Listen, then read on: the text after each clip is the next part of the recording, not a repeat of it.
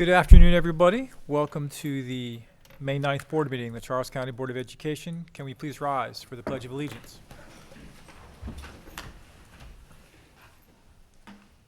Pledge allegiance to the flag of the United States of America and to the republic for which it stands, one nation, under God, indivisible, with liberty and justice for all.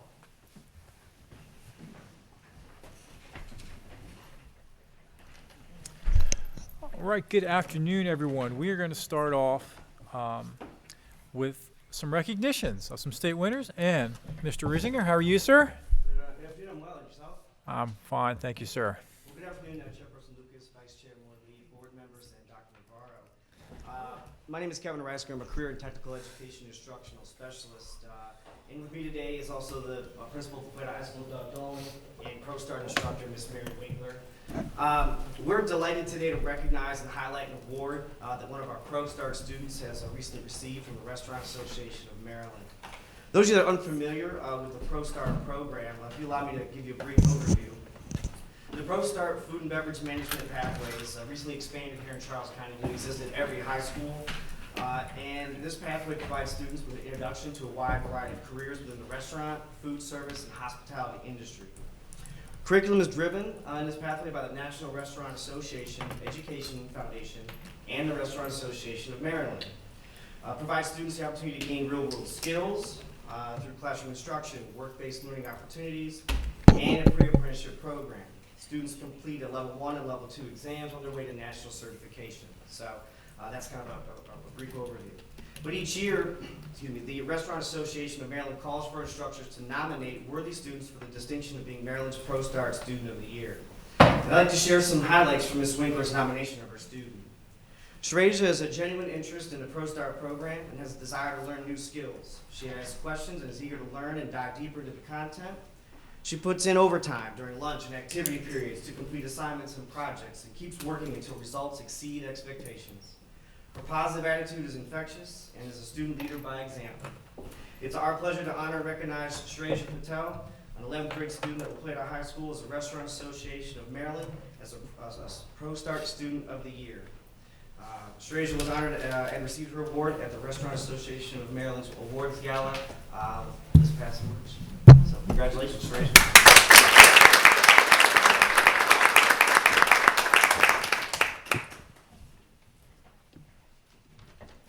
You can come on up. Not quite the whole board can come down. Let's do a picture. How are you? Good, how are you? Congratulations to you. Thank you. You can have Mr. Dolan come up. And also, Ms. Winkler. I know I'm waiting for you. There you go.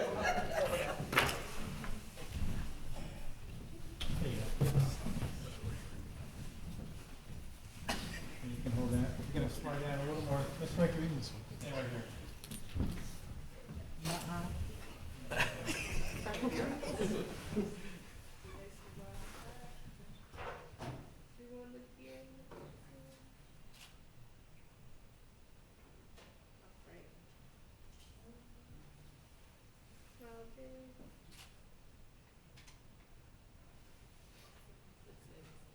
Got some cell phones going. Right, congratulations. Good job.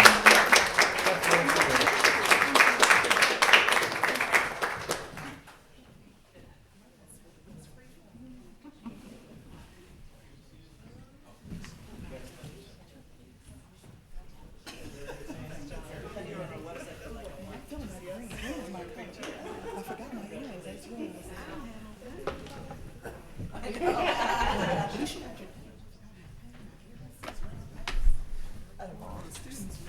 We have the state final winner.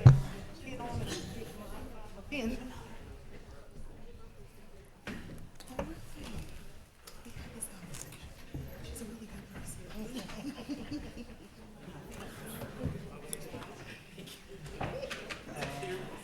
Let's see.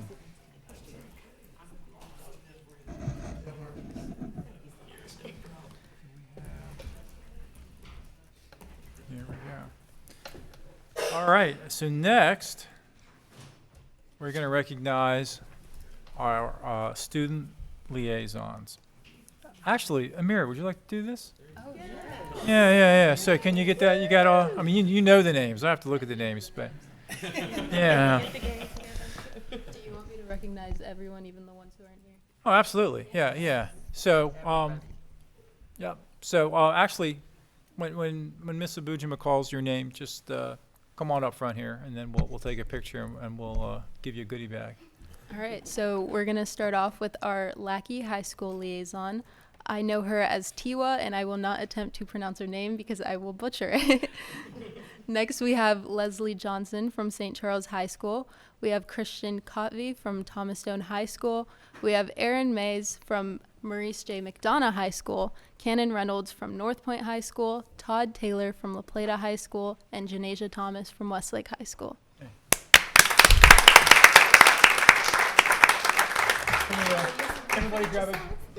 Everybody grab a bag. Sure. And we'll disperse accordingly. Yes.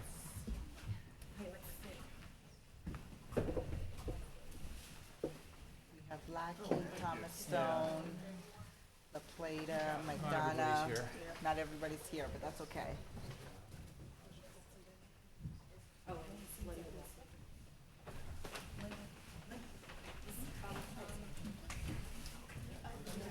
There's one extra bag. Did everyone get one? Amira. Some of the students may not be here today, so. You know what? I'm gonna get behind because we're definitely gonna have to do a couple rows. There we go.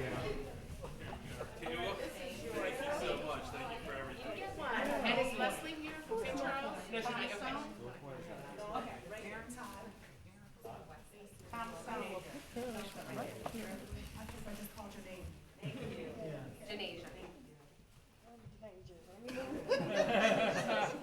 Oh, Ms. Thomas, you're gonna have to be in the front. Thank you. There you go. Yeah. You're ready. Miss Smith, we have to put you in a Yes. How do you want to You want to get your nice dresses. How many seniors? I think it might just be me and Mayor. No. Oh, you are, oh, good.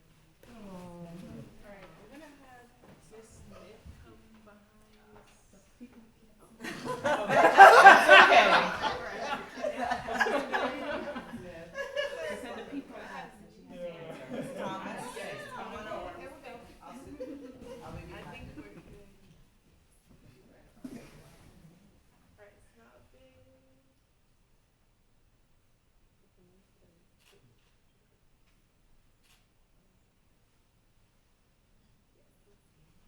All right, congratulations. I think this lady wants one more. One more. Thank you. Yeah.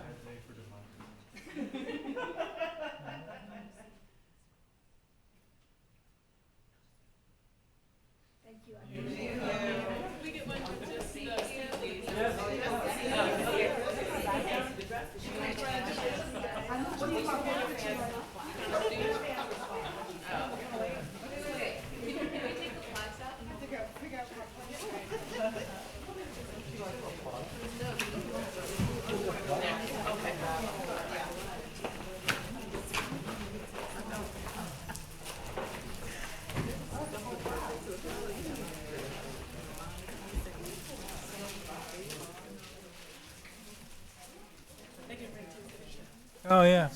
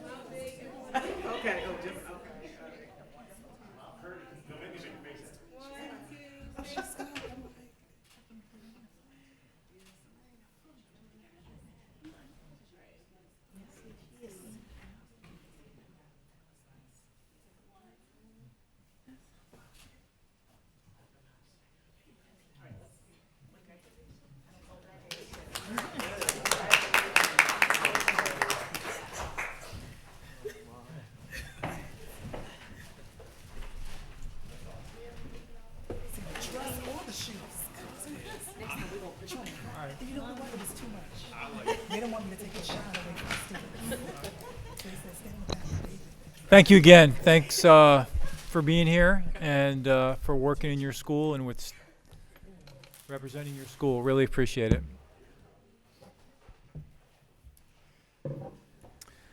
All right, next we have Superintendent's update. Dr. Navarro.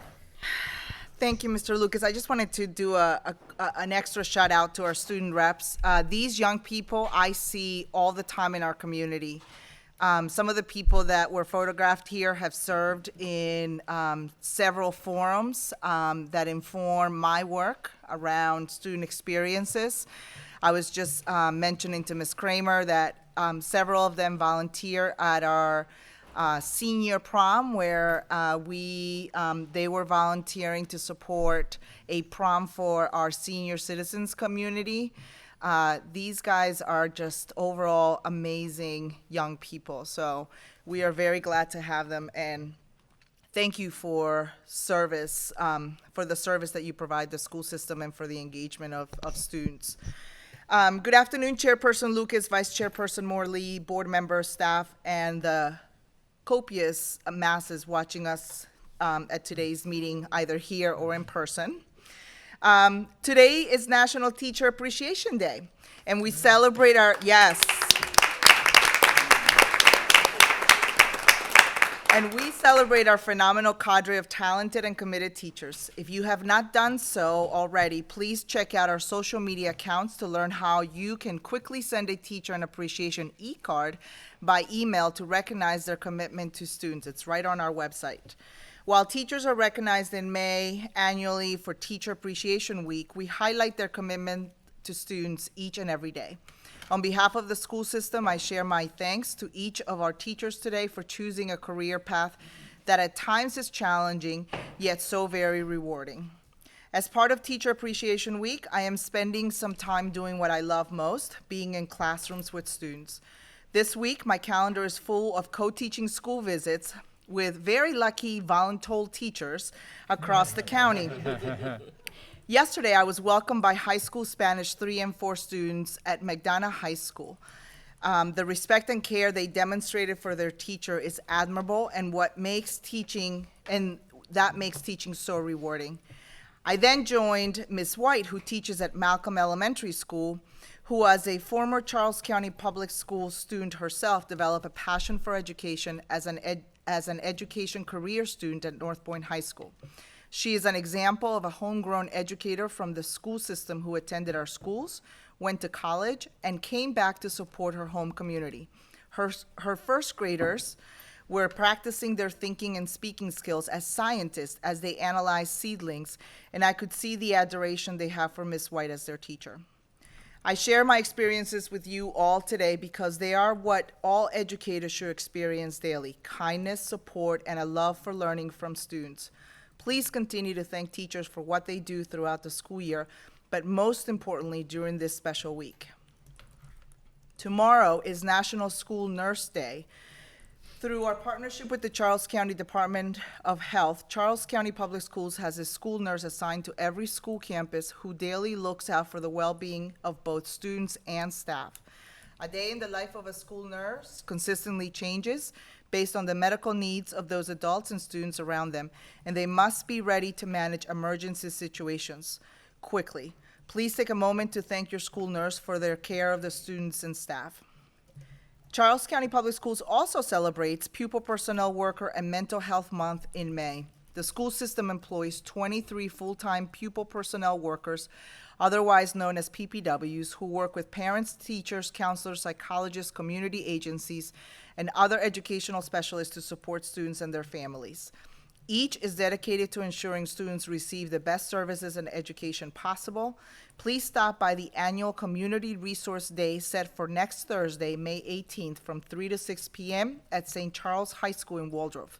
This event is coordinated with our dedicated PPWs and will offer many resources from county agencies for families and students. I also formally invite the Charles County community to a county drug awareness event in which we are partnering with the Health Department and the Sheriff's Office to host on May 25th at Thomas Stone High School. The sheriff's Hope House trailer will be open for tours, which models the bedroom of a young person and teaches the public where drugs or alcohol may be hidden and what to do next. The health department staff will share a presentation about how easily accessible drugs are and will share proactive tips to address participants' concerns. Additionally, the health department is offering free Narcan training at this event. While I know May is a very busy month for families, I ask that you please mark on your calendars the May 25th meeting and join us for this important event. Continuing with school system celebrations, later today, the board and staff will honor our 2023 Principal of the Year, Ms. Carrie Richardson from Matula Elementary School. As our Principal of the Year, Ms. Richardson was also named a finalist in the Regional Washington Post Principal of the Year Awards program. Ms. Richardson is a career educator with Charles County Public Schools, having started her journey in education as a teacher at Dr. Samuel A. Mudd Elementary School a couple years ago. Ms. Richardson is most deserving of this honor. Thank you, Ms. Richardson, for representing Charles County Public Schools as an exemplary school building leader and our Principal of the Year. Lastly, I want to wrap up my report to share that plans are underway for the graduating class of 2023. We currently anticipate about 2,088 seniors to graduate in ceremonies set for May 30th, 31st, and June 1st and June 2nd at the Regency Furniture Stadium in Waldorf. I am excited to be part of the celebrations planned for the graduating class of 2023. Charles County Public Schools will live stream all graduation ceremonies on the school system website. Please also follow our website and social media accounts as we highlight the accomplishments of the class of 2023. Thank you. Thank you very much, Dr. Navarro. Next, we're going to hear from the EACC. Mr. Heil could not be here today. Ms. McFadden, it's a pleasure having you.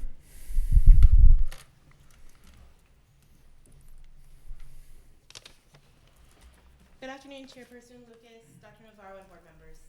My name is Veronica Golden, and I'm the Education Association of Charles County Vice President.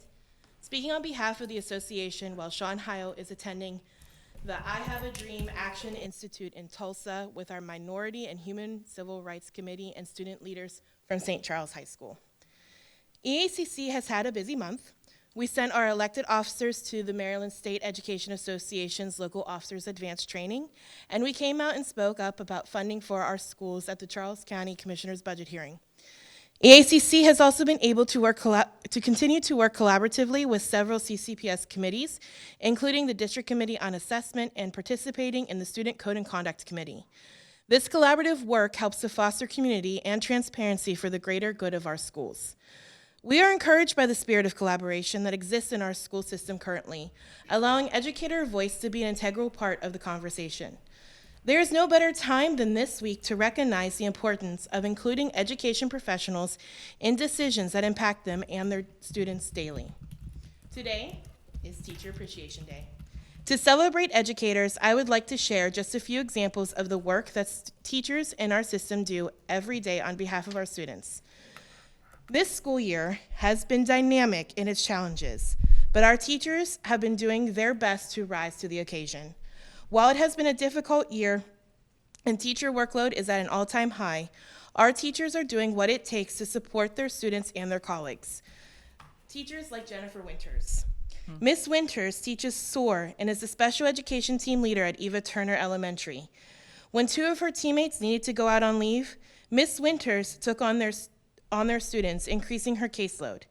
Despite this increase, Miss Winters never fails to put her students first, making sure they continue to meet their learning goals. Her colleagues describe her as a natural leader and appreciate everything that she does. Like Ms. Winters, teachers all across CCPS are doing whatever it takes to help not only their students succeed, but also their fellow staff members. Reading resource teacher Kelly Kavlik and gifted education teacher Amy Tishone Hoffman saw a need to act to support the Gale-Bailey kindergarten team, whose classes had become rather large and increasingly challenging in behaviors, leading one teacher to consider a mid-year resignation. Mrs. Kavlik and Ms. Tashone Hoffman volunteered to set up a third classroom, with Mrs. Kavlik becoming the teacher of record and Ms. Tashone Hoffman providing support in the afternoon to allow Mrs. Kavlik to perform her duties as the reading resource teacher. Mrs. Kavlik and Mrs. Tashone Hoffman, through their ability to act as a team, saved an incredible educator from giving up on herself. Ms. Winters, Mrs. Kavlik, and Ms. Tashone Hoffman are just 3 extraordinary examples out of many of how dedicated our teachers are, and I and EACC thank them for all they do. I also want to thank those teachers who have struggled this year, but who have still shown up for their students. Thank you to those teachers who have had to give themselves a pep talk to make it through the day. Thank you to those teachers, despite their fear and anxiety about school safety, still come to work with a plan to do whatever it takes to keep their students safe. To all educators, I want to leave you with a quote from Abbott Elementary's Barbara Howard. If you come back here tomorrow, ready to do your job, having not given up on yourself or that of a student, well, that is not failure. Sometimes that is what success looks like. On behalf of EACC, I would like to thank all CCPS educators and know that you are seen, heard, and appreciated. Happy Teacher Appreciation Day. Thank you. Thank you, Ms. Golden. I took a step back in time there. I apologize. Next, we'll hear from AFSCME, Ms. Birch. It's a good day today. Good afternoon, everybody. I'm Sarah Birch, President of AFSCME Local 2981. On April 26th, I attended the Charles County Commissioners meeting to fully fund the Charles County Public Schools budget at the Charles County Government Building. I had prepared to have snacks and water and talk to the members as they showed up. Tracy Newbold, AFSCME Local 2981's treasurer, and I were all ready to set up. It started raining. Members of the AFSCME signed up to speak. It was a very good turnout for a rainy evening. Thursday morning, I left for my vacation in search of the sun, but alas, it was pouring when I arrived in Savannah. Steward training and membership cards are the top questions I am asked. I am now in contact with Council 3, and we will arrange a meeting, and we're going to get it all straightened out. AFSCME is having a members-only and one guest holiday eve party on June 24th at the FOP Lodge in La Plata. This year is coming to an end. Soon we will vote for ratification of the 2024 contract. The time, date, and location will be sent to all voting members. This meeting will be live and refreshments will be served. The students at the Charles County Public Schools are support staff's main concern.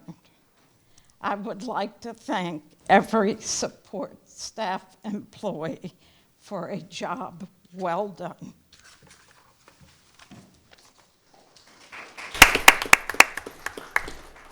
Thank you so much, Ms. Birch. Next, Ms. Acton.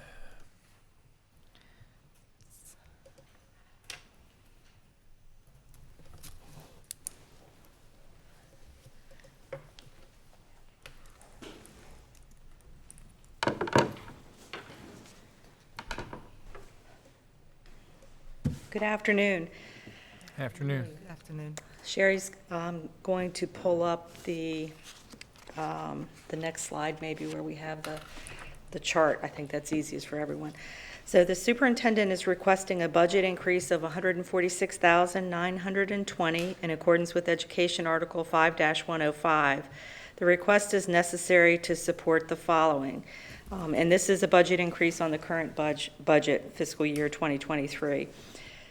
During the 2022 legislative session, the Maryland General Assembly adopted Senate Bill 916/House Bill 739 to commission a work group to study the fiscal and operational viability of public-private partnerships for Charles County Public Schools, which charged the work group to study public-private partnerships, better known as P3s, as a model for school construction in Charles County. In order to do that, we need to commission 2 companies to provide a fiscal analysis and provide technical support for the report to Charles County Public Schools. This cost represents the architectural firm analysis and financial analysis report required. The funding source for this change will be from supplemental appropriations from the county government. So we asked the county government to fund half of the cost. So this is half, and the other half Charles County Public Schools is funding. So this change requires an additional $146,920 one-time funding from supplemental appropriations from the county government. Are there any questions? Any questions from board members? Okay, so You can see that we've added it to the local county appropriation to cover the administration expenditures. So this will come back to the board. to Yes, vote. as an Yeah. action item later on tonight. Thank you. All right, thank you very much. Thank you, Sherry.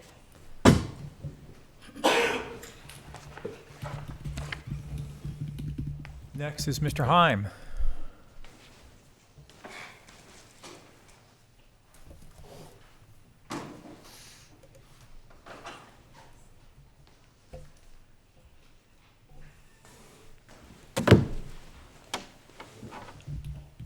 Good afternoon, everyone. Two topics for discussion this afternoon. First, we have the project status update, which was posted to board docs. Again, that's the document that we send to the board monthly, which details all of our current and ongoing projects from within planning and construction, but also from our office of maintenance. So we're excited with Elementary 23. We are set to break ground on that school, and we have a groundbreaking ceremony which we are scheduling for June, which will include all board members and also our local elected officials who play a part in our funding for our project. So we are excited about that project. So at this time, I would entertain any questions that you have. Any questions from board members? Yeah, Ms. Butler-Washington. I just want to make sure we're still going to have our hard hats, right? Yes, we will. Yes.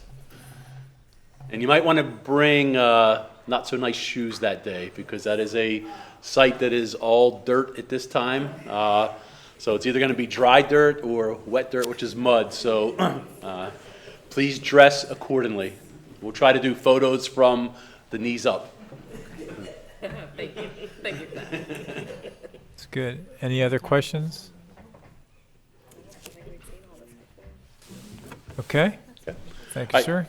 The second document we have today is the Educational Facilities Master Plan. This is a required document that each school system must submit yearly to the IAC. And this is one of the documents that's required in support of our CIP, our Capital Improvements Program.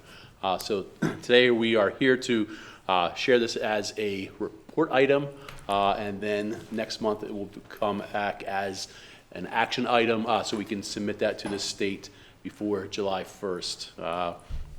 And basically what that does is the Educational Facilities Master Plan, it highlights all of our facilities, so we have to list an inventory of all of our facilities, but also goes into at each facility by school level, elementary, middle, and secondary, the various programs that we offer at those school levels, particularly at the high school level with the various CTE programs that are offered at our seven high schools.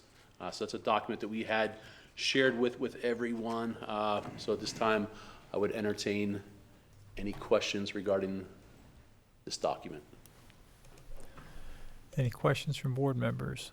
I know it's good reading material if you can't go to sleep. So it's actually a very informative document. It is rather long, but it really lays out the plans for the school system. Could you again touch on the order of the master plan, the CIP, and how that all links together? Sure. So we submit our CIP, which is required to the state by October. So we'll be bringing that up in August and September. At that time, will be a report item before it becomes an actual action item. And again, that details our 5-year plan for capital improvement projects within the school system. In order to secure that funding from the local government and from the state government, each school system is required to submit supporting documents. So this document today is one of those supporting documents. So it is submitted to the state by July 1st, and then the comprehensive maintenance plan will come up in the beginning part of next school year. And again, that is something that's submitted to the state. So those are the two required documents. And the comprehensive maintenance plan goes into more detail in terms of our maintenance of our existing facilities, while also highlighting ongoing projects. Okay, Ms. Smith. Thank you, Chairman Lucas. Mr. Heim, you've mentioned this before in terms of how our schools get onto sort of a maintenance plan. Could you just clarify, because I know you're speaking about some of the reports that we submit to the state. Right. But can you just clarify, if a school were to have an issue, like how would a principal raise to the superintendent and to your office the needs of that particular school in terms of maintenance, improvement, and then how does it make it onto anything we submit to the state? Sure. So let's just say we'll start with something minor. A school, of course, in the school it's not a minor issue, but school has a toilet that is leaking. So the building service or whoever is the person who's going to come across that issue is going to submit a work order. So we have an automated computerized work order system, which our building service staff use. So if it's observed by a teacher, then they can report that to a building service worker, or if the administration notes that. Principals also have access and can enter in issues into the work order system, which is, we use School Dude. So those are minor issues. If it's something that's a major issue, such as we have a pipe that burst, then that's something where building service or the administration is going to immediately pick up the phone and they're going to call our maintenance staff directly, because that's something we need to get out there and attend to immediately. If it's something where a school, the last time some of the classrooms were painted within maybe 10 years ago, then same thing, they can submit a work order for that. There's also a process we have in a form called a building and grounds improvement. So if a school wants to lengthen the length of a sidewalk, or wants to make some, not to the point where it's a capital improvement project, but it just requires a more limited budget, they can submit and complete the building and grounds request form. And then how does that, the information from that request form then make it onto some type of state document, or would it? Sure. So anything that's entered into, even things that are submitted through the building and grounds. So, for example, if we lengthen the sidewalk at a particular school, we're also going to enter that into the work order system, because that's how we keep a record of when projects were done, and we also keep the value, the dollar value for those projects. So anything submitted into the work order, anything that's submitted through a building and grounds request is it's recorded through the work order system, so we can tally those and keep track of it. So, for example, we have changeover that occurs at schools with with a new principal coming in. Well, maybe the classrooms were just painted 3 years ago, but that principal comes in and and they're very excited about being new to that school, and they want to brighten things up. We're going to go back and look and say, well, that particular school was just painted 3 years ago, so it's this is where it is in line compared to the other schools that have not had painting done more recently. Okay, thank you. Sure. Ms. Morley. Thank you, Mr. Heim. In terms of a capital improvement project, what is the threshold for that? For example, I visited a school recently that just doesn't have space for all of its teachers. Like, all the teachers don't have classrooms. And so about approximately 15 of them are on carts. Some of them don't mind, but others would prefer a permanent classroom. How would that fall into this? I'm assuming that would be capital improvement, is that correct? And what would that be like? It'd be a capital improvement if we were going to add an addition to the building. If we were going to put relocatable classrooms there, then it would not come through our CIP. We do get local funding for relocatable classrooms, and we also, through the enrollment growth in relocatable classroom, which is a state program, we get funding for that on a yearly basis because we meet the threshold of having at least 250 relocatable classrooms in the school system. So when school is experiencing growth, the first step is most likely that they'll have relocatables that are placed on site there, because it's going to be a much quicker turnaround than going through adding an addition to a building. And potentially, we're going to be less, more reluctant to add an addition to a building, especially if through our CIP, if we have a new school that's being built, or we have a renovation at a nearby school that's going to add capacity there, we're going to likely, then be able to take care of those enrollment issues through redistricting that will take place with the opening of a new school, or such as happened with Stoddard when we did the renovation there and added capacity. Yeah. We did a countywide middle school redistricting to balance out enrollment at all the middle schools. Helpful, thank you. Sure. Yeah. What is the dollar amount threshold for a CIP project? Do you know offhand? I'm not sure if there's an actual dollar amount, because we do. Your backup's coming in. We do besides doing full school construction and limited renovations, we do boiler replacements. So we do systemics can also be submitted as a CIP. So a boiler replacement might be $500,000. You could have a chiller or a cooling tower, which might be in the neighborhood of $200,000 or $300,000 that could be submitted as a CIP. But typically, as a school system, most of our systemic are done through our through local funding or through our operating budget, and we typically don't have as many systemics that go through the CIP. So, historically, most of our CIP has been with trying to address enrollment growth through new schools or renovations/additions at schools. Mr. Yes. Lucas, can I answer that question? Sure, please. Steve Anderts from Planning and Construction. $100,000 is the threshold that the state says as an absolute minimum for a capital project. Yeah. So I wanted it for benefit fellow board members, when thinking about things that on a dollar threshold level.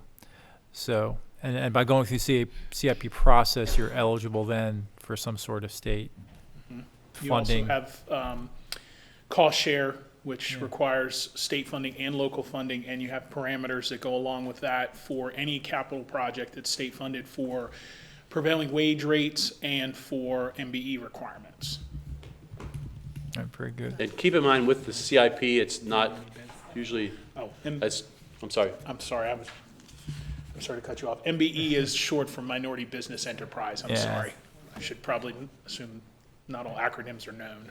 No, submitting, some of the smaller projects through the CIP, the turnaround is usually not very quickly in terms of getting awarding for approval for funding of that. So typically we're able, and that's part of the reason why we do most of it through either our own operating budget or local funding, because there's usually a quicker turnaround if we're able to take care of it on our own. For example, we had submitted a number of roof projects at Hanson and Westlake, and it took 3 or 4 years of continually trying to support those and resubmitting them before we finally got approval for those projects. Okay. Ms. Butler-Washington and then Ms. Morley. Yes, I was looking at your list of projects. I'm not seeing Nanjamo on here. Why is Nanjamo not on here for a future project? We don't. For school. Mount Hope Nanjamo at the elementary school. Uh-huh. So we don't have a renovation occurring there, but we have been doing a number of projects there over the last several years. And with this summer, we'll be doing finishing the switchgear replacement, which affects the electrical systems at the school, but also giving them a generator. They do not have a generator. So we have had a number of smaller projects there, but based upon weighing Mount Hope against all of our schools, the they're not at the top of the list right now for a complete renovation like you've seen at schools such as Mudd or Turner, or currently what's happening with TC Martin. So, I mean, our, you know, I think I've used this expression in the past. It's kind of like my kids' holiday wish list.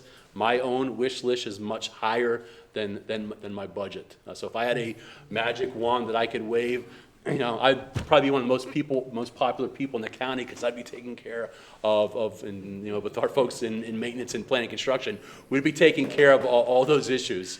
But it's a matter of balancing them and, you know, and making a priority list on need. And just to speak about Mount Hope for a minute, they did have a septic system replacement design and construction a few years back. They had a kindergarten addition as well as some renovations that occurred when the kindergarten addition went on. They had a security vestibule. The things that Mr. Heim just mentioned with the switchgear and the generator that are going on will be going on this summer. There's also some projects that have been discussed that we're looking for funding that are smaller maintenance type projects that would provide improvements. So it's continually looked at, but as to a full capital project, we do have some buildings that have not been renovated that are older than, say, Mount Hope is. Mount Hope was renovated in the early 80s. We have other buildings that are older than that that have never been renovated. So as Mr. Heim was mentioning, sometimes it's age, but it's also condition of the building. And that ultimately, you know, with current enrollment trends, would be a straight renovation, would not be a renovation and addition, because it's in an area of the county where we don't have enrollment growth. So unfortunately, sometimes, you know, when we have to prioritize things, some of the schools that aren't in those enrollment growth areas, you know, or to the middle or to the lower part of our list, because we're trying to, you know, and we were able to successfully do that when we did the renovation at Stoddard. We added, you know, over 200 seats of capacity. When we did the renovation and addition at Mudd, we added capacity there. The same thing we did at Eva Turner, and with the current construction renovation project at TC Martin, we're going to add about 200 capacity at that school. So, you know, with those projects, we're able to kill two birds with one stone by renovating a building, but also adding capacity in some of our growth areas. No, I was just asking because I know you said it was a rain. When it rains there, it rains, comes in, and the children cannot play and stuff. So, and that's been like a long time issue. And every time I see them, they always say the same thing. And I was wondering when that was going to get fixed. So that site is very flat. That's a thing that we're aware of, and we've actually talked to adjacent property owner about potentially purchasing land, but we've never been able to get to a point of that actually happening so that we could potentially push some water off in that direction to allow some of that to improve. I actually did have a conversation with the attorney that represents that property owner 2 months ago about, yes, we were interested if he was interested in allowing us to purchase. So there may be movement, but as of yet there hasn't, but we are aware of that situation. And that's, again, you know, based upon the school, and when the last renovation occurred, it's a school that's in a, you know, lesser developed area, so we don't have storm retention management ponds like you'll see some of our current construction. So unfortunately, when it rains, the water comes off the roof and it disperses around the building. We have done some things over the last several years with some of the relocatables there.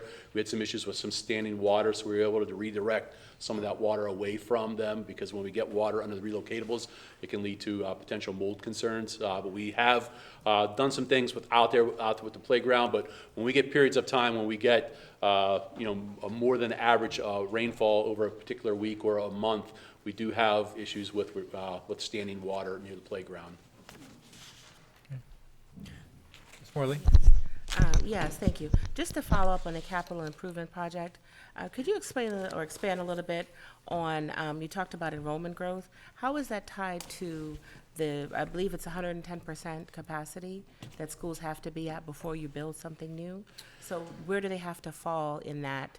Do they have to be on the verge of almost a new school? Or? The 110% is a threshold that's related to our county's adequate public facilities policy, or the APFO. That is a threshold they use when they offer out allocations or seats for new development. When we talk about the state and qualifying for CIP projects, it is 100% based on state rated capacity. It's based on that lower threshold. But you are correct in that the state expects that you're overcrowded already when you justify that project. And when I say overcrowded, it means that particular school and what's in the surrounding adjacent schools in their surrounding attendance area. So they also want you to be able to fill the school within 7 years. So those are criteria the state is looking at as they look at a capital project and how they could consider to approve it. Anything that deals with capacity. Those thresholds don't necessarily apply for systemic. So for HVAC replacement or roof, windows, things like that, those thresholds aren't critical, but they are for capacity for renovations, new schools, additions. Absolutely. Okay. Ms. Smith and then Ms. Warren, did you have a question? Ms. Smith and Ms. Warren. Well, thank you again. Just wanted to thank Ms. Daughtery Butler-Washington for raising some of the issues we flagged out in Mount Hope and Nanjemoy. Wanted to also thank you for the presentation. I think as board members, we are a very active board. So we were physically in the schools, doing tours, having conversations with teachers and principals. And so we're hearing some of these kind of one-off concerns about some of the building and the quality. And if we had, sort of wish list. So I think it's very helpful to have this presentation, not only for us, but also for the community to understand that there is a priority, there is a rubric, there is a science, if you will, to how it's decided sort of which building gets what, when, and how. So definitely appreciate the information. And I would like to add, I talk about local funding, our county commissioners and the folks at the Office of Fiscal Administrative Services, Jenny, Ellen, and Jake Dyer have been very good in working with Steve and I and the school system over the years. So when we've had issues that we've brought to them, ultimately they've been able to make a number of things happen for us. So, with the, continuation of, violence around the country, we had a $5.9 million of just total local funding through the commissioner's office that we received about 7 years ago to address some security concerns at our schools. They've also given us one-time funding for open space enclosure. So you'll start to see some of these projects appear in future project status updates. So we're going to be starting this summer with Pick-A-Wax Middle School. So that's a need that we saw in the school system. The fact that unfortunately, we bought into that philosophy in the 1970s of the open space concept, and we're still trying to get caught up from a number of schools that were built during that period of time.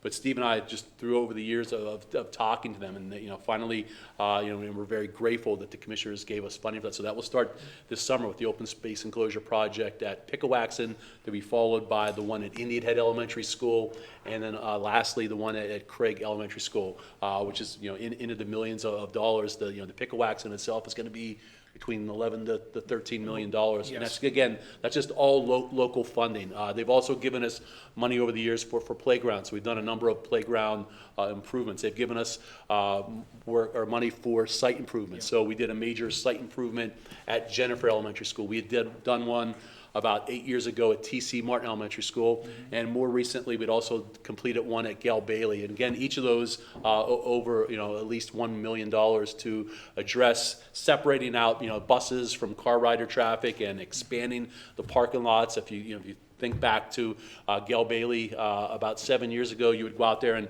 many staff would be parked in grass or dirt gravel areas. The county over the years has been very good at supporting these additional things that are beyond the CIP. So as we have an area of need and we bring it to them, they've been very we've been very successful in being able to secure that money from them.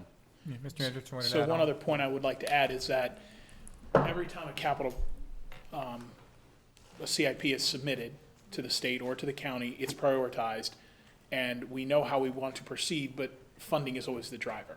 So we may know that we plan for in FY24 to do 5 projects, but if we only get funded for 2, the other 3 are going to slide into FY25 and so on. So we have a list that establishes how we want to move forward, but it ultimately is driven by how much funding we get, whether it comes from the state or the county, as to how quickly we can do projects. So that's the only qualifier I really wanted to add to that about capital projects. Thank you. Yes. Ms. Warren? Yes. Real quick, thank you so much. To your point, Mr. Heim, in all of those projects, has like the infrastructure for like networking, computer, technology been considered in the building? And because I was in one school and they talked about sometime how the internet's slow and stuff like that. I don't know if that's how the network and the infrastructure works but is that considered? I'm sure it is, but can you? Sure. talk- So if we do a kindergarten edition, there is a line item for FF&E. So we would be providing new technology in those areas. Obviously, if we're doing a complete renovation of a school, there's a very large item for furniture and equipment, including technology. But if you're just talking about a school that's not going through a project, Ms. Thompson and her team are, consistently addressing, the broadband at schools and addressing the wireless network. And, as we were sitting here, she sent an email out that on the 20th of this month that there'll be an outage due to some upgrades to that. So her team, if there's not a CIP project going on, Charmaine's team and her staff are looking at, upkeeping our network and our technology and systems. Okay. I think you might have answered this before, but how is the projected enrollment determined? Because I see you have it all the way up to like 2028 or whatever. Sure. How is that how do you project that? So that's something that we start working on in the fall, and then we, for our own purposes, we use that information for staffing at schools. So we also use it. Ms. Acton's team uses it for budgeting purposes, but also it's something that we submit to the county because as Steve Andrews was talking earlier about the 110% rated state rated capacity, we supply enrollment numbers to the county planning and growth management, and then from there yield factors are determined, which shows at a townhome, a single-family home, or a multi-family home, how many students we expect to be generated when a new home is built or a new townhome is built. And then we ultimately, in April of each year, we have to submit our 10-year enrollment projections to the state, the Maryland Department of Planning, for verification. So they submit numbers to us. We analyze their numbers and compare them with our numbers. And in any area where we have either greater or less than 5%, we have to provide written explanation to the staff at Maryland Department of Planning as far as why our number's not within 5% of theirs. But how we go about doing that, again, that starts in the fall.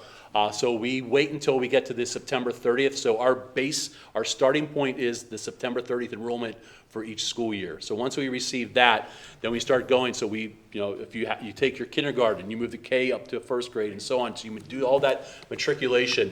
You take the fifth grade, who's going to be potentially be sixth graders next year. So you need to move them to the various middle schools. And keep in mind, we don't have a perfect feeding school. So not every student who is at Diggs necessarily is going to be going to Davis Middle School. Not every student who's particularly at Davis may be going to North Point. Some of those students could be going to Westlake. So you do that matriculation, moving those kids up. We also then, for our younger, lower grades for K and pre-K, we use information that's provided from the state on birth rates. So we look at birth rates. We take that into consideration.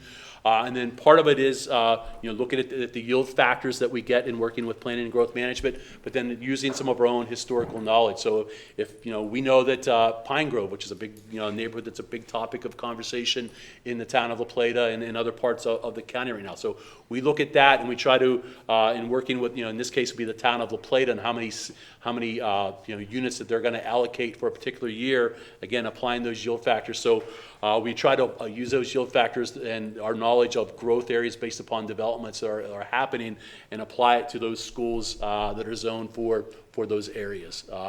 To be honest with you, it's not an exact science, so there is some manipulation that occurs with those numbers in your own general knowledge. Yeah, the other comment I'll make about enrollment projections, and even the state will tell you this, 2 to 3 years, they're pretty good. 5 years, they start to get a little shaky, and then out to 10 years, they're not completely reliable. Okay. But they ask for a 10-year projection, so we give it to them. And a lot of it, obviously, as Mike mentioned, the logic is what's followed. One of the biggest struggles we've had with enrollment projections is just determining the number of students that are generated from resales. So you have in some of our older neighborhoods where a home might be 20 or 25 years old, and that the adults who are in that home are at the point now that they're in retirement.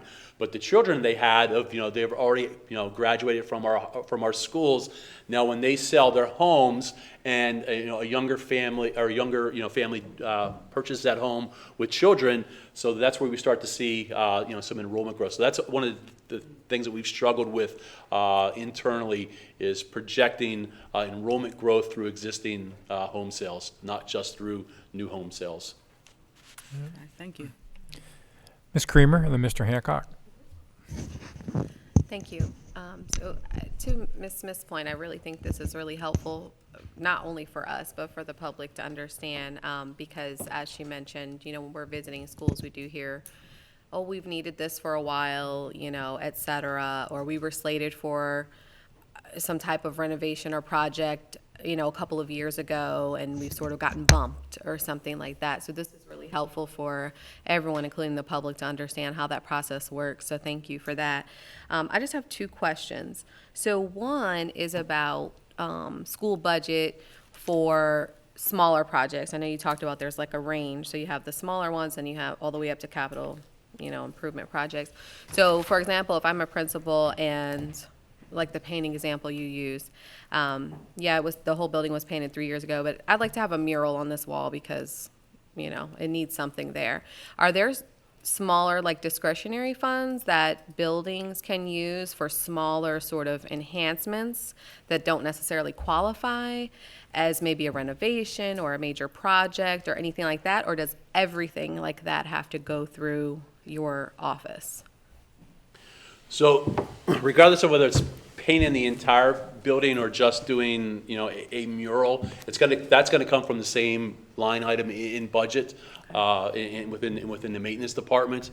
So again, it's just, and the folks over there, besides the, the records they keep in the work order system I mentioned, they have whiteboards, so they have their projects, and during the course of the year, from year to year, sometimes, one might move up and one might move down, based upon need. But we don't have a discretionary, line item for smaller type projects. So they're whether it's small or large in terms of those types of projects, they're coming from the same line items within the maintenance budget. Okay, and so this, of course, wouldn't qualify really as a need, but maybe an enhancement that they would want to do to their school. So in that case, would they use funds that maybe the school had fundraised for, maybe through the PTO or some other type of fundraising event? Would that be permissible? So yeah, so we do get some projects that are submitted through the building and grounds that already have their own funding source.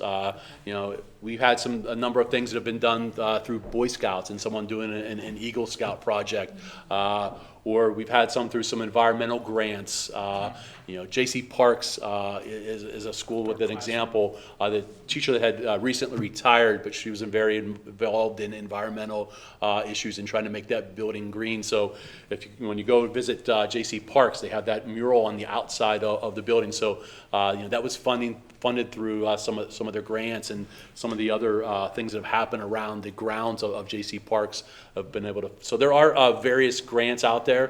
So if we are aware of a grant, and at that time we can't finance it through our own budget, we will sometimes encourage a school to apply for those grants. Okay, but all of that would follow the same process. And we also have had a number of PTSOs through their own fundraising. So one of the things that's very popular to schools and as a request is for additional bottle filling stations to replace the old school water fountains. So we've had a number of them at several schools over the past several years that schools added one or two additional ones beyond what we've done through the PTSO. Okay. Great.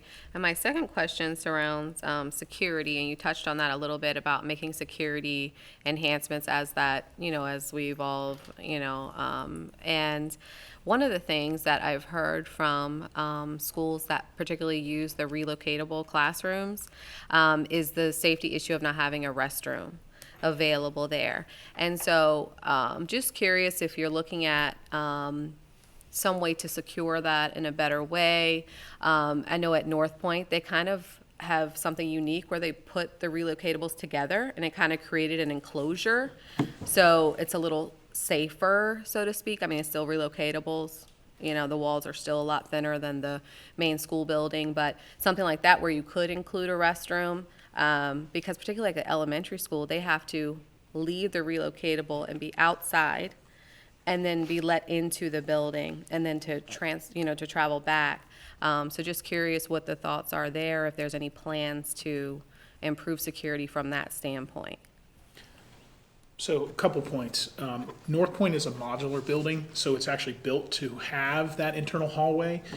A relocatable classroom typically is a single classroom or a duplex classroom, one with a classroom on either end, and so they don't have those internals. We do also have something that's a quad, that's a state building that's permanently here. And what we've done with a number of those is when we've renovated them, we've actually, instead of having classrooms on all four corners with exterior doors, we've renovated them with a center hallway and the doors for the classrooms accessing from that so that you can have those controls. We just did that a couple of years ago over here at Plata High School as an example, and we did it with the quad that was moved to J.P. Ryan when it was set up over there. So we have done those. The issue on restrooms, unfortunately, comes down to access to water and sewer to even make it happen, and then equity, because the minute we start to provide them one place, we've got to provide them everywhere. And the challenge of water and sewer is different from your rural schools that are on well and septics versus your schools that are on county or town water and sewer. So there's a number of thresholds there that make it very challenging. Currently, we do not have any restrooms for general education at the elementary, middle, or high school that have restrooms. There is one portable at Indian Head Elementary School that was placed very specifically and purchased with specific funds for a 3-year-old program that has restrooms in it. That's the only one. All the rest of the general education classrooms do not have restrooms. And if you're looking at a single relocatable classroom, which is usually square footage between 600 to 900 feet, to have a restroom inside of that, you're definitely going to be taken away from instructional space. So you're going to lose. One of the reasons why you're putting that, that structure there to begin with is for the additional instructional space. And and also there is an added cost when you're running water and sewage. In some cases, where the relocatables will be placed, because that wasn't factored into at the time when the decision was made to place them. It may not be in the most ideal location to where we have then the connection to water and sewage based upon where it's currently placed. Okay. But we do look at, with our new school construction, such as with St. Charles, there's an identified area, and even when North Point was built, going back to 2005, of identifying, where your, if needed, future relocatable classrooms would go. Mm-hmm. Okay, thank you for that explanation. I think it's helpful because, again, they're just like, well, why can't we just throw a bathroom over there? So thank you for that. Sure. Thanks. Mr. Hancock. Thank you, Chairman. Thank you, gentlemen, for the presentation. I appreciate it. I just have a real quick question, and it's on the facilities master plan. I know it's not, doesn't have anything to do with 2024, but it is on there, and underneath the capacity and projected enrollment chart, it does mention middle school number 9. Which I believe it's set to open in the 27-28 school year.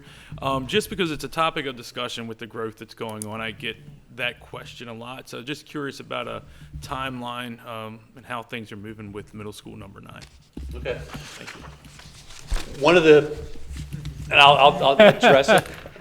One of the issues that we're dealing with right now is that the official placement or location of that school. So there is, through docket 90, an amendment or 3 amendments that are out there right now at the county level, addressing some things with docket 90. So one of them is separating elementary 23, which I referenced earlier in the presentation, which again we're ready to break ground on that.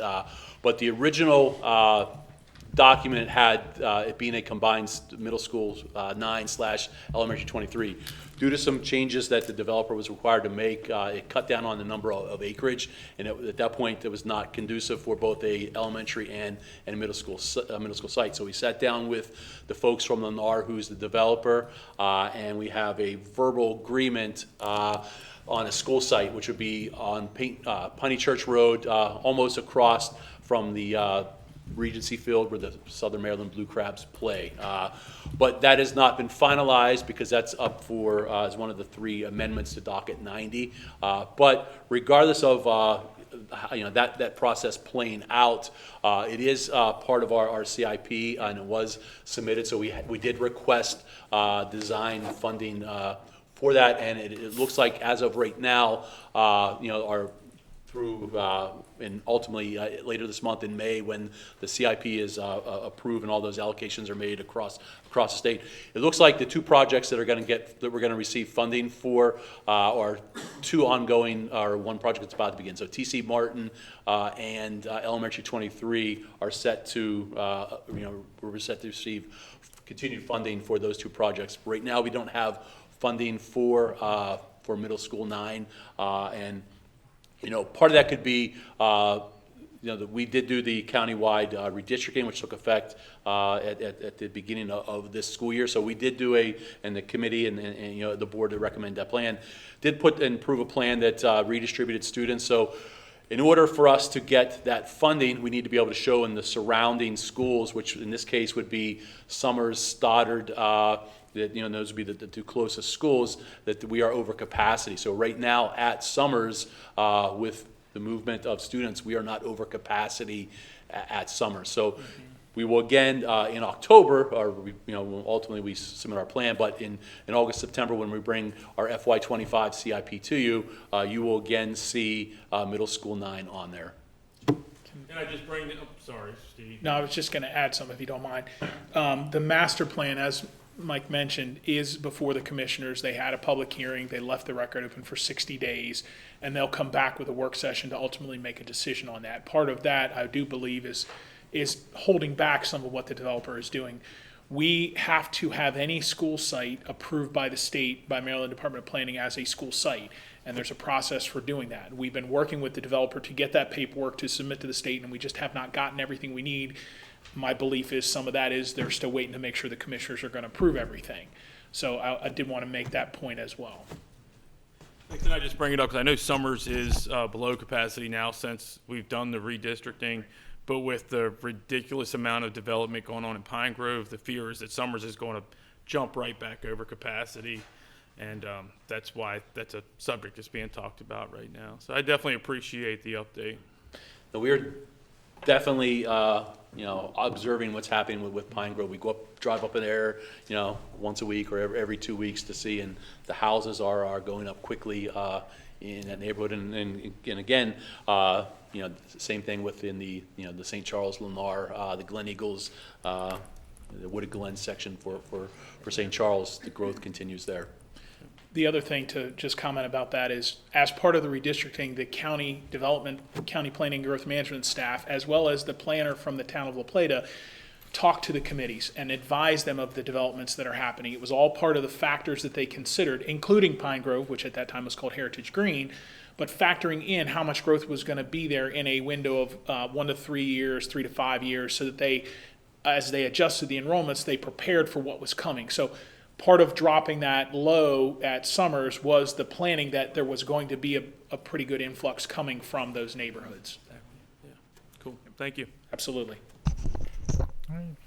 Any other questions, comments from board members? Gentlemen, thank you very much. Thank you all.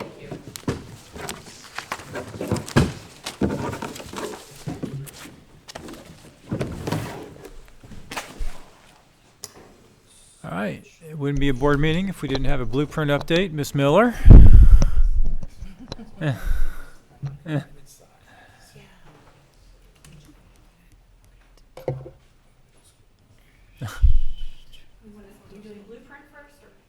Oh, I'm sorry. PISOTA. I'm sorry. See? Talk about, I apologize. No. That was just a conditioned response. I apologize. Can I say?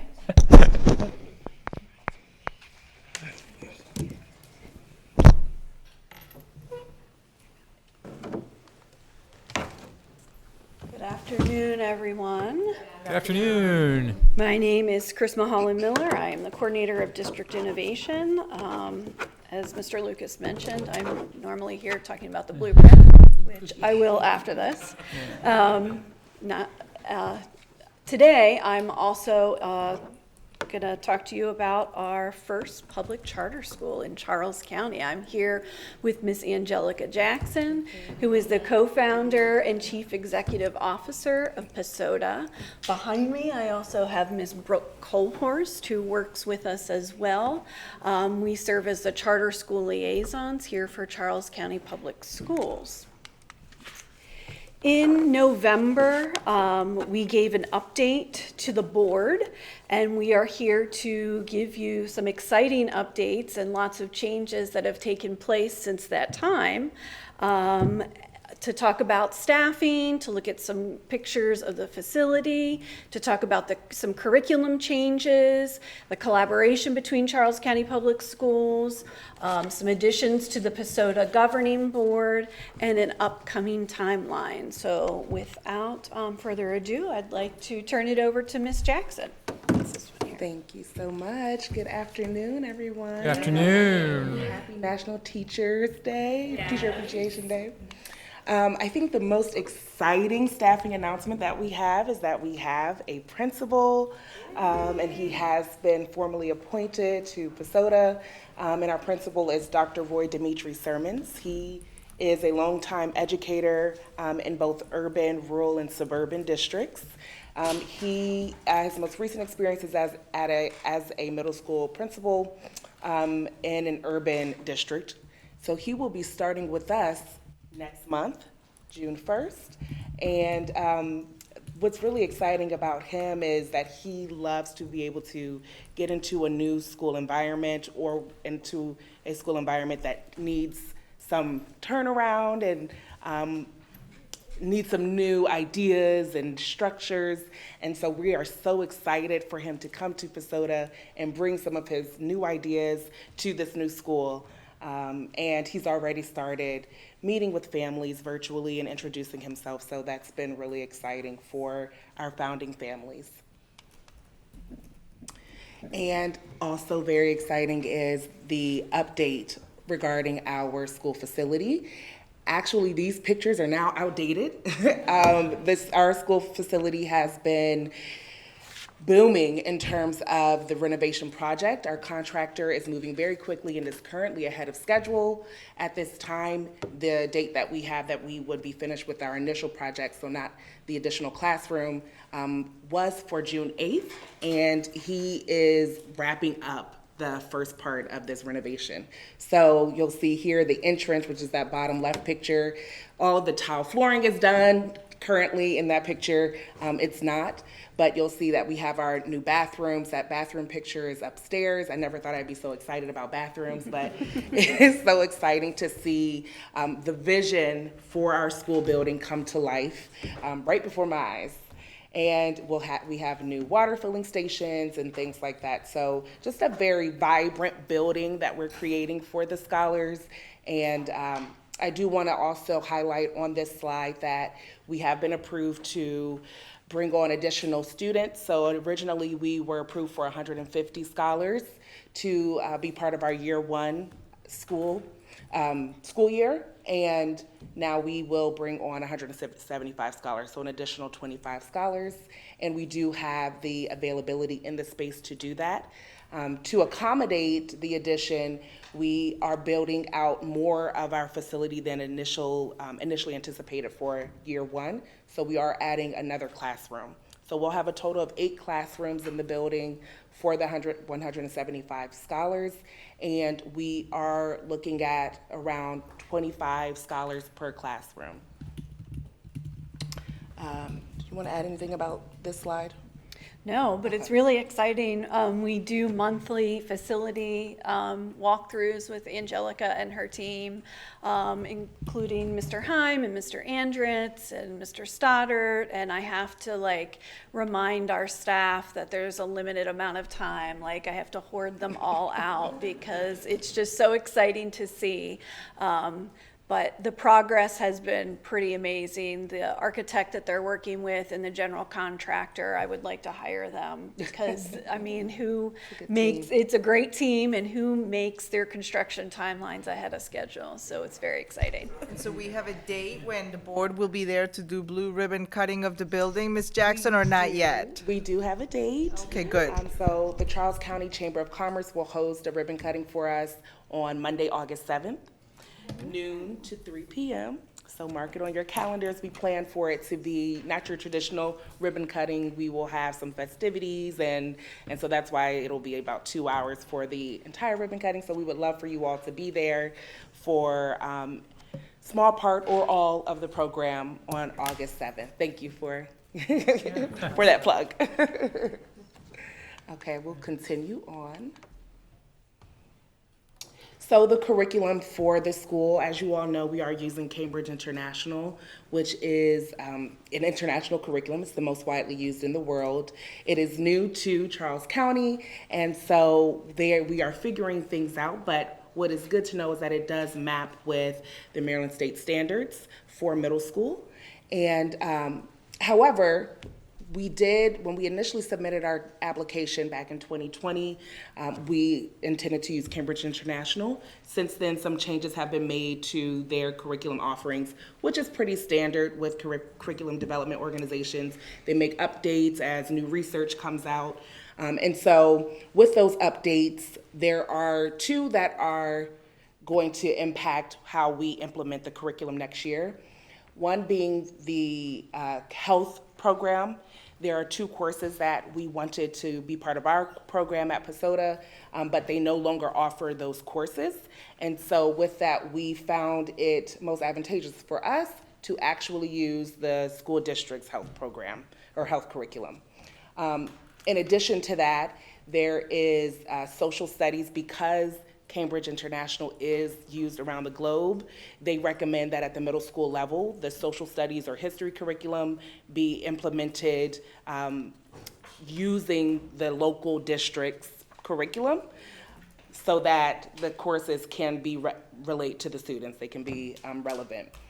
And so we are now intending to use the school district social studies curriculum.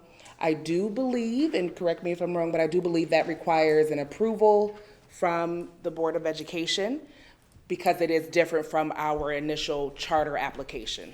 And it is my recommendation, based on exactly why what Ms. Jackson noted, that today, as you ask questions and so forth, it is my recommendation that we support those two content areas. Thank you. I think those are the primary updates with the curriculum. Other than that, everything remains the same in terms of our implementation of Cambridge International. I will also speak a bit about our collaboration. So as Ms. Miller mentioned, Christina Miller and Brooke Cohorst are our charter liaisons. We meet with them once a week, every Friday, to discuss updates with the school and how we are working together with the school district. In addition to that, we have our monthly meeting school site visits at the school building. And we are now integrating our principal into these meetings with Ms. Miller and Ms. Cohorst, as well as with some of the other departments here at the central office. So that is steady and consistent, but also constantly evolving as we new things arise in terms of how we open the school. I'm excited that we are now shifting from a lot of the foundational pieces to the curriculum and the things that I am really here for, which is what is happening with our children in the school building. So a lot of our conversation is shifting that way, which is exciting. Do you want to add anything to this? No, I think, again, we're new at this. PISOTA, this is their first school. Mm-hmm. And so there are some things that we're both learning as we move along and build this relationship between because PISOTA is it's a part of our school system. It's a public school system, or public school. And so we're really excited to have Dr. Sermons joining the team, and we look forward to the continued collaboration between the school, the Board of Education here, and PISOTA. Thank you. We have another new addition to the team, part of our governing board. So as a nonprofit, as a public charter school, we are managed by a nonprofit, and nonprofits have to also have a board of trustees or a board of directors. We call them our board of trustees, and our purpose to design the strategic development of the organization, which also impacts the school itself. And so we do have a new member, the top left corner there. Dr. Charray Slaughter-Atimo is our new board member. She is awesome. She is a pediatrician in the county. She also is a co-owner of a practice here, a pediatric practice here in the county with 2 locations, one in Waldorf and also in Hollywood, Maryland. Yes, in Hollywood, sorry. So we are so excited that she is joining the board, and she's jumped right in and helped with fundraising and all of the cool things that we need to do to be able to fully support the vision for Phoenix International. So celebration for her. And as we continue to grow our board, I will be sharing that with you all through our memos, as well as when we have opportunities to come to the Board of Ed meetings. I'll share those with you. So upcoming timelines, this is per the negotiated, thank you, the charter agreement that was signed on May 1st, which PISOTA did. They provided us with written assurance to the superintendent that the facility would be ready for student occupancy by August 1. Our next timeline is June 1st. We're looking at this at the operating budget for PISOTA, and we've been discussing that forever, it seems like, but we've been going back and forth, especially when it comes to the staff that's going to be at PISOTA.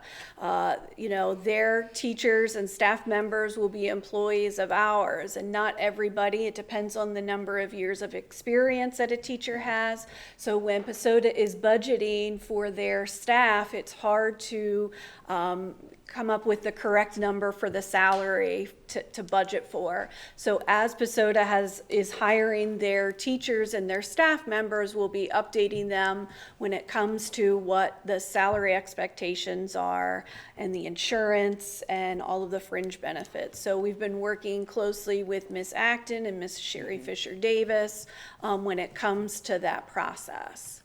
By June 15th, the superintendent shall recommend to the county board whether the charter school will be ready for student occupancy based on the written assurance that PISOTA has provided. August 1st is when PISOTA needs to be ready for student occupancy, and then schools will open for PISOTA on the same day that they open for the rest of our students here in Charles County. So, go ahead. That's all. No, yeah, that's go ahead. it. No, that's it. That's it. So more information can be found on PISOTA's website. If you go to pisota.org, and the listings for positions that are open for teacher positions and support staff is listed on the Charles County website under careers and current openings. So if we have staff that is interested in applying for those positions, they are on our website. We're happy to take any questions. Yep. Thank you so much for the presentation. Yes, Ms. Thomas. Hi, thank you for that. My question is, what is the maximum of students we're having for the charter? For this, 175? 175 for this year. Because I see the total of classrooms you have is going to be 8, and you got 25 students in the classroom, so it's a total of 200. So that's why I'm asking. Yes, so 25 is our max in the classroom. So there will be some that may have less than that. But in that building, in our current charter agreement, we can have up to 240 scholars in the building when it's fully built out. Okay. Ms. Smith. Just to piggyback on Ms. Thomas's question, for the next school year, so I understand for this upcoming school year, you're looking to bring in 175 families or scholars. In terms of the school year after that, how will we then deal with growth as you're looking at like the next 6th grade class? Sure. So we will be building out the remainder of our building. So right now we're using the 1st and 2nd floor of the building. However, there's a segment of it that is not going to be completed for this renovation project for year one. So in year two, so that summer, winter leading up to the year two of operations, we'll be implementing another renovation project to finish building out the building.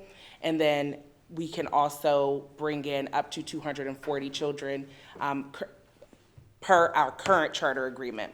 And so we're looking at bringing those in for 6th grade. We can also fill in some grades at 7th grade and 8th grade.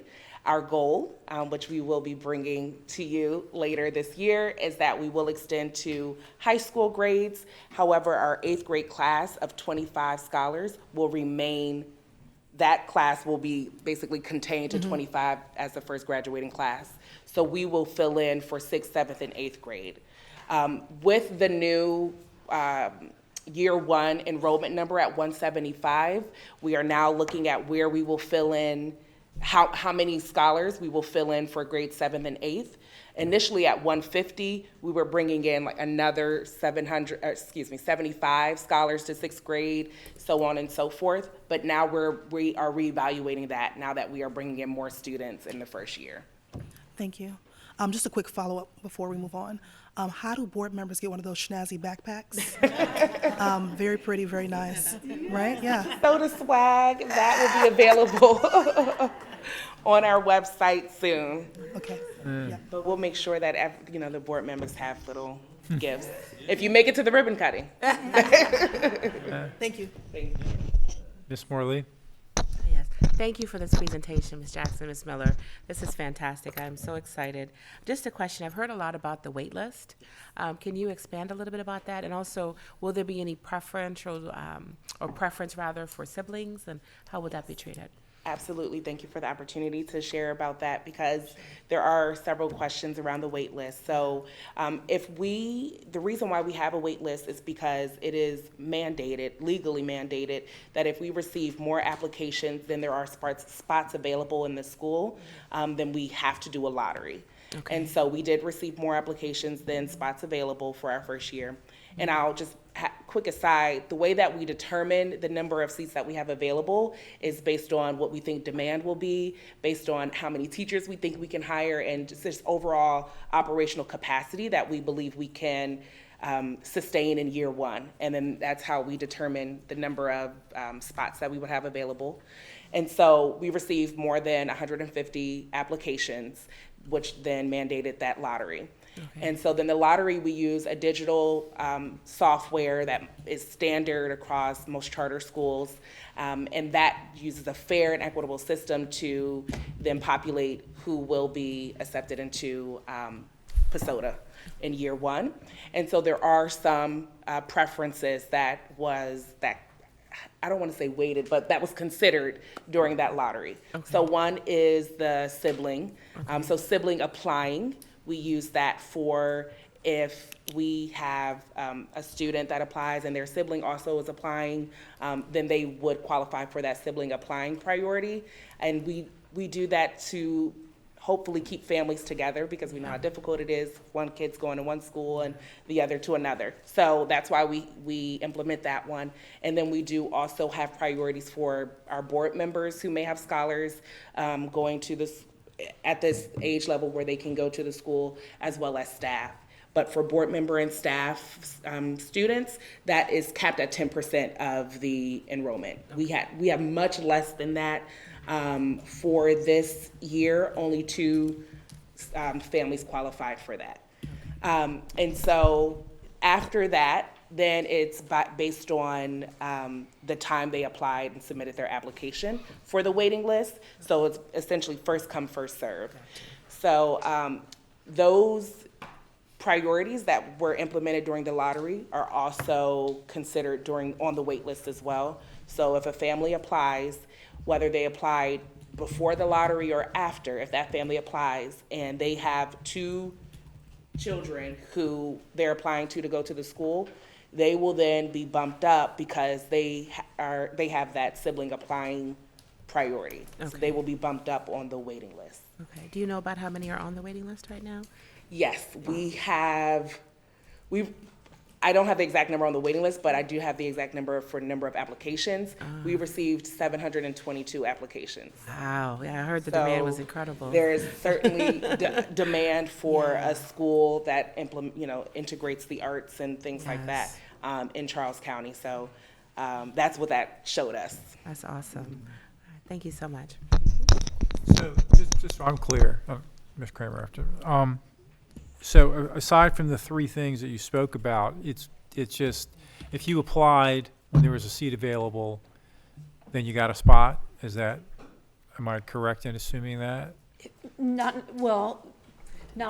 the 722 students. If only 110 students applied, then all of them would have gotten in. But because there were more students that applied than spots available, that's when the lottery. Well, but I heard something about preference based on application date, so that's why I was a little confused. For the waiting list.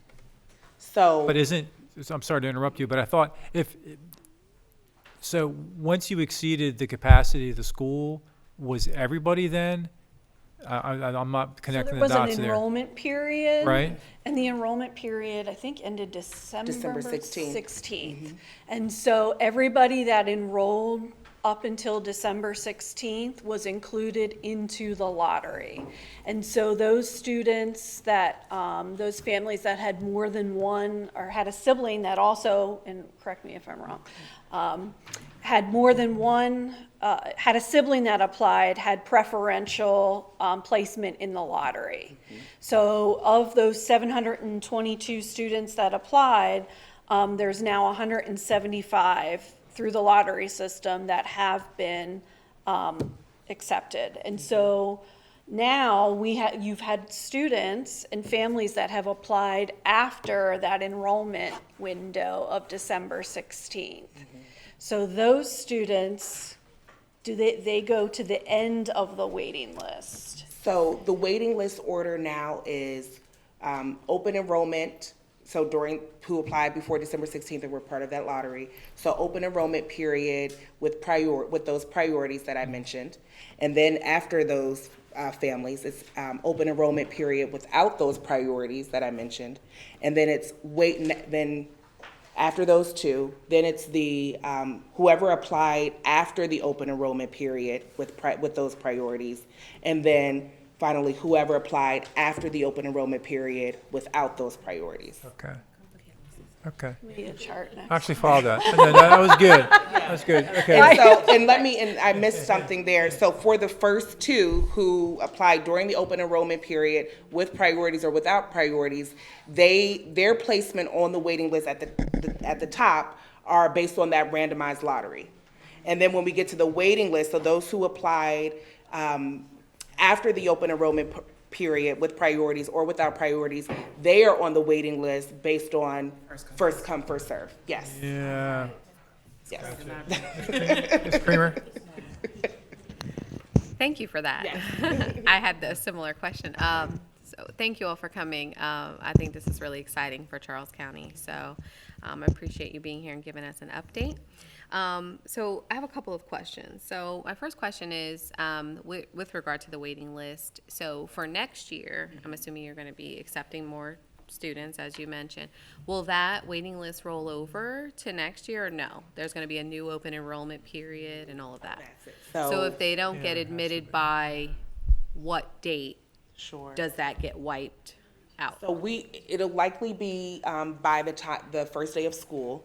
But we are working with our charter school liaisons to see that first 2 weeks of school, there's usually movement. Right. So if we get to the first day of school and 5 of our scholars do not show up, we can't get in touch with them, they decide to go to their home school for whatever reason, then we can bring people off the waiting list and to backfill those seats. So we're working with our charter school liaisons to determine what that date will be. Okay. But likely it'll be a limited period where we can have that type of movement where if someone doesn't show up, we can backfill it with someone on the waiting list. But for the new school year, so year 2, that waiting list will then go away after that date and everyone would need to reapply. Okay. except for those who are currently in the school. They don't need to reapply. Okay, and so they can continue if they choose without reapplying. Exactly. Okay, and so how many in each grade do you have for year one?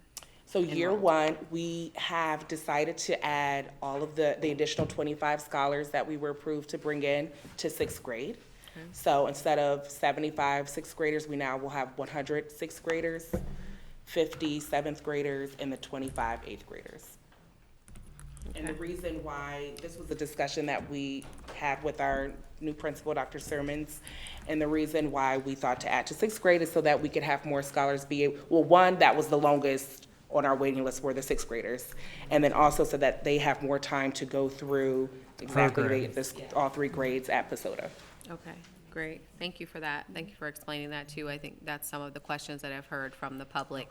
I didn't get in this year. Well, can I apply next year? How many spots will there be available? Things of that nature. So I think that helps explain for them and for me, for all of us.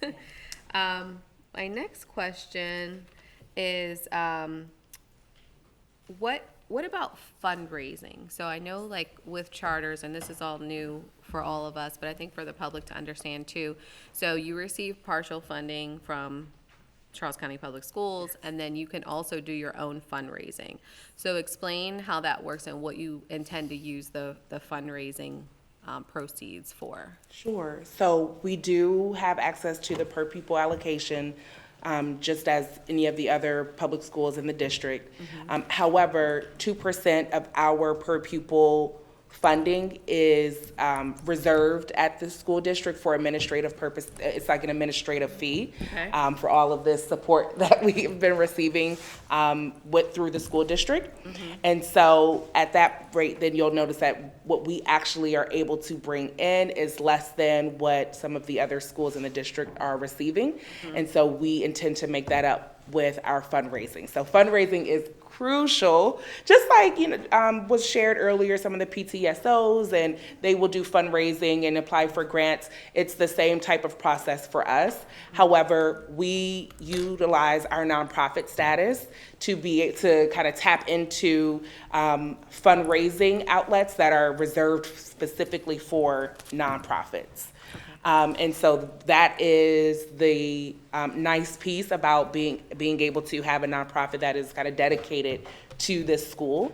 But that is really, the funds will go to usually like what's most needed. What I'm finding, because I'm one of the lead fundraisers for the school, is that a lot of the available funds are available for programmatic use and not so much capital improvement or capital expenditures.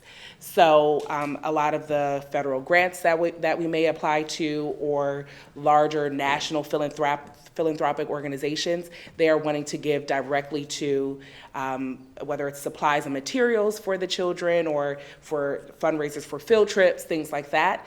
And when some of the smaller fundraisers that we do, for example, we have a benefit concert coming up and things like that. Those are the way, that's how we get the unrestricted funds to go toward some of the capital expenses that we may have.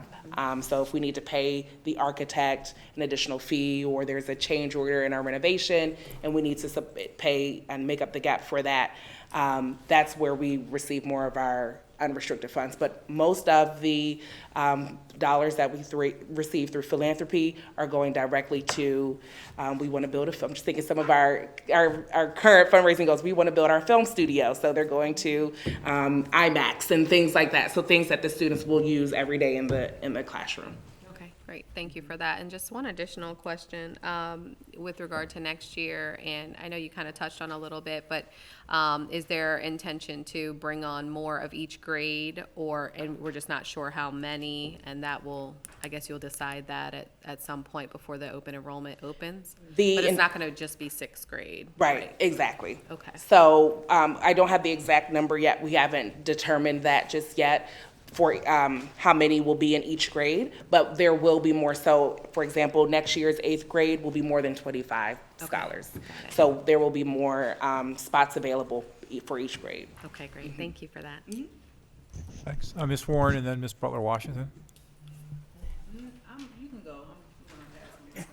All right. Hi, Angelica. Question. I know you said that once, if you don't get enough if the scholars don't show up the first day, you'll have that backfill to come in, those scholars to come in and replace. How about if a scholar gets in and they, like the first semester, they like, I don't like it, I want to go back to my home school, and the parents pull them out. Do you have a way then to be able to reach back and get another scholar who wanted to come and replace them in there? So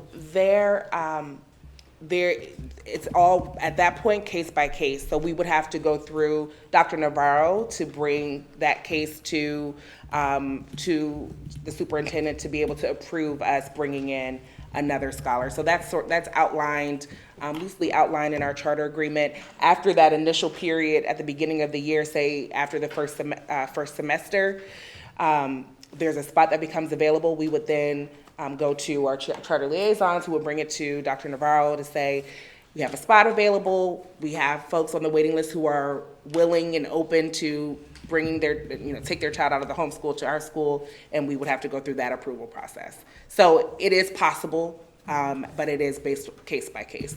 I say that because, you don't want to, because of your unique situation, you don't want to lose those dollars going back into the school when you can actually got a waiting list of parents who want to put their child in there. And so you can go. I agree. My hope is that any and everybody that wants to come to PISOTA has the opportunity to, so, yeah. Hey, Ms. Morley. Thank you. Two hopefully quick questions. The first, Ms. Jackson, I believe you mentioned plans to eventually expand to high school, and I'm assuming that the expansion will also include middle school as well. Is that right? Do you have a rough target timeline, and what do you believe will eventually be the maximum capacity? Sure. So I'm going to answer the last question first. Sure. Initially in our charter agreement, charter application, our maximum capacity for middle and high school was 700 scholars. And so that still maintains, where we would have approximately 300 at the middle school level and 400 for high school. Okay. And so in terms of the high school matriculation, there is an accountability plan that we are working on currently. And that will, I'm assuming, will be the basis of how we determine if we can move our 8th graders up to 9th grade and so on and so forth. Okay. And so that accountability plan looks at not only our programmatic metrics, but also operationally, are we functioning effectively? And so that's all included in that accountability plan. And what was the first part of the question? I think, well, you covered it, because I asked about the expansion to high school and then eventually, high school and middle school. Yes, so you it did, will be both. You did talk, okay. And my second question is the role of a CEO is unusual, and of course it's because you're a charter school. Can you explain how that will work with, you having that role with the principal, with the board of trustees? Well, how will that all work together? Absolutely. Another thing that we're kind of working out is the reporting and accountability for the principal between the nonprofit, me as the CEO and our board of trustees, as well as the principal supervisors and those that the principal would report to at the central office. But specifically for my role, the major part of my role is fundraising, as well as partnerships. A lot of the conversations that you may see the superintendent have for the school district, I'm having them on a smaller level for PISOTA. So, of course, managing the board of trustees and presenting to the my board of trustees, fundraising, finance, looking at our budget, making decisions around the budget. That all is under what I do, and then partnerships as well. And then I'm also like the key vision holder.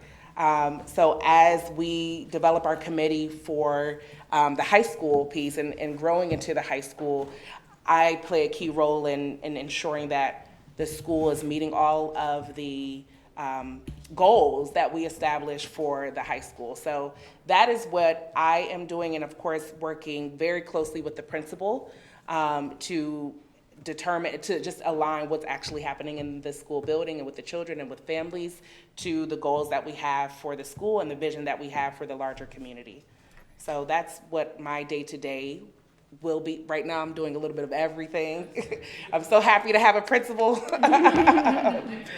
So, but that is what my day-to-day will be in year one. Awesome, thank you so much. Anything else? Okay. Right, Mr. Hancock. No questions. I just want to say this is really exciting. It And is. there's a lot of chatter in the community and the excitement is out there. Obviously, your waiting list speaks volumes to that. So I'm excited to attend the ribbon cutting and see what you have because I'm excited about it and you should be proud of yourself. So thank you. Ms. Kramer? Just one additional question. So to kind of piggyback off Ms. Morley, that I was kind of trying to get what's the organizational structure there. So can you kind of outline that for us and for the public? So of course, MSDE, and then to bring it to the local level is the Board of Education of Charles County, then the superintendent, then there is my Board of Trustees, me, and then the principal. So that is sort of the leadership structure. And then once you get into the school building, it's pretty standard in terms of the org structure. It's standard to what you might see across some of the other schools in the district. That was a perfect explanation. Thank you so much. And one additional question, I don't know if it's for Dr. Navarro, but I think we may have received it, but the charter agreement, was that sent to the board? The charter agreement was signed before this new board. It's on file for us. We're happy to send it back to the board if they want to take a look at it. I would like to take a look at it, yes, please, thank you. And It's a short reading. It is. Yes, it is. And I'll just add, that's on the PISOTA side. So, you know, coming on the Charles County Public Schools side before the superintendent, then it's the principal supervisors. So I believe that's Dr. Jones and Mr. Yes, Connolly. and you know, Ms. Jackson is really, the organization of PISOTA is very typical of a charter school organization, and I think we have, the good thing in Maryland is that we've had a lot of districts that have open charters, and so we can follow a lot of really good structures for collaborative decision-making, and joint input in evaluations, and we have some really good I actually think that the accountability document that Ms. Jackson is accountable for is pretty extensive, and it's overall, and so she very much articulates, she micromanages, you know, a small district of one school for 175 students, and so I am feeling very positive that we are going to have a great charter school open up, and I'm excited for the Cambridge curriculum. I mean, you know, you had me at Cambridge, and so I'm just very excited to see it going. And I have, you know, haven't gone yet to see the facility, but based on my staff's account, I really do think the board can be satisfied that we have moved to a point where we're ready to open, just finishing up the details and ready to open. Thank you. And I just want to say, you know, thank you, Ms. Jackson. It's been, over the past several years, a learning and growing process. And, you know, we all wanted to make sure that this facility, that when it opens, it was up to the standards of PISOTA and Charles County Public Schools and the taxpayers that are funding it. And it's going to be that. And then there were some twists and turns along the way, but I think we all ended up in a very good spot. Yes. So I just I want would agree. to thank you for that, and echo the sentiment of my board members. I think this will be a fantastic thing for the county, and your enthusiasm is always great to see. So thank you so much. Thank you, Chair Lucas. Okay, thanks. Thank you.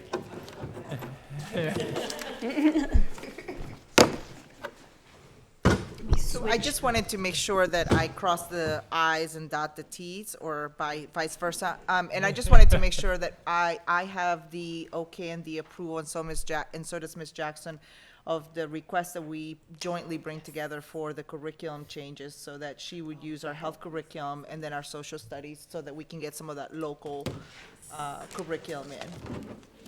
I'm looking to Mr. Schwartz. We need to do anything for that except nod our heads? Take a vote right now. Oh. Sorry. Okay. So the chair seeks a motion for the PISOTA Charter School to use the health curriculum of CC, And social studies? sorry, Health and Social Studies curriculum of CCPS. So moved.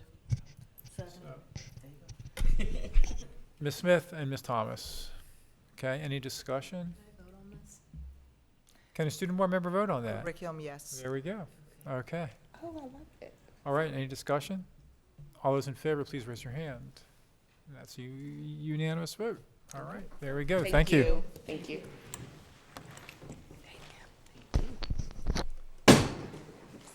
I'm back. It's almost like you never left. I mean, woo, blueprint. So, I'm happy to give you a brief update about the blueprint. As you know, we had the blueprint draft plan up on our website. And we received some feedback, and it was advertised on our website, through social media, the steering committees, PTO meetings. Thank you, Ms. Kramer, for inviting me. And weekly update emails sent from our communication department. And as you can see from the pie chart, I would say that we had some pretty good opinions and good suggestions and feedback based on what they were commenting on or what they wanted to provide feedback on. The most was about the high quality and diverse teachers and leaders. I would say that it was split between parents and employees who completed the survey. There was a great deal of praise regarding our pre-K expansion to career counseling and opportunities for students to receive college credits in high school. They're excited about apprenticeships and also the focus on supports for students that need it. There were some concerns that the focus of the blueprint is heavily on math and reading, and there are also concerns about the workforce shortages that we're facing not only here in Charles County but nationwide as well. And there were some comments about budget implications as well. I guess it was the last week of April, we provided an update to our county commissioners about funding for the blueprint and what those costs look like and how the money was being allocated. And we seem to receive some positive feedback from our commissioners. And thank you for those of you that were able to join us virtually and in person. We received feedback from MSDE on April 25th. The feedback was very positive and actionable, and it was shared with our steering committee leads and our writing teams. The feedback that we received from MSDE was really that we needed to expand on our responses. And I continually say this, that I take ownership over the fact that I told everybody to get in and get out, right? We only had a set amount of time or a set amount of space to answer the blueprint questions, and I was very concerned that we were going to put too much detail in. Well, we didn't. We needed to add a little bit more detail. But I am happy to say that we did better than many of our counties around the district, or around the state, excuse me. We're still awaiting, so that first round of feedback was submitted today, and we submitted that to MSDE. And as you can see, there are timelines that have been provided to us that will revise our plans from MSDE. We are still awaiting feedback from the AIB, which is the Accountability and Implementation Board. We were originally told that the AIB and MSDE would collaborate on the feedback together so the work could be streamlined and LEAs could be more productive in their time and their feedback and their changes that they're making. Yesterday, Mr. Leggett, the chair of the AIB, did send a letter to the superintendents and the blueprint implementation coordinators that I'm going to include in the board updates and your weekly updates on Friday. Mr. Leggett stated that the AIB feedback will be delayed now due to MSDE's providing feedback. The AIB wants to make sure that their feedback aligns with MSDE's feedback. So they are going back and reviewing the feedback that MSDE provided to us. And Mr. Leggett has stated that it's likely that our blueprint plans will not be approved until July. Again, we will wait to hear additional feedback from the MSDE team and from the AIB. Ms. Smith. So one, thank you. Always appreciate hearing a blueprint update. Also appreciate hearing some of the feedback from MSDE. I think it's great that we hear from our state agency, not being facetious on that at all. But I'm curious if in the feedback they provided, if they're offering opportunities for professional learning communities or communities of practice, similar to what we do with our educators here in the county, like opportunities for you to hear from your counterparts in other parts of the state relative to the feedback they receive so that we could help to bolster and support each other? Oh, yeah. So MSDE does not organize that. PISAM does. And if you looked at my cell phone and could see the text messages and everything that we share with the blueprint implementation coordinators, I've talked to 3 of them today. So what we did with them is we shared where we needed to make improvements on each of our questions that was aligned to the criteria for success. Mm-hmm. And so one night at volleyball, while my daughter was running around the gym, I sat at this table and read the plans of other districts to think about what are things that they're saying that we're not including in our plan. And again, it's not that we're not doing it, it's just we needed to add more detail to it. So we collaborate continually with our colleagues around the state. We're very lucky that PISAM dedicates the resources for us. There was somebody on the PISAM staff that went through, and I have an Excel document for every system in the state and how many partially mets they received and how many completely mets they've made. So we're able to collaborate in a way that makes sense. And so, I share that information with our writing teams and with our steering committee leads. And my job is to ask the tough questions. Indeed. When I'm looking at the response that somebody provides, there are things that I don't know everything. I don't know every single thing that takes place in the school system. But my job is to ask those questions to make sure that is it really aligned to what the blueprint wants us to be doing, and can we really understand it? No, So, certainly. Yeah, so it is a very collaborative opportunity for us. Because I'm sure there are, positive elements within our plan that we can share with Absolutely. Anne Arundel, Prince George's, Hartford, and vice versa. So just ensuring that there's space for that learning opportunity so that we're not reinventing the wheel where unnecessary. Yes. The second part of my question was, you mentioned that there is the timeline is off kilter for feedback from MSDE versus AIB. Are we in a position to recommend that they get aligned in their feedback and in their timelines, just given that now it's going to delay us even beginning to look at where we can shore that plan up because we're missing feedback from AIB? So Mr. Leggett's memo is reflective of the feedback and the questions that he's received from the LEAs.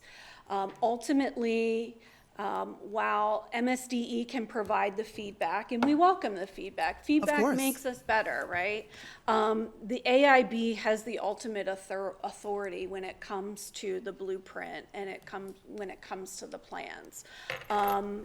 So I think, and I don't want to speak on behalf of the AIB, but based on the memo that was sent, they recognize that we need to align our timelines better together.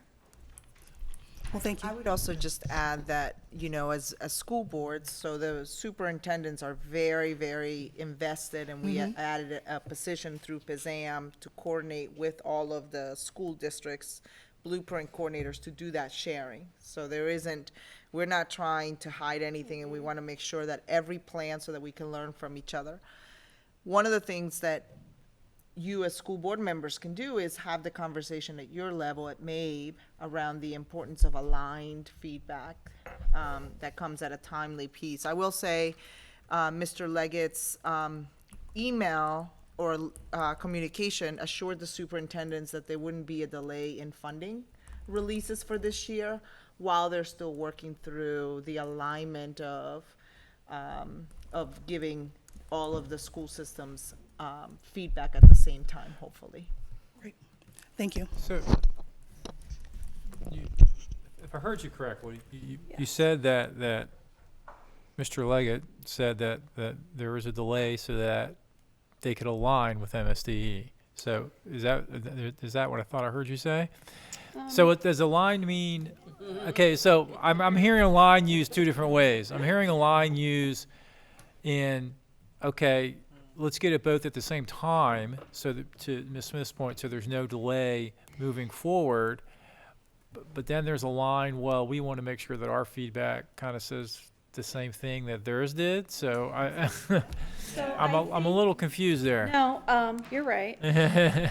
So what I think, again, based on the memo that was received from the AIB, Mr. Leggett and the AIB are concerned about the amount of work, the inner workings, and they don't want to send us feedback on something that may have already been addressed with the MSDE feedback.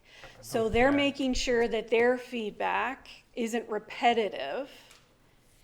And again, yes. Yeah, okay. Yeah, stop there. I gotcha. No, I gotcha. Thank you, Ms. Moreland.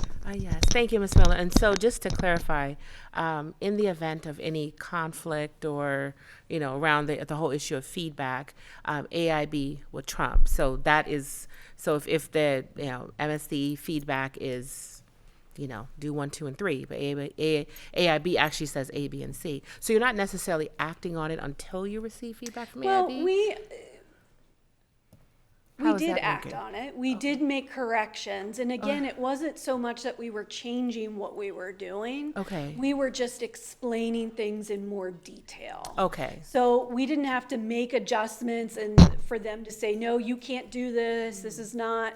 We're just explaining things with better detail. Okay. One of the things that we talked about is the early learning launch for Pillar 1.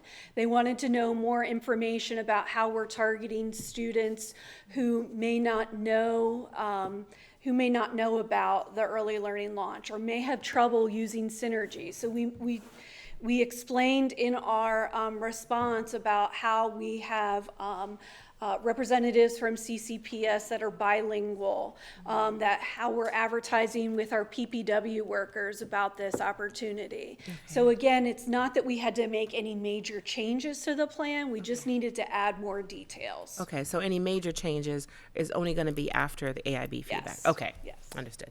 Thank you. All right. Okay, Ms. Creamer. Just real quick, just more of a comment. I just wanted to thank you for this and for all the work that you and the steering committees have done, because I know we still have a long way to go, right? But this is huge that you've made it to the point where you submitted the plan. I know, right? And we're getting feedback. I mean, that's amazing. And just the work that you all have done has just, we're all grateful, I think, for that. And just thank you again. She did come out to PTO at Berry and stayed till 8 p.m. to answer questions. It was a hit. People were really interested in hearing about this, and some of them for the first time, and they had a lot of questions. And she stayed and answered all the questions. So just appreciate you for doing that. And again, it's definitely not a one-person job. We have lots of support, and I appreciate your support as well. As I talk to my colleagues, they are not as lucky as I am to have a supportive board and to have supportive county commissioners around this. We are very, very lucky here in Charles County. All right. Thanks so much, Ms. Miller. Thank you. Thank you.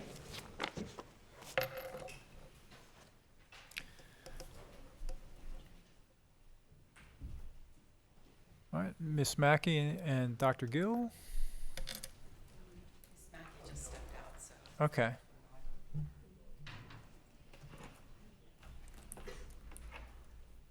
She's fine. Okay.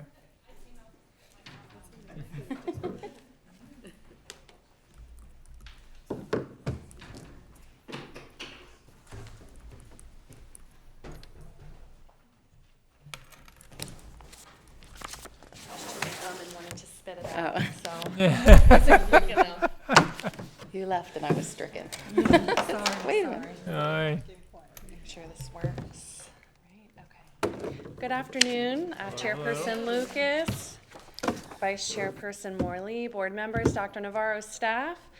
Today, Dr. Gill and I are here to present to you some survey results for the school year 2024-25 calendar. I do want to quickly mention as a note more so for the public, on some of the survey results, there were a couple of comments. Why are you surveying for 24-25? You have the wrong school year. So I just want to make a point to the public that the 23-24 calendar had already been approved. So we were surveying on. We're planning ahead. Yeah, definitely.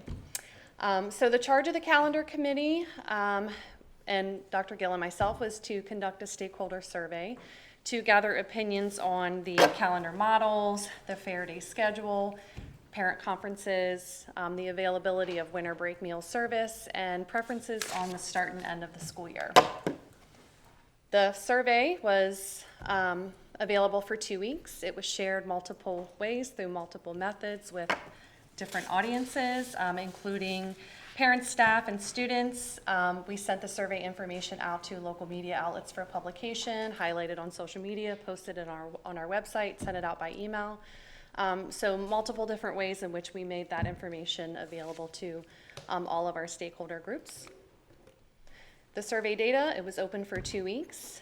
We did build a nice page on our website. I want to thank Susan Cox and Willery Murray on the communications team for making it look, I think, is visually pleasing, as we could make a page with 3 different calendar options, including the inclusion of some breakout images that people could scroll through before they took that survey. So we received a total of 2,277 responses. 51% identified as parents, 20% staff, 14% staff members who were also parents, 13% students, and 2% community members. So question 1 was the preference on the options. Here we identify a little bit about each option, the differences between option 1, option 2, and option 3. You'll see option 3, which was more of our traditional start date that's familiar with our current calendar year, a later start in August. This option did have fair day as a half day for students, a little bit of a shorter winter break with June 9th last day. The next slide just shows a visual. I'm a visual person. You can see the differences in the graph here for the 3 different options and the total percentage, with option 3 receiving about 42% support, option 2, 34, with 24 for the first option. Am I going too quickly? No? Okay. Yeah, go. Question number 2, we queried the community about opinions on fair day. A couple of the models had some changes from what the current calendar has, with an opening or a 2-hour early dismissal for students for fair day. This question, 44% of respondents chose closing that day of school for students and teachers. 31% closed school for students only, with 19% having as a 2-hour early dismissal for students, and only 6% wanted us to open for a full day of instruction. Here's a visual here on those options. So question 3, this is where we queried the community on the thoughts and opinions on adding any kind of virtual days in our calendar model. The questions were, would I support a calendar model with virtual days? Would I support a model that included a few virtual days? The state requires school systems, if the board does ask for the use of virtual days in a calendar, we would be given 8 days for virtual instruction, with 3 of those that can be used as asynchronous days. So those 5 other days, if the board were to ask staff to request that of MSDE, would have to be live teaching. We've got 26% would support a calendar model with any virtual days, followed by 18% with a few virtual days with a mix of live and asynchronous. 21% would support a model that had 3 days as asynchronous. And then the final bullet, which was the highest percentage, was 35% of survey respondents said they would support a calendar model that included up to 8 virtual days for students. Again, here's a visual representation of what those responses look like. Moving on to question 4. So this question is, we were looking for opinions from survey respondents about whether or not they would visit school sites, the school system during winter break if we offered meal service. If we were to offer meal service, they would have to be consumed on site at a school and by children in order for us to be able to fund the items. We had 37% respond that the question was not applicable to them. We assume the respondent was a student or a staff member with no children or a community member with no children. 51% of respondents said, no, I would not bring my child to school for meal service, followed by 13% who said, yes, they would bring their child to school for meal service. Visual representation here of those survey responses. And then our next slide, I'll let Dr. Gill talk about it, but we're providing some information on the background of meal service. So on the topic of meal service, as a commercial, to remind you, you were asking about providing meals over winter break, if we were closed during winter break. So through the Child and Adult Care Food Program, Charles County Public Schools could provide 1 meal daily for children ages 18 and under. They don't have to be a student, they just have to be a child, ages 18 and under. There are some rules that come with anything that we get. So the rules for this would be the meals must be eaten on site, and so we could only provide that kind of a service at area eligible schools. So the federal government tells us which areas are eligible, and they use the free and reduced meal eligibility to tell us which schools would be eligible to do that. If we ran a program like that, if we stood up a program like that, so schools and cafeterias would open so that they could prepare the meals. The children could come into the schools, they would have to eat on site, so we would have to supervise. The food service manager who's in the kitchen isn't going to watch the children eat their food and make sure that they eat and throw their trash away and then leave out of the correct door. So we would have to have staff come and supervise the children in addition to staff preparing the meals.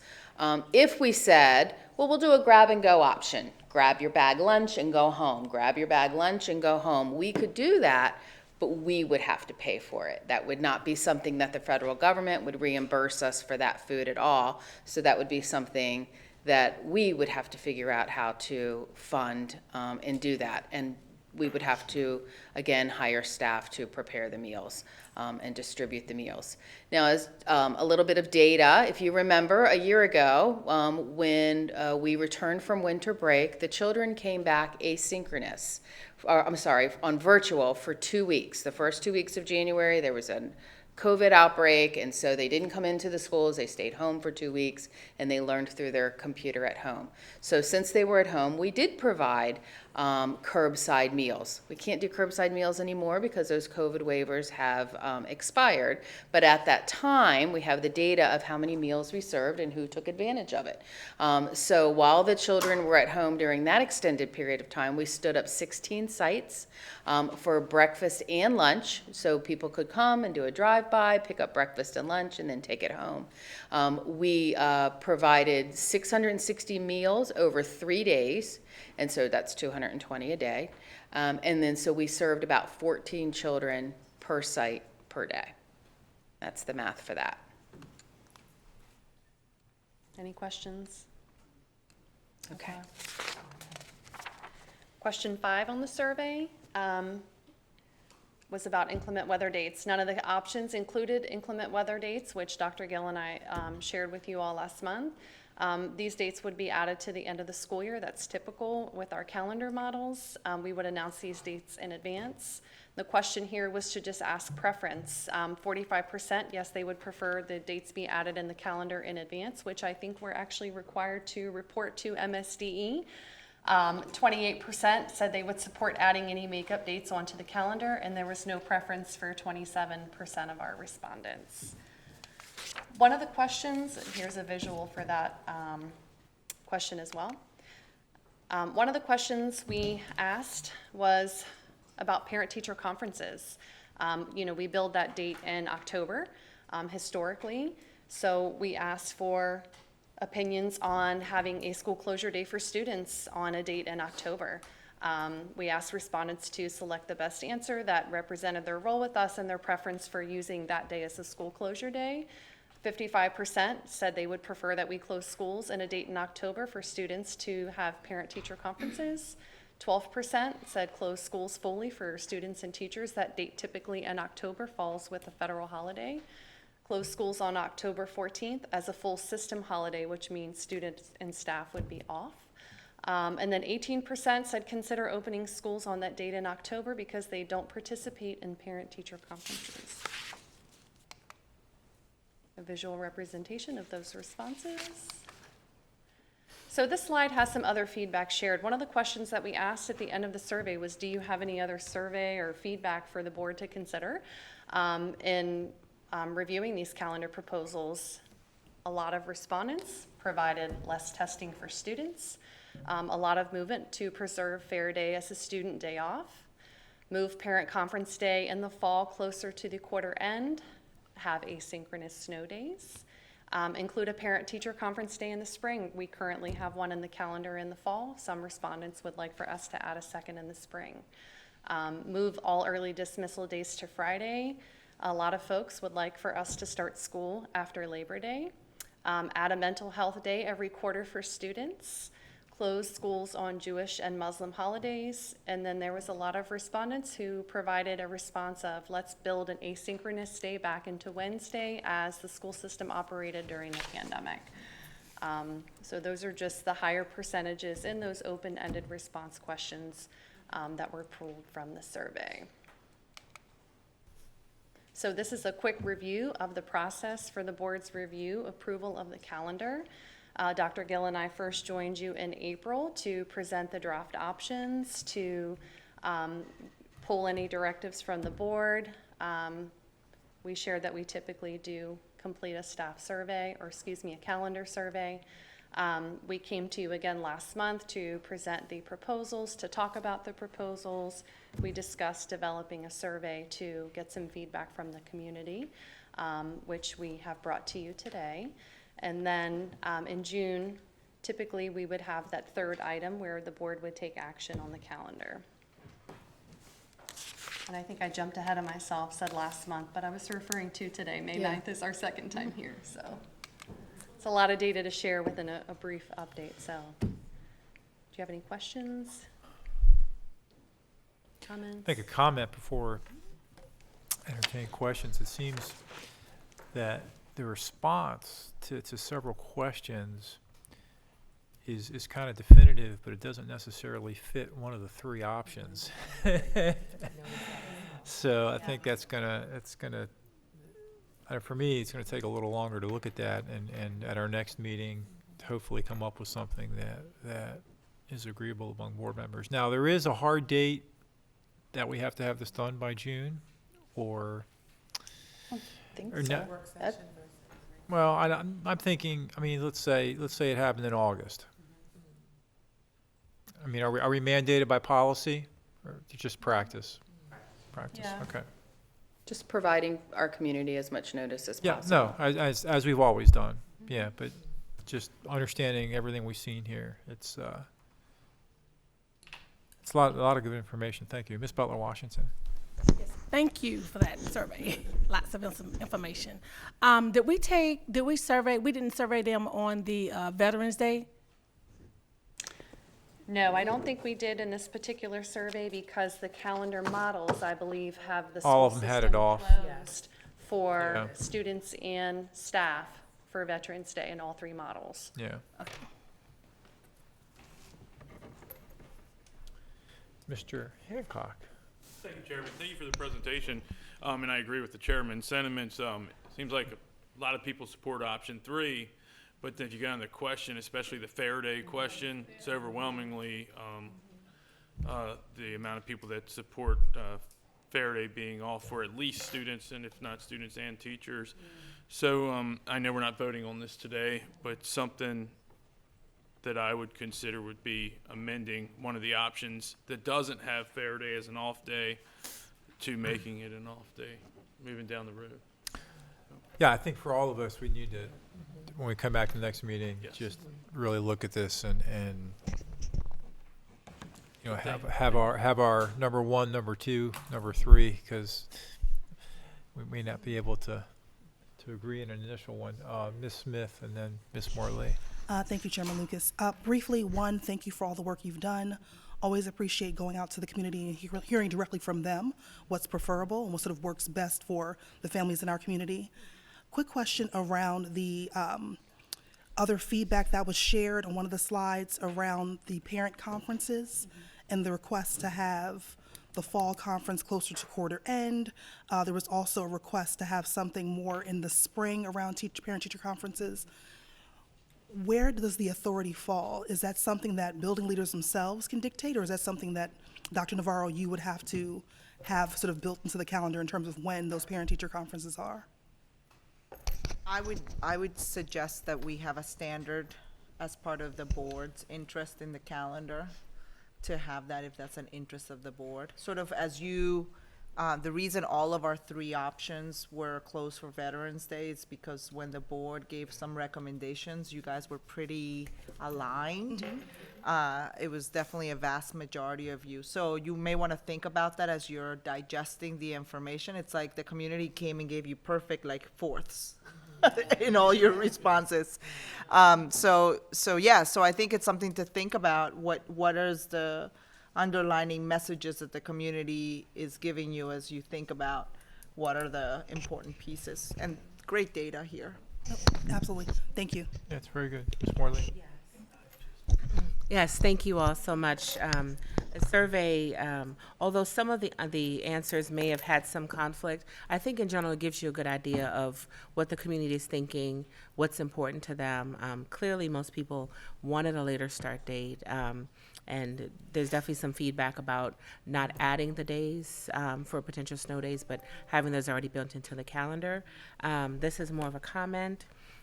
Just pointing out that most people are interested in the virtual days. I definitely heard what Dr. Navarro's concerns were about the equity. I don't know what that may look like. Having spoken to teachers and staff, they definitely, even surprisingly at the elementary level, were very interested and felt like it's something that could be helpful. And it ties into a comment that someone made, or maybe several people made, about the mental health days as well. And I believe that there was a request to make them quarterly. So I think that clearly people are still feeling the effects of COVID and trying to normalize, and wanting more regular breaks, I think, is one of the big takeaways that I got from it. So I just wanted to point that out. Thank you. Sure. And just when we come back next month to talk about potential things, there's a difference between a virtual day and an asynchronous day. Just to, if that comes up as a recommendation, yeah. Ms. Thomas. Talking about the free lunch program, I think you said it's only like 14 kids per school on that. Is it something like the resource person could take like lunches to those 14 per school to kind of like keep that going, since it doesn't seem like that many? Right, so in order to get permission from the federal government to stand up that program, they have to eat at the school. They have to eat at the So school. I understand what you're saying, having somebody take the lunch to the children, but the federal government is saying the children have to come to the lunch. They have to Okay, because I mean, I consume still want it on the site. kid needs to eat, and just trying Right. to figure out some way around it. I think I don't know why the government does that. One reason could be that they want to be sure that it's the child that's eating the lunch and not somebody else, or that they're not reselling it, or I'm making that up, but those sound like reasons that bureaucracy might want them to be eaten on site. Okay, because I mean, open the school for 14 kids, kind of like, okay, something got to think about. Thank you. Ms. Creamer? Thank you. Yes, thank you all for all of the work that you did with the survey and compiling everything. And I second Mr. Lucas's comments that is kind of, it makes our job more difficult, I think, because like the option that had longer breaks, option 1 was not selected, but they asked for mental health days every quarter and more days off, but the option that had the more days off wasn't selected. So I think we have our work cut out for us to kind of determine what the community is really asking for at this point. And clearly David, you know, was in the majority with the fair day. So, or Mr. Hancock, sorry, was in the majority. So just want to point that out for everybody. But I do have a question about the meal service as well. So it seems like with the small number of students and the overwhelming, more than 50% of the survey respondents said that they would not bring their child to the school. If we could look at some other ways, I know we have backpack programs at some schools, not all of the schools that provide the backpacks are schools that are listed as the school sites. But perhaps if we could look at another way to have food available, and if we pick a calendar option that has a shorter break, I think when Ms. Morley brought that up initially, it was for the 2-week-long break. So it would be a shorter time frame. And I know that with the backpack programs at the schools that do provide that, they pack, you know, a backpack with enough typically so that they would have it for a week or however long. And maybe that would be a more viable option as opposed to staffing that many sites, you know, for a small amount of students, especially when the community has said that they're overwhelmingly not going to come out to the site. And if we did do that, what would be the financial impact and the impact to staff days with regard to the required days that they have to have off if they were to have to work on those days? I just want to get a clarification. Maybe Ms. Acton may have a question also, just because I think the meal piece in this discussion is, there's a couple of things that have financial implications.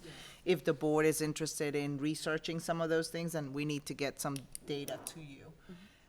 The meal piece, just for my clarification, when the board initially asked for this was usually when we are off for extended periods of time. So it was winter, spring break, you know, those kinds of things. So part of the ask now is to be able to codify what we could stand up that would be a service that we would fund for those periods of time, right? Like what would be the daily, average daily of the things that we would have to serve circa 600 or 300 people a day. Right. Okay. Okay. And okay, so we can estimate a model of what that would look like. Yeah, because clearly it would have, in my mind, it would have to be a grab-and-go option, which means that we would have to fund it as a school system, because overwhelmingly, over 50% of the respondents said they're not going to bring their child to the school. And there could be transportation issues and things like that, that, you know, we're not obviously. And Ms. Kramer, one of the things is, while the board entertains that, know that the calendar, you know, you can make a decision about the calendar as you're discussing what happens with extended timeframes of closures and what happens with food. Because the other thing that we haven't had time to think about also and research, in all honesty, is we're not the only agency that's feeding Charles County people when buildings are closed. And we just haven't had time to go out there and say, this agency is also providing meals to families, so it might not be something that is tied to, and they may have flexibility because they go through a different source than what we go through, our lunch program. So we may need a little bit of time, so I don't want the board to get caught up on that issue as a stopping gate for you to make decisions on the calendar. but I am hearing it as a continual interest of the board to understand when we're not in session, what happens. And then just a reminder that in your weekly transmittal, like 2 weeks ago, 1 week ago, maybe, we send out information about what our summer feeding programs are going to look like, just for your information too, because we do set those up because we have so many summer programs happening that we're able to take advantage of some things happening. So I just may need more time. I may not be ready to come back to you in this timeline regarding the food piece, because I want to talk about what the county is also doing that may be feeding some of our young people through their programs. No, that's a great idea. Thank you, Dr. Navarro. I'd like to see those options as well. And yeah, just thinking about all of those things that are available so that we can provide meals to those who need it, but making sure it makes sense in terms of, staffing and the time that it takes and resources and all of that. Thank you. All right, thanks. Yeah, something else? We do. Yes. Yeah. So I'm going to shift quickly to the 2023-2024 calendar. I'm going to ask Jordan Which is Wilson on next our team. school year, starting in August. 4 months. Yeah. So Jordan, if we go to the web.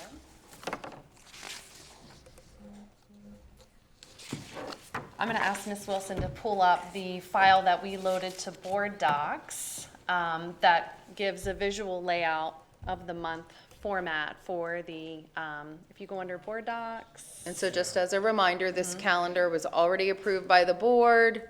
We're ready to go to print on the calendar, to print it for all the parents. But we have a change from the state. So if, Ms. Wilson, if you will scroll to May of 2024, next year there is an election year. So we have a primary election. The last election cycle, that primary election was held in June. I think it was held at the end of June, so students were not fully in school.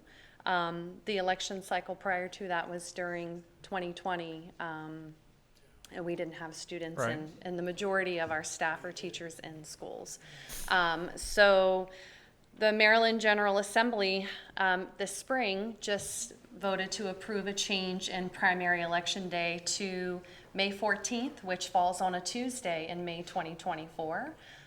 Right now, as the approved calendar currently stands, that is an open day for Charles County Public Schools, meaning we will have 27,000 plus students in our buildings, as well as all of our staff and our teachers.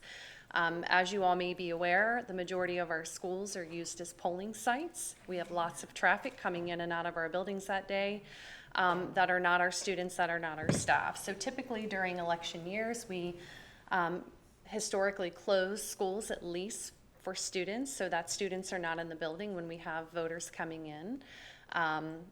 Some years we have offered a countywide professional development for our teachers. Some calendar years we have closed that day for teachers as well. For this particular calendar year, we need the board to take a look at how we would shift the calendar if we were to close on May 14th for students.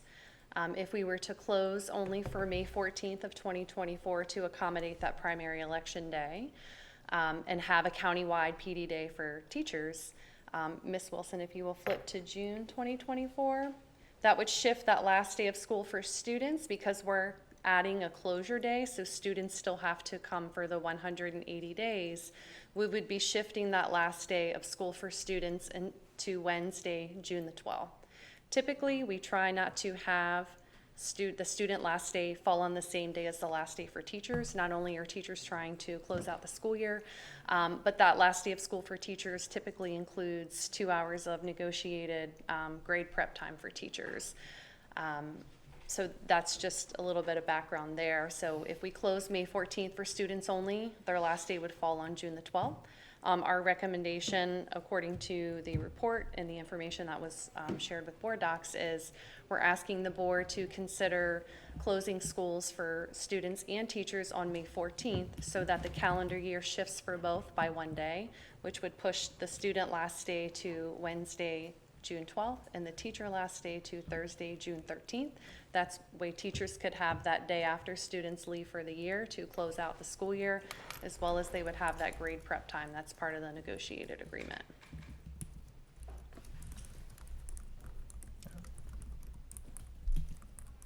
Comments?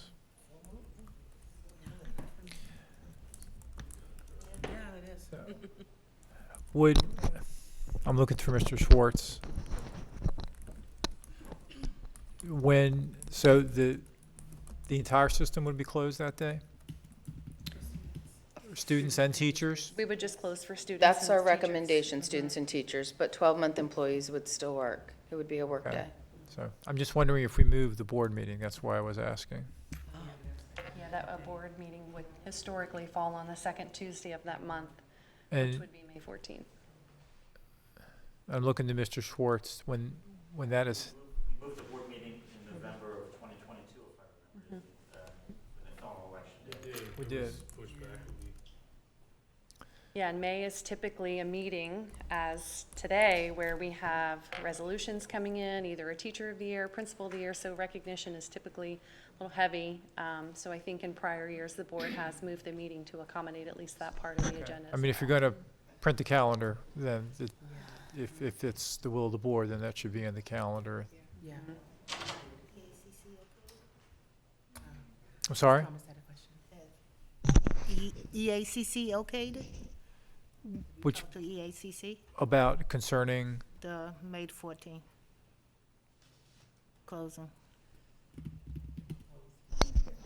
So it won't have any implications for them, right? If anything, it just shifts the 190-day for teachers by one day. By one day? yeah.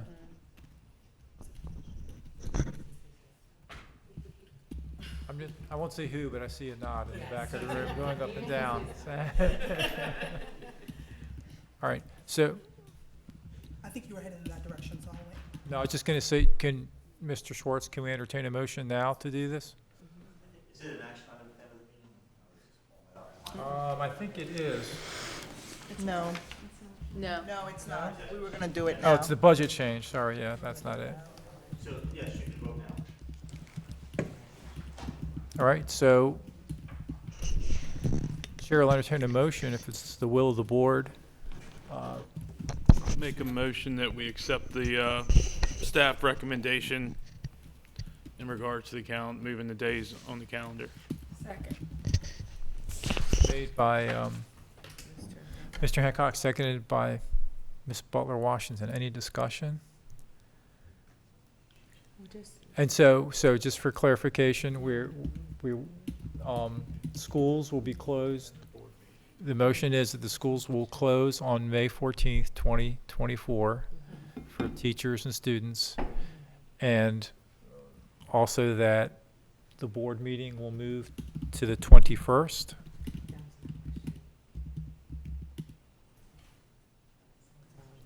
So that, There's been a few calendar years where in April, the NSBA conference falls during, I think, the first week in April. So we have had the April meeting either an earlier week in April or later. But I want to say historically, we've shifted it to the third week of the month when we've had some conflicts, and possibly including the last election in November. I'd have to go back and look, but I'm about 95% sure that's what we've done. I think you're correct. So there's been a motion and a second. Is there any other discussion? Looking up and down. Student member votes on this, correct? Calendar, yes. Okay. All right. So all those in favor, please raise your hand. That is a unanimous vote. Okay. Thank you. Thank you. Thank you.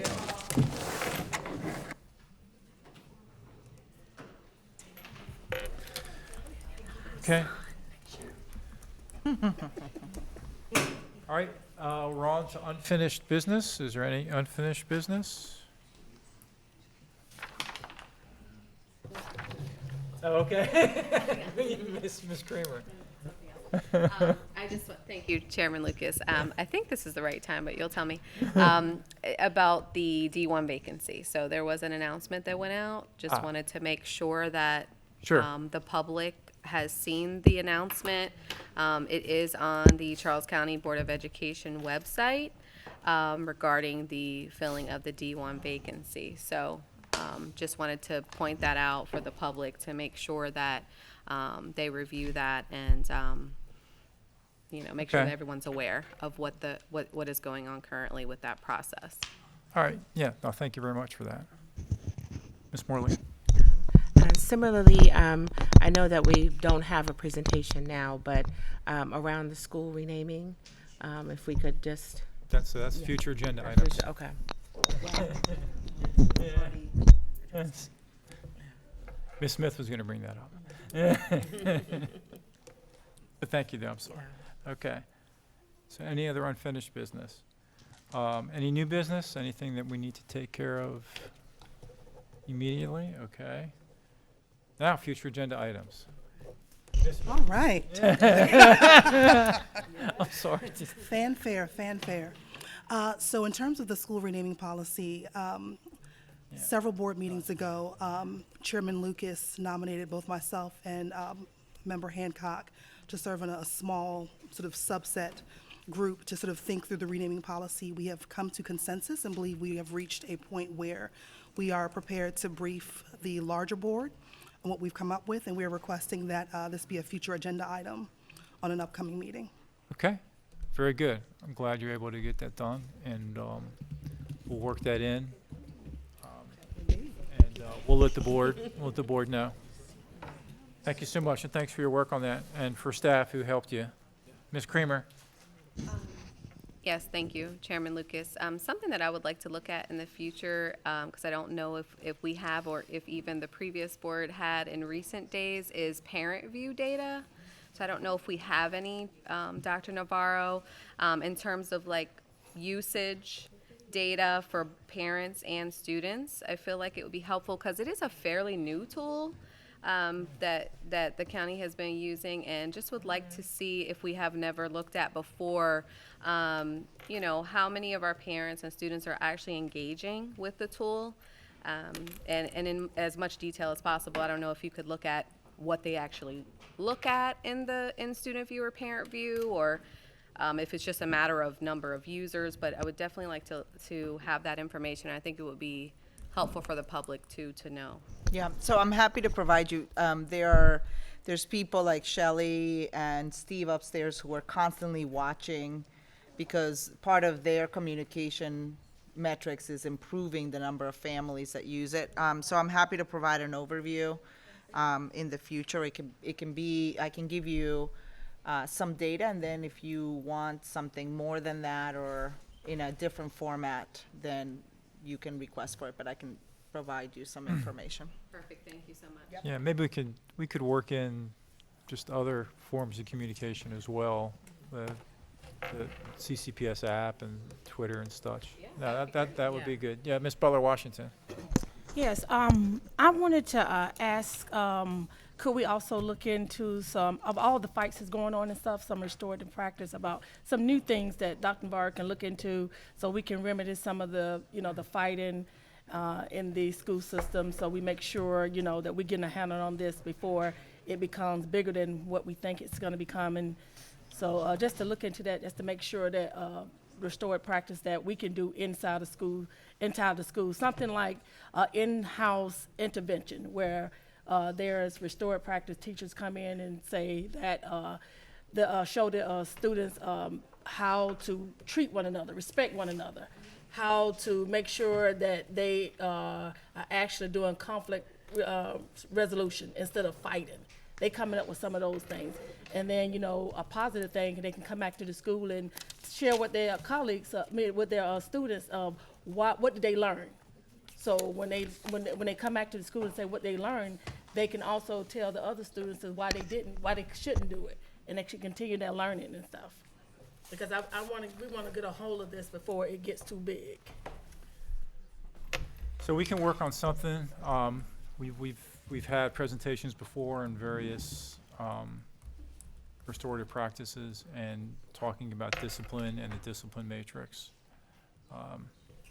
But perhaps you can talk offline with the superintendent. Mm-hmm. Now we can try to understand just a little more succinctly what's being asked.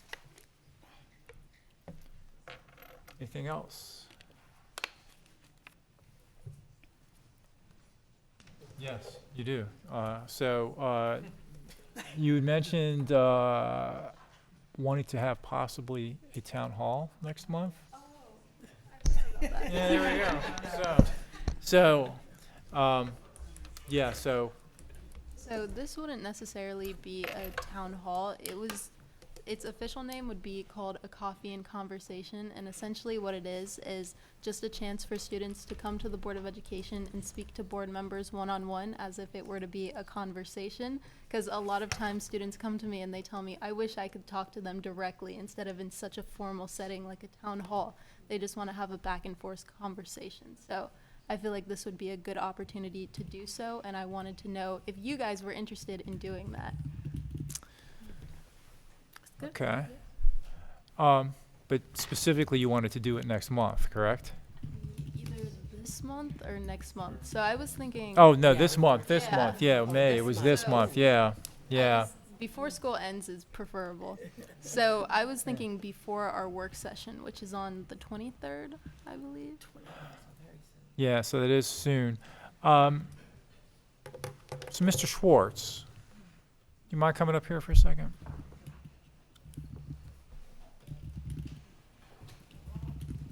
So how, would it be possible, could we negotiate if, we say we're downstairs in the staff development room and board members are separated, you know, all around the room, and, you know, we have students come one-on-one with the board member. Could we do that with, you know, with or without it being a public meeting? We could work on the arrangements for the board to do this. I don't want to say that it's outside the Open Meetings Act, but we can work on how that can be done without having any violations of law. Okay, so with that, is the board okay doing that at, you wanted to do it at 4 o'clock, I think you said? Yeah. So at 4 p.m.? When is that? The day of the work session? The day of the work session this month. So we would be here at 4 o'clock on Monday, the 22nd. Thank you.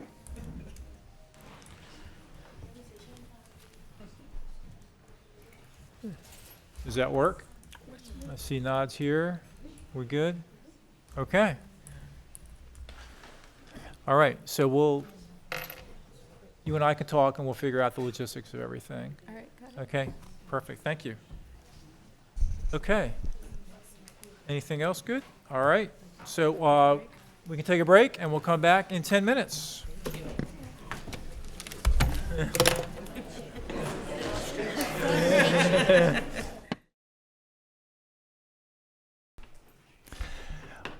Welcome back, everybody. We're going to continue now with our favorite part of the program, where we get to recognize some outstanding people in our school system, teachers, staff, and students. And we're going to start off with a very special principal. Dr. Jones, take it away, please.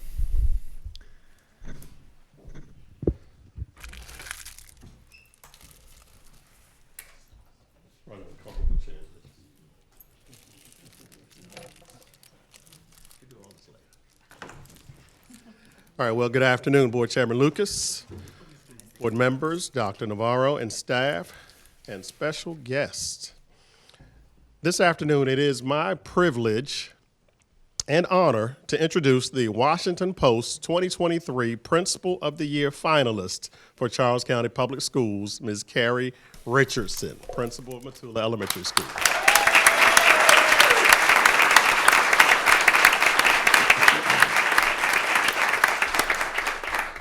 Ms. Richardson began her career as a kindergarten teacher at Dr. Samuel A. Mudd Elementary School in 1988.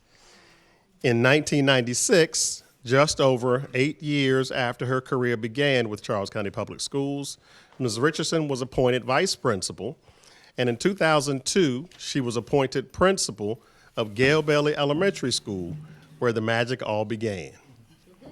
And some 11 years later, in 2013, her all-star talent was needed across town at Matula Elementary, where her miraculous work has continued for the past 10 years. And I'll tell you how I know personally that Ms. Richardson's talents are unlike anyone else's. Because back in 2002, and you may not remember this, I was a vice principal who was transferred over to J.C. Parks right at the same time Ms. Richardson was leaving to become principal. And Parks was the largest elementary school at that time with about 1,000 students. Diggs hadn't opened yet. Obviously a pretty busy place, but ran like a well-oiled machine, thanks in part to Ms. Richardson. And how quickly did I learn whose shoes I was filling when following her at Parks. As in no uncertain terms, I was advised that this was Ms. Richardson's office, and that whoever came in behind her had better well be ready to rise to the standard she had set. And that was from everybody there, from the staff, from the families, from the students, from the principal. I was like, geez, who is this Richardson lady, Wonder Woman? But nonetheless, Ms. Richardson taught me how to be an effective and efficient school administrator even before we really knew each other, through my having to pick up where she left off all those years ago.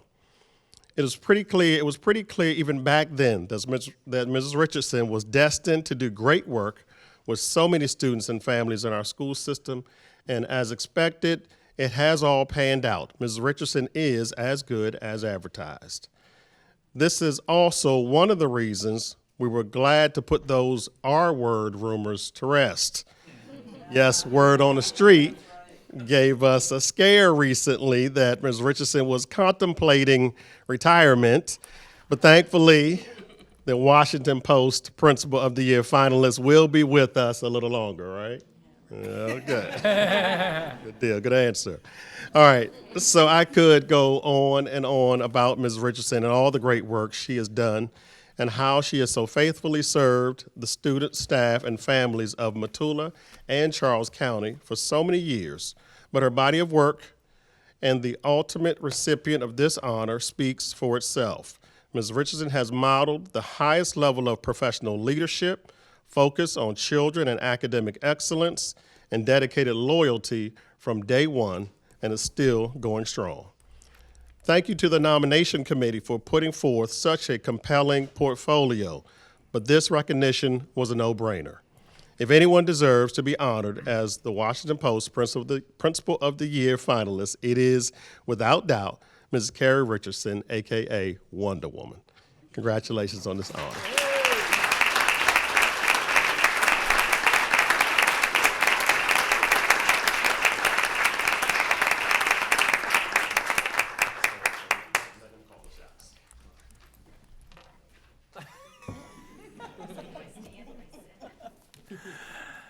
No, you're not going to sit. You have something you'd like to say? I do. Please. You can sit, you can stand, you can do whatever you'd like. Your moment. Good afternoon. Thank you to my colleagues, school community, and nominating committee for this recognition. It is truly an honor. In 1988, just a few days before I graduated from the University of Maryland, I attended a job fair and signed an open contract for a teaching position with Charles County Public Schools. All I wanted was to teach kindergarten in Waldorf, and I pestered poor Roy Yanish until he made it happen. I'm not really sure if there was actually a vacancy or if Roy just created a new position so that I would leave him alone. Whatever the case, it worked. Fast forward 35 years, and here I am. Along my journey, there have been celebrations and defeats, but I truly wouldn't have changed anything. I've been so fortunate to work with school leaders, colleagues, families, and students who have helped me to grow as a teacher and as an administrator. I am so appreciative of the opportunities and support that I've received working in Charles County Public Schools. The list of names would be endless to share and far exceed my allotted time to speak. So thank you to everyone who has been put on my life's career path. Standing by me throughout all of this has been my family. My mom and dad, Barbara and Paul. You made sure college education was a given, not a hope. I know my dad is smiling down on me right now, as he was a man who valued education and service to others. My children, Caitlin, Lauren, and Lee, thank you for understanding when school commitments caused me to be late to your activities. You three are truly my heart and my world. My sweet grandchildren, Tanner and Olivia, you have brought so much joy to my life, and I cherish every moment with you. my husband of almost 36 years, Lee. There is no value that can be placed on your understanding and unwavering support. From cutting out shapes when I was a young kindergarten teacher, which is no easy feat for a left-hander, to assembling and placing yard cards for Matula's 5th grade drive-through promotion, you have and continue to be my biggest cheerleader. I love all of you. Thank you again for this humbling recognition. It is truly an honor and a privilege to work for Charles County Public Schools.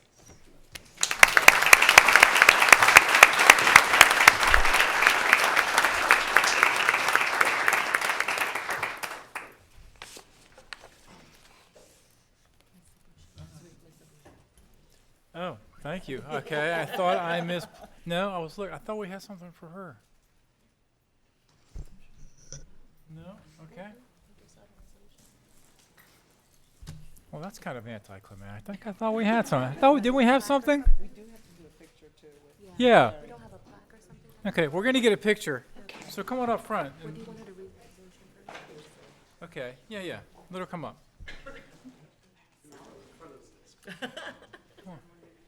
Yeah. You have to come up here and you have to look at them, and then we're going to read a resolution.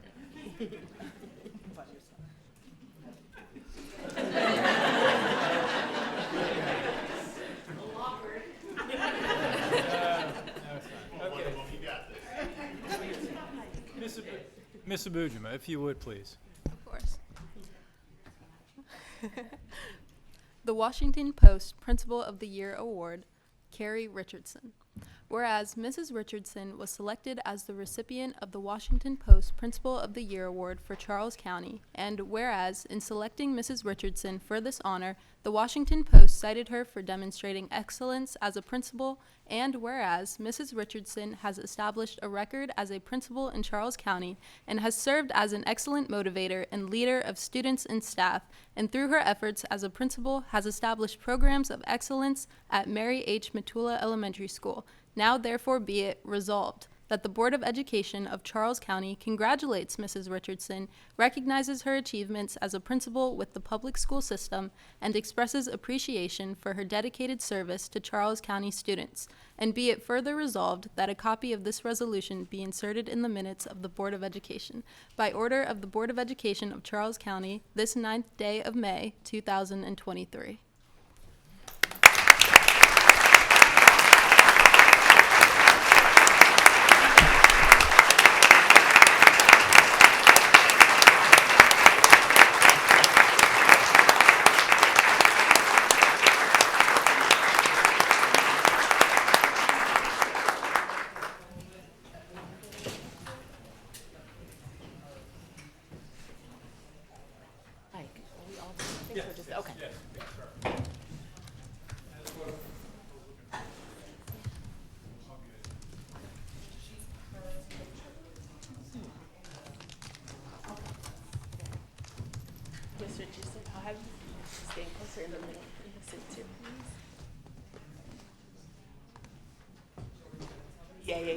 Yeah.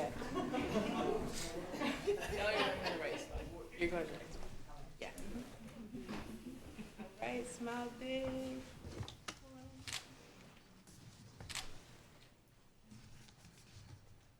We'll take one more.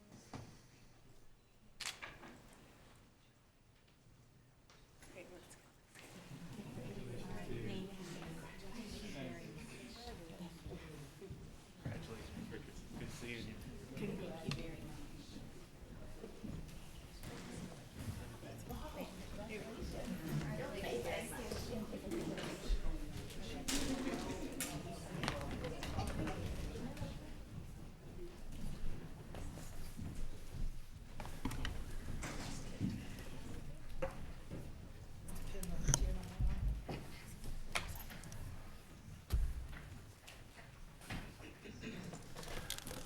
Okay, next, Miss Golden, are you still here?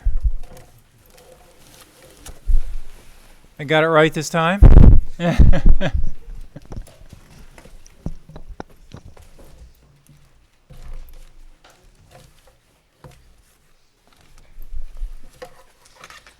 evening. My name is Veronica Golden. I am the Education Association of Charles County Vice President. and I am here with the honor of awarding the Ruth Ann Hall Champion Scholar Award to our resilient middle school students. The Ruth Ann Hall Champion Scholar Award was established by the Education Association as a memorial to Miss Ruth Ann Hall, a past president of the EACC. Miss Hall was an English language arts teacher in Charles County Public Schools for over 20 years and was a passionate advocate for children and public education. She was a recipient of the Agnes Meyer Washington Post Teacher of the Year Award. Ms. Hall was a dedicated educator and was respected and loved by her students. In memory, we have established this award for middle school students since her last assignment was at Matula Middle School. While serving as president of EACC, Mrs. Hall became the first president to be serving, I'm sorry, I lost my place. It's been a long day, please forgive me. Mrs. Hall became the first president to be full-time released in Charles County.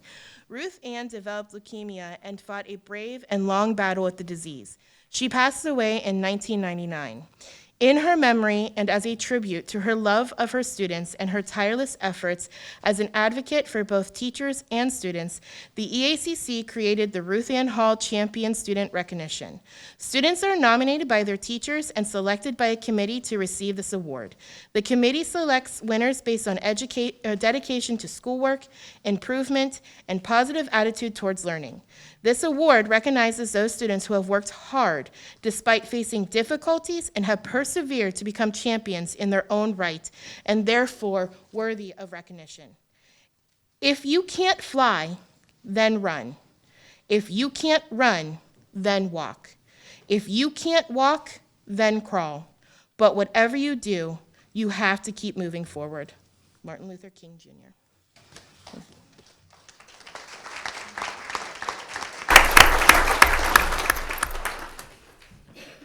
I will be reading out the list of names of recipients. First, we have Jacob Ammond. Head up that way. William Burke.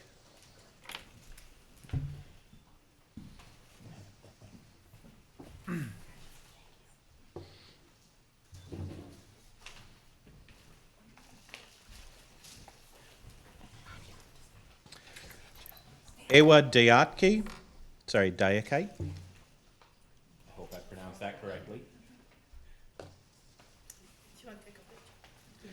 Francesca Fifi.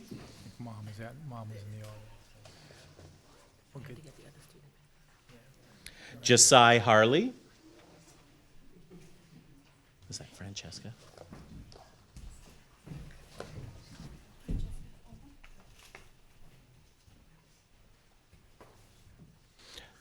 Sorry, that's Francesca. Sorry. That's this one. Jada Page.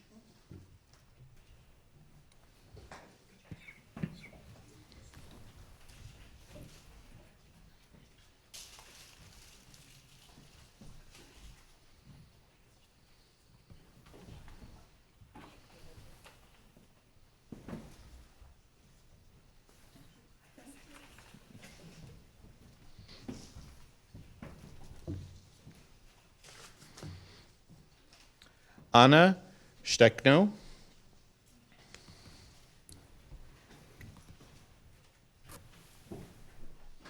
Did I get that right?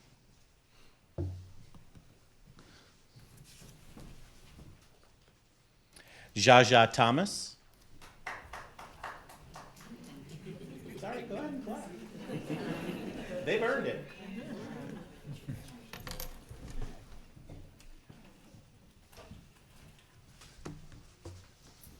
Jamani Tyson.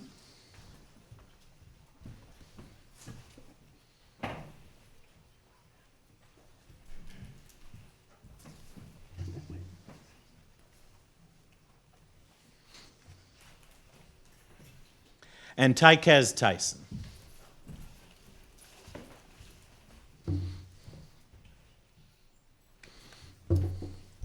And can we ask all the students to join us back up here? I'm so sorry, but we always have to take pictures. So if every student could come back up. I'm sorry. And please, a round of applause. Yes. And we'll get out of the way so we can take pictures.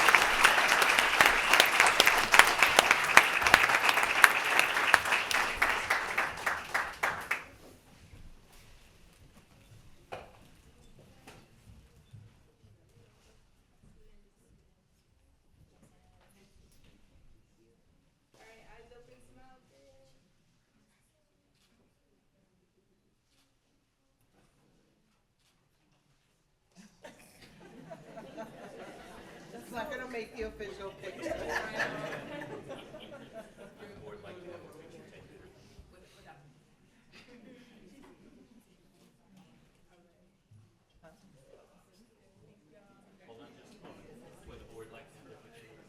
Sure, we can do that. Board member. Sorry, I've done this a few times. I always remember the board. Can board members join us? Oh, there you go. She's got me round.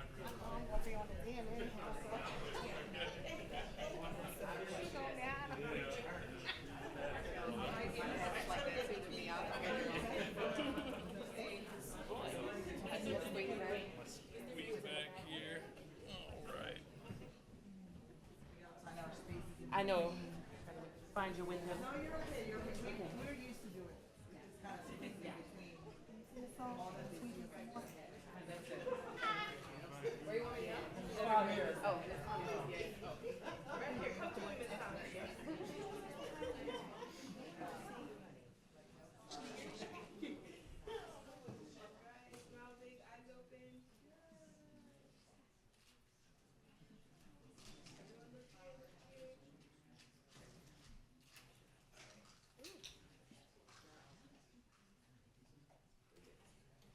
Congratulations.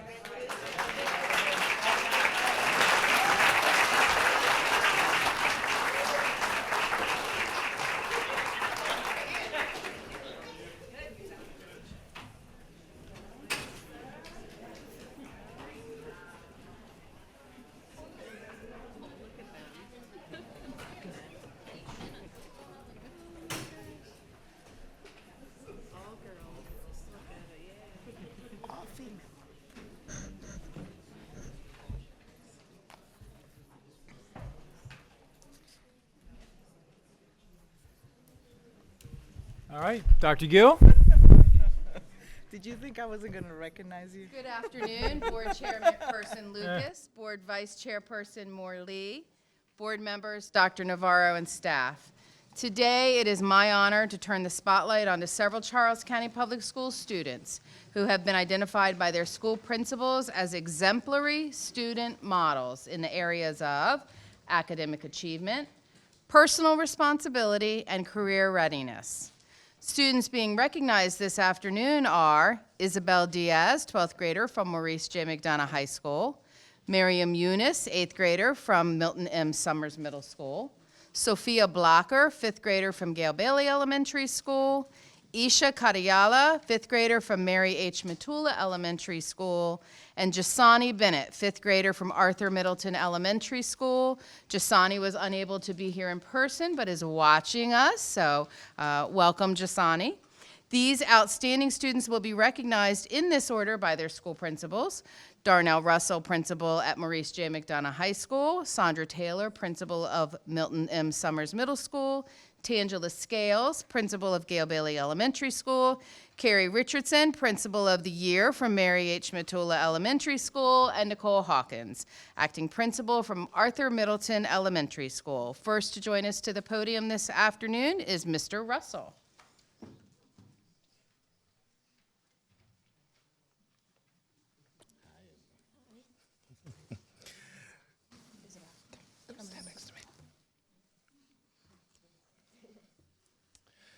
Good afternoon. My name is Darnell Russell, and I'm the principal of Maurice J. McDonough High School, and I am introducing Isabel Izzy Diaz, who was a 12th grader at Maurice J. McDonough High School, and she's being recognized in the area of academic achievement. Isabel has a 4.43 grade point average and is currently in the top 5% of her class. She is enrolled in the Curriculum for Agricultural Science Education, or CASE program, and on top of that, she has taken 7 advanced placement courses throughout her career. In school, Isabel is extremely involved in her extracurricular activities. She was a member of the mock trial team, a violist in the school orchestra, and a member of the crew in the drama club. Isabel is a member of Sheriff Berry's Student Advisory Committee, and she works on the school grounds to prepare us for our Green Schools application. Ms. Bryant, Isabel's case teacher, wrote, "Isabel is incredibly gifted at being a student and an activist for CASE. She is consistently positive and has a genuine love for learning." Her science teacher, Mr. Perillo, wrote, "Isabel is one of those students that has a thirst for knowledge. She is one of the kindest and most respectful people I've ever taught. Isabel is very confident and is evident when you're holding conversations with her by the way she carries herself and speaks so eloquently." Outside of school, Isabel is involved in competitive cheerleading, and she's a volunteer for the beautification projects at a local elementary school. For her CASE capstone project, Isabel is researching how glyphosate-based weed killers affect human health. We look forward to her research. After high school, Isabel plans to attend Cornell University and major in pre-dental biology and society. For all of these reasons, Isabel is more than worthy of being recognized in the area of academic achievement. Congratulations, Isabel.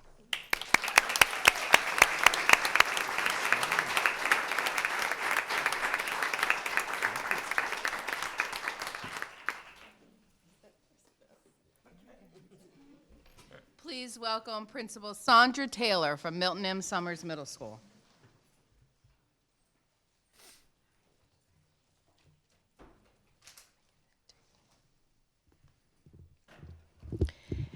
Miriam Eunice is an 8th grade student at Milton Summers Middle School and is being recognized in the area of personal responsibility. When it came time to select our outstanding student, Miriam seemed to be the top choice among the entire 8th grade team. One of her teachers described her as one of the most mature students she's ever had. Another teacher said she contributes in all of her classes in a positive manner, both individually and in groups. She consistently demonstrates an exemplary level of dependability, and her character routinely demonstrates honesty, responsibility, and fairness. When Miriam was asked what she thought contributed to her being such a responsible student, her response was that she keeps an agenda book to stay on track with all of her assignments. She also makes it a priority to complete all of her work before engaging in any of her favorite hobbies like drawing and crocheting. I know sharing that Miriam has maintained a 4.0 GPA throughout her middle school years and is a member of the National Junior Honor Society would be no surprise to any of us, and what we would expect when you hear someone with this type of work ethic and determination. Another one of her teachers expressed that she constantly pushes herself to achieve greatness, which is evidenced not only by her being dually enrolled in honors geometry and Algebra 1 this spring, but being accepted into the drafting and design CTE program at North Point High School next year. Responsible students take pride in being prepared, having a plan, and putting in the work to make their dreams come true. Miriam wants to attend the University of Maryland College Park and obtain a degree in architecture. Raise your hand if you think Miriam's wishes will come to pass. That's no brainer. Miriam, we nominated you for excelling in the area of personal responsibility, but actually you truly exemplify all the qualities of just being a model student. On behalf of every teacher you've ever had, I'm elated to recognize Miriam Eunice as Milton Summers' outstanding student.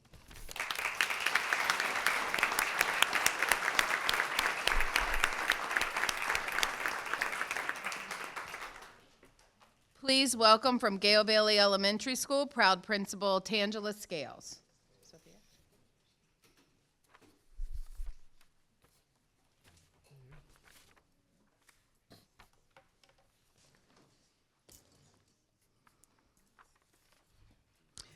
Good afternoon. I am Tangie Scales, principal of the best elementary school in Charles County, Gale-Bailey. I want to introduce you all to Sophia Blocker. She is a 5th grade student at Gale-Bailey and is being recognized in the area of career readiness. Although her father is allergic to pets, she wants to be a vet. So how do you prepare for a career like a veterinarian when you're not around animals? First, you participate positively in class. And as a leader in whole and small group settings, you demonstrate maturity above and beyond your peers. According to her teachers, Sophia is willing to adapt and overcome challenges, work steady, and ask questions and provide creative solutions in the classroom. Lastly, note that she is hardworking and prepared for class. These characteristics are all the things her teacher said are amazing about her. Still, whether Sophia is in class or on a softball field or playing the trumpet, Sophia prides herself in helping others, paying attention, and taking good notes. She also maintained the principal's honor roll all year. Sophia also is a roaring lion, always participating. Sophia is ready for the world. Congratulations.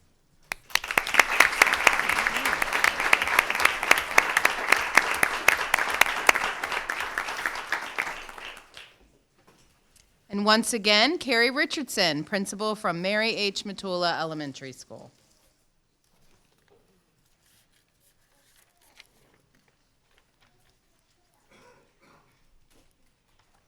Good afternoon again. I'm Carrie Richardson, Matula's principal.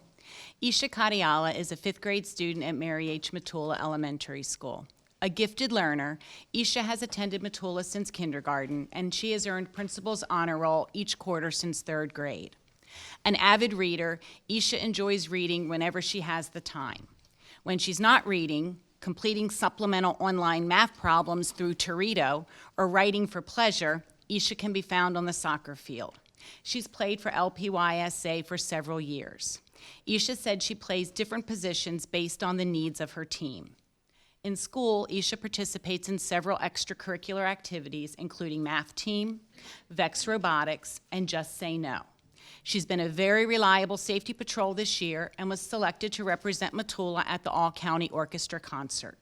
Mr. Murphy, Matula's orchestra teacher, noted that Isha attended not only the mandatory rehearsals, but several other optional rehearsals during her recess time and after school in order to be the best prepared she could be for the concert.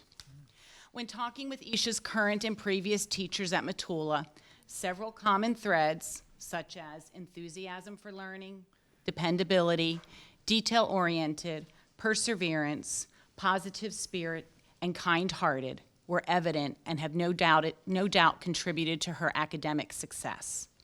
Although it is a few years in the future, Isha shared that she has aspirations to become a teacher or a doctor, specifically a pediatrician. With her commitment to her education, her genuine caring and thoughtful nature, and her varied interests, Isha will be successful in anything that she pursues. It is with great pleasure that the staff and students of Mary H. Matula recognize Isha Kadiala in the area of academic achievement.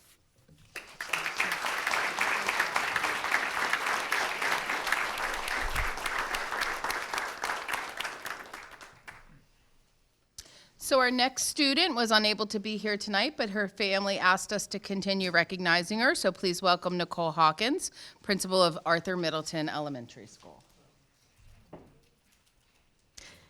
Good evening. I'm Nicole Hawkins, proud principal of Arthur Middleton's Owls. I'm here to recognize Jasani Bennett, whom you see here, as she is not with us today, but out of the country with her family. Arthur Middleton Elementary School is proud to present Ms. Jasani Bennett to be recognized in the area of academic achievement. Jasani is a 5th grade student who goes above and beyond every day to represent our school in a positive light.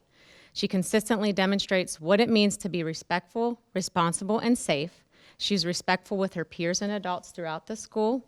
She participates in engaging higher-level discussions in small group activities, and she often provides out-of-the-box perspectives during whole group discussions. Jasani strives to make connections and dig deeper into the skills taught. She's responsible as she completes tasks in a timely manner. She asks questions for clarification, and she truly shows exactly what it means to be safe through setting the example and following the school rules consistently to ensure not only the safety of herself, but of her peers. Since her 3rd grade year, Jasani has earned principal's honor every quarter with a rigorous scholars course of study. In addition, her noteworthy grades, Jasani is also a very active student in Arthur Middleton. She's part of the 5th grade math team, all-county chorus, Stella's Girls, and outside of school, she is part of the Dynasty cheer team, and she spends a lot of her time teaching her baby brother how to speak. She's most known at AMES for her hard work and dedication to academics. Her classmates have shared the following about her. Jasani's a great student and friend. I enjoy doing partner work with her because she always gives her best efforts and is kind, helpful, and funny. Jasani is hardworking, independent, intelligent, and always stands up for herself and for what is right. She's not afraid to be herself, and she's the most amazing friend you can have. Jasani is a very responsible and kind person. She works hard all the time and cares for and supports all her classmates. She's an all-around amazing person. Her teachers admire her, too. Her math teacher, Miss White, shares Jasani as a pillar for academic excellence. She takes diligent, detailed notes and puts forth her best effort at all times in all her assignments. She pushes herself in her enrichment group and often challenges her own thinking and reasoning as well as that of others in her group. Her reading teacher, Miss Fox, shares Jasani actively pushes herself academically. She leads small group discussions in her enrichment reading group and is an active member in whole group discussions. She often provides out-of-the-box thinking, makes higher-level connections between plots and characters. Ladies and gentlemen, Arthur Middleton's representative for academic achievement, Ms. Jasani Bennett.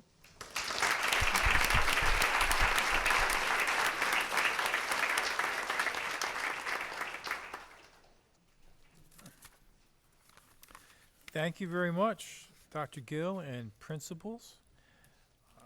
Once again, some fine students with us today. Isabel, how are you? Good, how are you? I'm well, thank you very much. So you are involved in quite a lot of things. So you like the CASE program, huh? I love it, yes. Mr. Hancock smiling when you say that. So yeah, and you're involved in mock trial and drama and on the Sheriff's Student Advisory Council.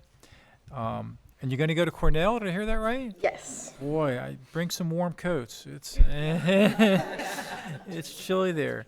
And what I heard several times is that you are confident and kind. And I'm sure you're going to do very well in your studies and in whatever you choose to do after you graduate. So congratulations. Thank you. Well done. Miriam, how are you? Good, thank you. Good. First thing that I wrote down is that your principal said that you're very mature and that you take, you're a model student.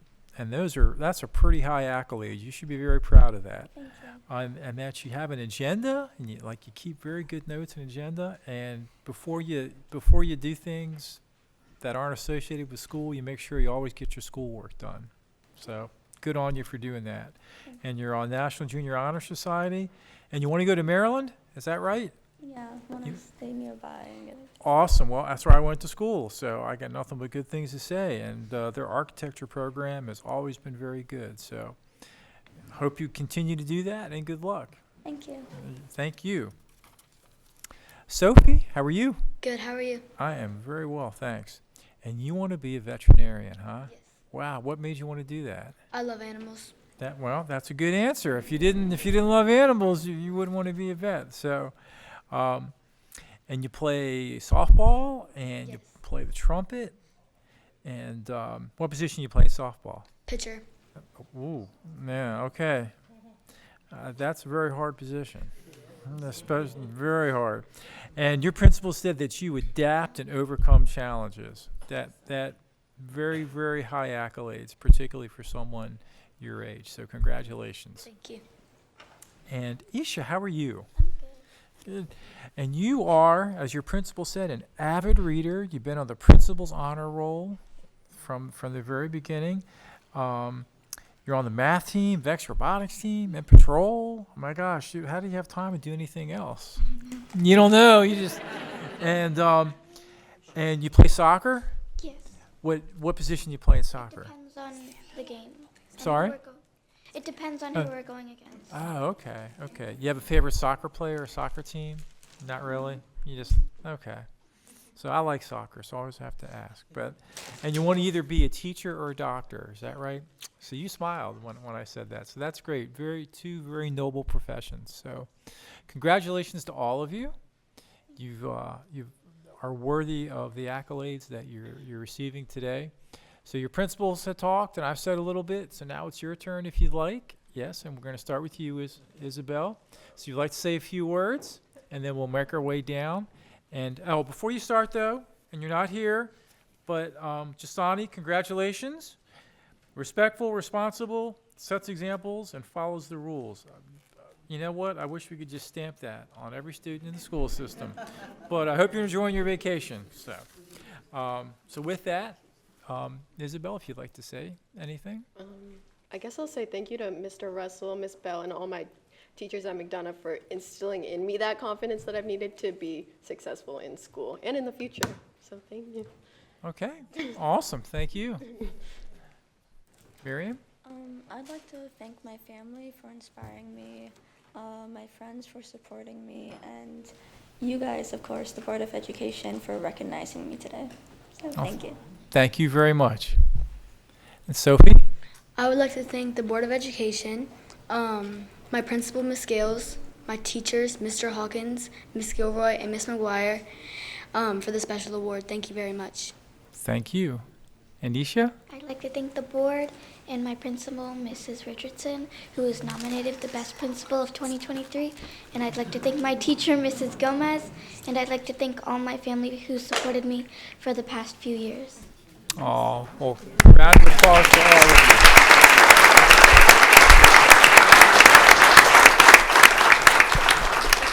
you. Okay, sit tight.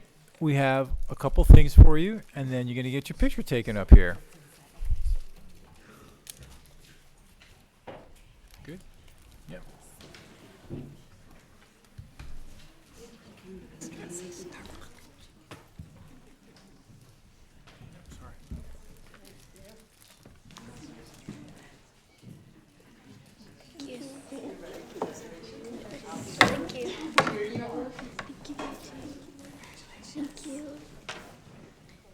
Thank you. We'll give you an open contract today. Nikki, somebody said they wanted to be a teacher, so we can always offer an open contract right now in fifth grade. Sophie. Thank you. Thank you.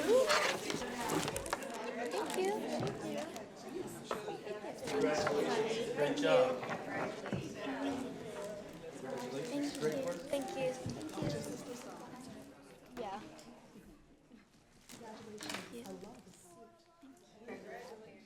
Thank you. Yeah. Thank you. Thank you.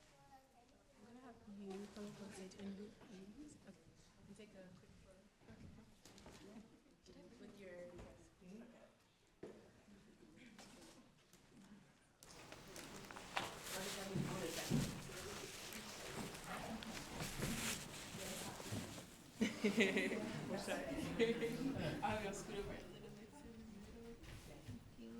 Smile big, eyes open.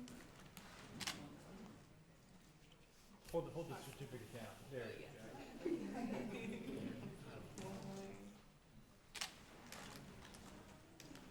Looks great.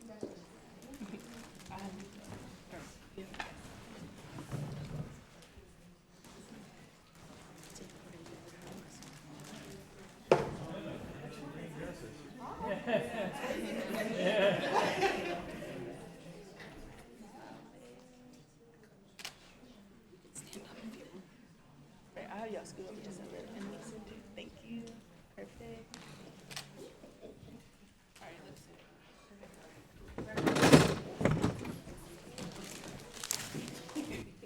You'll see that at graduation.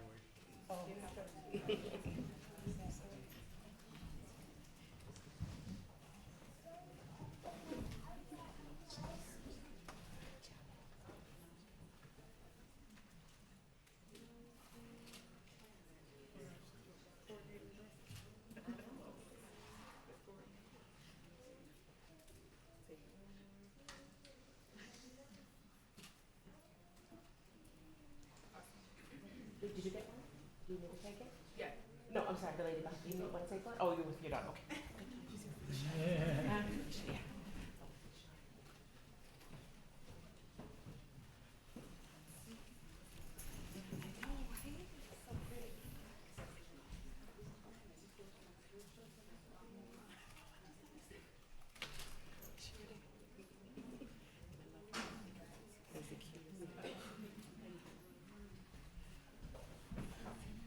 Now you all have to come back up.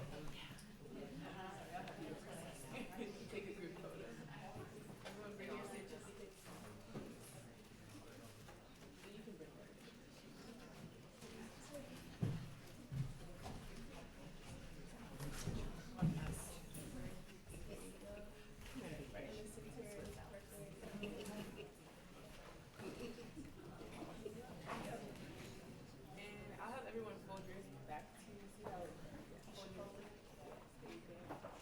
All right, and smile big. This is one.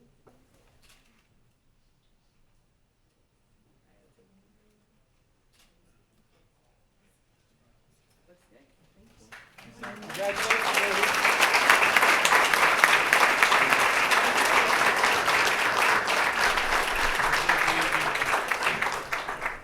Families, we will meet you in the lobby.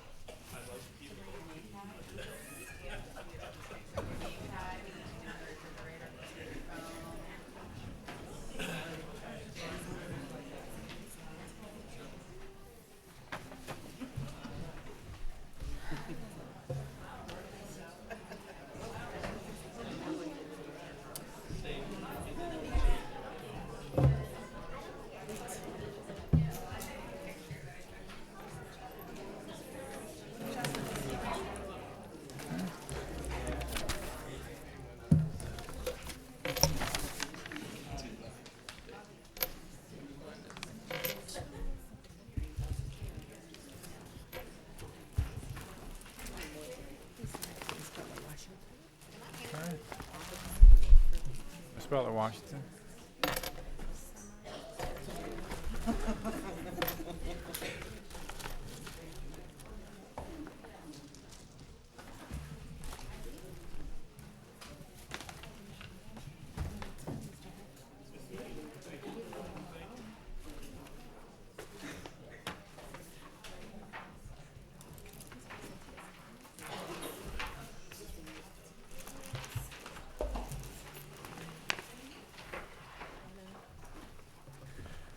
All righty, now we are ready to recognize some fine, outstanding employees of our school system. Please. Good evening, Chairperson Lucas, Superintendent Dr. Navarro, board members, executive staff, colleagues, friends, and family. My name is Ramona or Mona Di Benedetto. I am a human resource assistant out of Human Resources. First things first, Marvin stole my thunder. At this time, I would like to recognize Carrie Richardson, our Washington Post Principal of the Year finalist for CCPS. She is a wonderful, caring person, compassionate, I can't say enough about her, and principal. As a side note, Carrie was my son Antonio's kindergarten teacher. So congratulations, Carrie. It was wonderful that I had the opportunity to work with your staff with regard to your nomination. Thank you.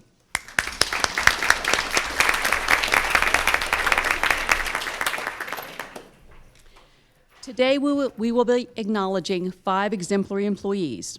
Our first recipient is Valerie Benton, a school counselor at Maurice J. McDonough High School, represented by Darnell Principal Darnell Lewis Russell.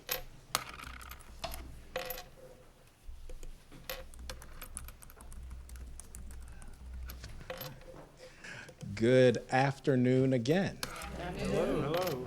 My name is Darnell Russell, and I am the principal of Maurice J. McDonough High School, and I am here to recognize Valerie Val Benton, who is our exemplary employee for the school year. Well, Miss Benton is not new to education. However, she has come through this pathway by way of another stellar career. Miss Benton, I'd like to highlight that Ms. Benton has spent 26 years active duty in the National Guard. She retired as a Command Chief Master Sergeant, and we thank her for her dedicated service. Well, fast forward some years. Ms. Benton has been in Charles County Public Schools as an employee for 10 years, 4 of which have been spent at Maurice J. McDonough High School as a professional school counselor. She is indeed professional, and she is dedicated to the students and the success of our school overall. Ms. Benton has a heart for children. She keeps it real. She is proactive and works to problem solve, always with a smile. Whenever I ask her to do something, it is always, I got it. We will take care of that. Trust me. And that trust has never been taken advantage of. By nature, counselors are the go-to individuals for students and families. Ms. Benton is that and even more for our staff. According to her colleague, Mr. Banks, Ms. Benton cares for all the students. She digs in and works for the students until the task is complete. In a nominations letter, Ms. Coates, principal secretary, wrote, "Ms. Benton is a great role model for me. Her advice and her expertise is valuable and important for my journey towards being a mentor to students." Mr. Harrison, pupil personnel worker, wrote, "Ms. Benton leads by example, never demanding more than she herself is willing to give. Her caring nature is evident in her interactions with students while adhering to her core principles of accountability. As my, or his, father would say, she is good people." Val Benton is no doubt good people, and everyone knows it. Ms. Benton is hardworking, dependable, and an advocate for what is right. For all these reasons, Ms. Benton is more than worthy of this exemplary employee recognition, and I say congratulations to you, Ms. Benton.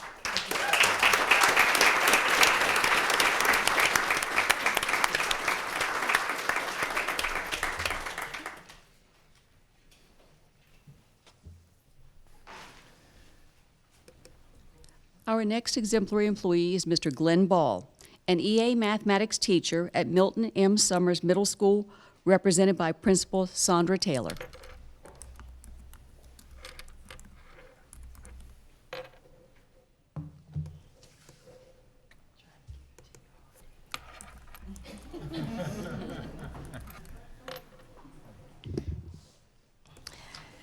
Good afternoon. Again, I'm Sandra Taylor, proud principal of Milton Summers Middle School, and I have the honor of presenting our exemplary employee. Mr. Glenn Ball teaches math in our EA regionalized program. Believe it or not, this is a second career for Mr. Ball, as he worked for Verizon for 32 years.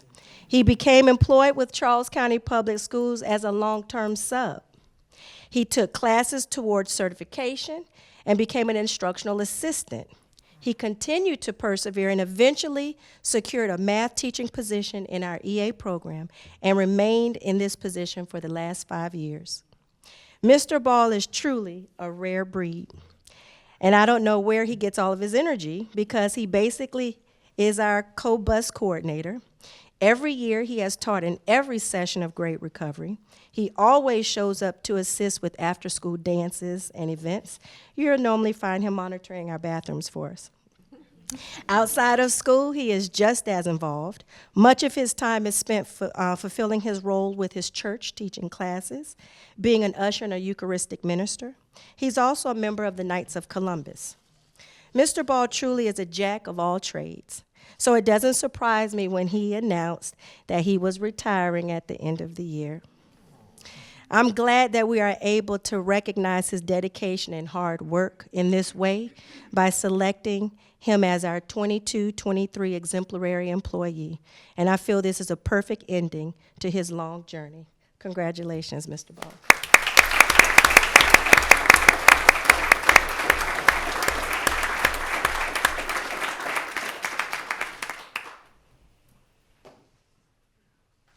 Our next exemplary employee is Pamela Brannon, or affectionately known as Pam Brannon, a second grade teacher from Gale-Bailey Elementary School, represented by Principal Tangela Scales.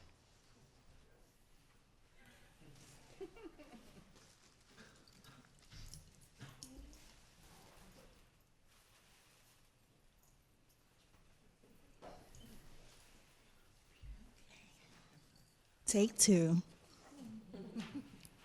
All right.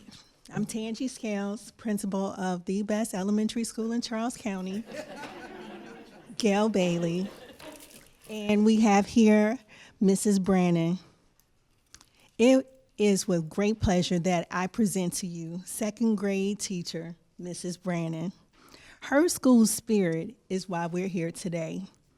Her school spirit plays an important role in the culture and climate at Gale-Bailey Elementary School. She has guided and mentored new and not so new teachers. Although retiring this year, she is still discovering and applying pressure and new knowledge. I want to acknowledge her for her tenacity, hard work, and dedication to the students and the Gale-Bailey community. Ms. Brannon is a natural leader, but loves to have fun. You can always catch Ms. Brannon enjoying teaching and learning and telling students and teammates what they should be doing. Her students tied this year for the greatest gains in iReady.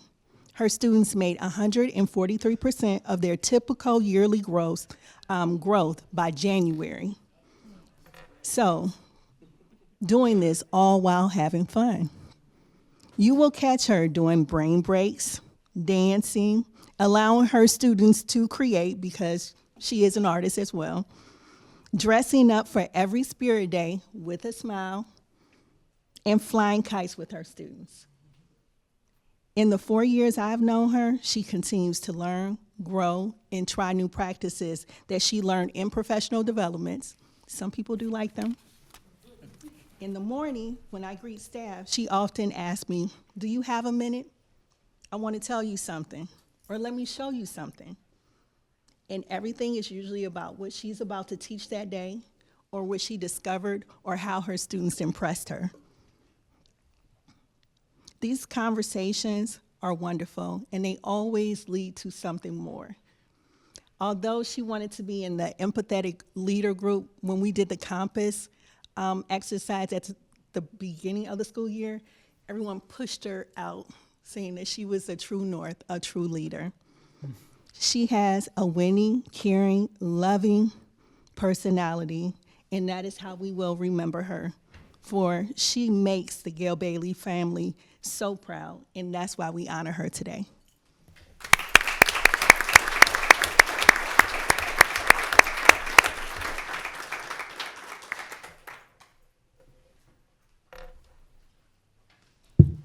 Our next exemplary employee is Jennifer Walsh, a speech-language pathologist from Mary H. Matula Elementary School, represented by Principal Carrie Richardson.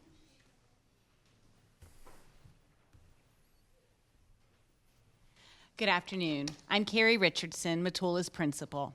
I've had the privilege of working directly with Jennifer Walsh twice in my tenure in Charles County. First as an assistant principal at J.C. Parks in 2001, and again as principal at Matula beginning in 2018. In both settings, Jennifer has worked tirelessly to support both students and staff. While they are always learning, the students will tell you they have fun when they are working with Miss Walsh. Second grade teacher Megan Richardson shared that Jennifer has such an easygoing and fun-loving demeanor that it is easy to see why the students enjoy working with her.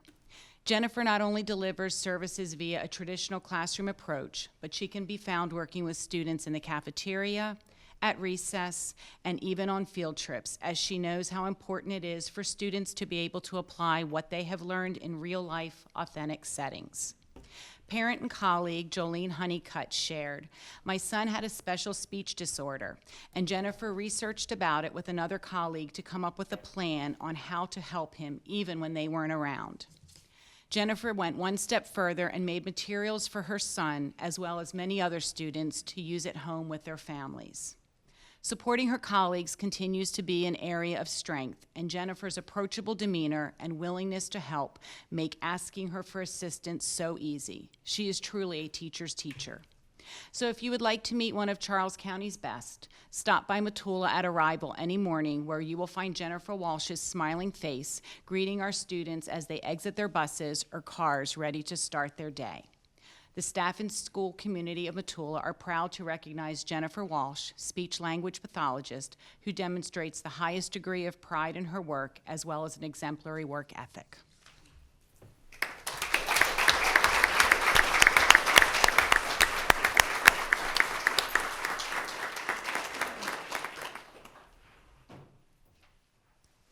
Our last exemplary employee is Ms.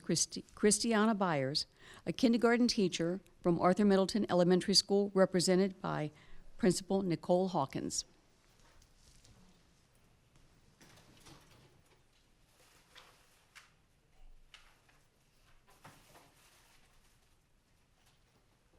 This evening, I present to you Miss Christiana Byers, or as we affectionately call her, Christy. In her 23 years of service to education, 5 of those are to Charles County. Christy has been a pre-kindergarten teacher, a kindergarten teacher, and a grade level chair. In her current role, she shares her passion for the overall development of her kindergarten students while also supporting her team and encouraging them to share in that passion. She helps us create an environment at Arthur Middleton in the primary wing that brings kindergarten to life through her acts of service to others and by coaching and modeling practices and strategies both inside and outside the classroom. A master teacher shares her knowledge with the broader learning, and as a master teacher, she goes above and beyond to ensure a positive learning experience is provided for the students and the staff that we serve.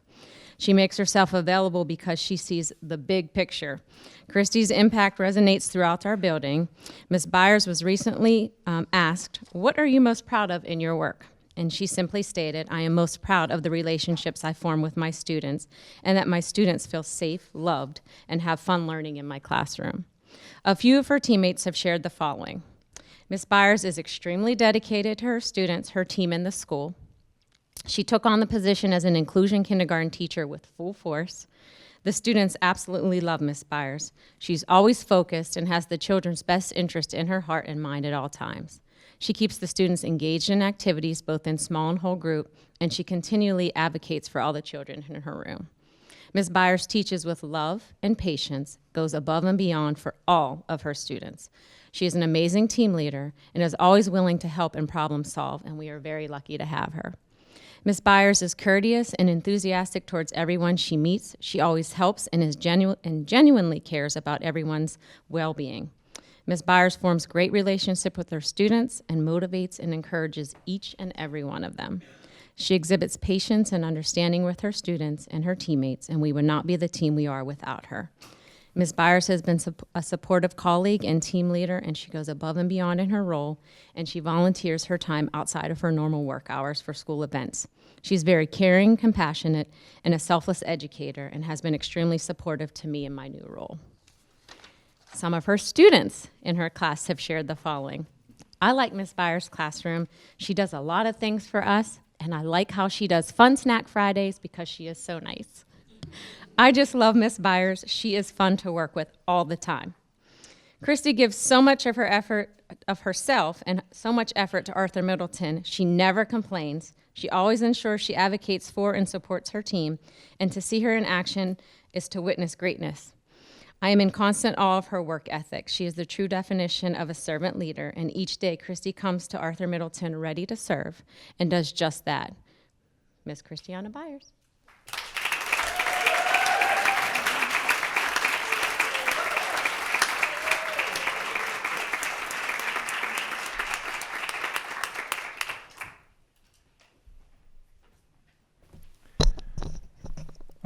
board, thank you all very much for choosing to work in Charles County Public Schools.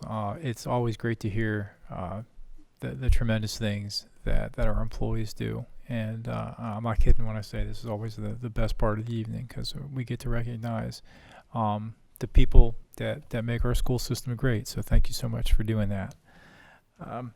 Ms. Benton, first of all, thanks for your service very much. And I wrote down here role model, because whenever someone gets that compliment, you need to identify it. And principals don't throw that word around lightly. So thank you for doing that, and you lead by example. And I like the fact that you hold people accountable. So appreciate everything you do, and more than ever, your job is so important. So thank you so much for doing that. Mr. Ball, how are you, sir? I'm fine, thank you. I tell you what, second career, talking about coming up through the ranks. I mean, start as a sub, then an IA, and then you get all your credentials to be a teacher, and to do that as a second career, God bless you, sir. That is truly awesome. Thank you. And you obviously got a good life outside of the school, and your principal said you do whatever it takes to get the job done. And I just want to say thank you. Enjoy retirement. You certainly earned it, sir. Thank you very much. Thank you. Ms. Brandon, how are you?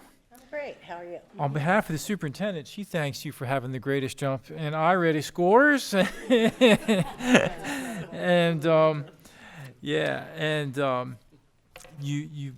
your principal said that you're always talking to her and sharing with her and with your colleagues about what they can do to help students, and that you're a true leader. And again, that's something you should be very proud of. So thank you very much, and congratulations. Thank you. Ms. Walsh, how are you? Okay. And easy to see. Your principal said you're easygoing, fun-loving demeanor, and you're out there smiling just as you are now, and you're approachable and willing to help others. And you got a great work ethic, and again, your job is so vitally important in the school system. How long have you been at Matula? No, sorry, was it Matula, right? Yes. Yeah. How long have you been there? 5th year at Matula, 23rd in the county. Wow. Thank you so much for your service. Appreciate that. And Miss Byers, who is a master teacher, and I kept hearing about students love you. Students love her. That's what I kept hearing when your principal said that. That's what your students say. You're always willing to help, and volunteering, like many of our staff, you volunteer your time to help after school. And I will be there for Fun Snack Friday, okay? So bring extra stuff. So thank you all so much. And now's the time if you'd like to share a few words. We'll start down here with Ms. Benton and work our way down. Okay, sure. First of all, it's an honor to sit before you all today. I'm here because I do work hard. I give myself that, but I happen to work at I've heard the word best several times. I work at the best high school in the county. Right? And there are several bests. I work for the best principal. I work for the best administrative team led by our counseling administrator, Ms. Sharif, and I happen to be a member of a great student services team, and I work with the best counselors you'd ever want to meet. And so I'm honored to be here today. I thank my team at McDonough. I'm here because I work with those great people, and I also would like to thank my family. My children were not able to be here. They're all grown up and working, hallelujah. And so that happens. And so I'd like to thank my husband, Tony, and my mother, who's back there, and then my coworker and friends who joined us today. Thank you. Thank you very much.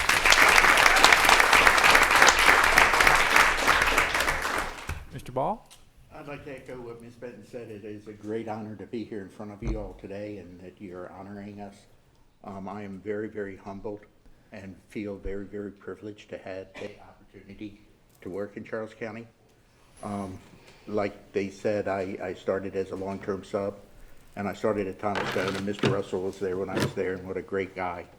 But I've always felt part of the family and welcomed, and like I was fulfilling a dream and doing something to help these students. I'd also like to thank my family, who's been behind me the whole way. I got my master's while working here. Thank you all for helping me to pay for that. And got certified. I wanted to share why I think it was so great to work in Charles County. Sometimes we don't think that we planted that seed, but back in January, I had a student in the 2019-2020 year who hated my guts. He tore my room apart several times, and in January, he called me. He had been on drugs. He had gone to Lackey and quit school. He had gotten off drugs. He had started working on his GED. He had gotten a job and was doing great, and he wanted to let me know that I had been a part of his life and part of helping that to happen. And that's the reward from teaching. So I'm just very grateful to have had the opportunity to work in Charles County. And like Ms. Benton said, I work in the best middle school in the county, best principal in the world. And thank you.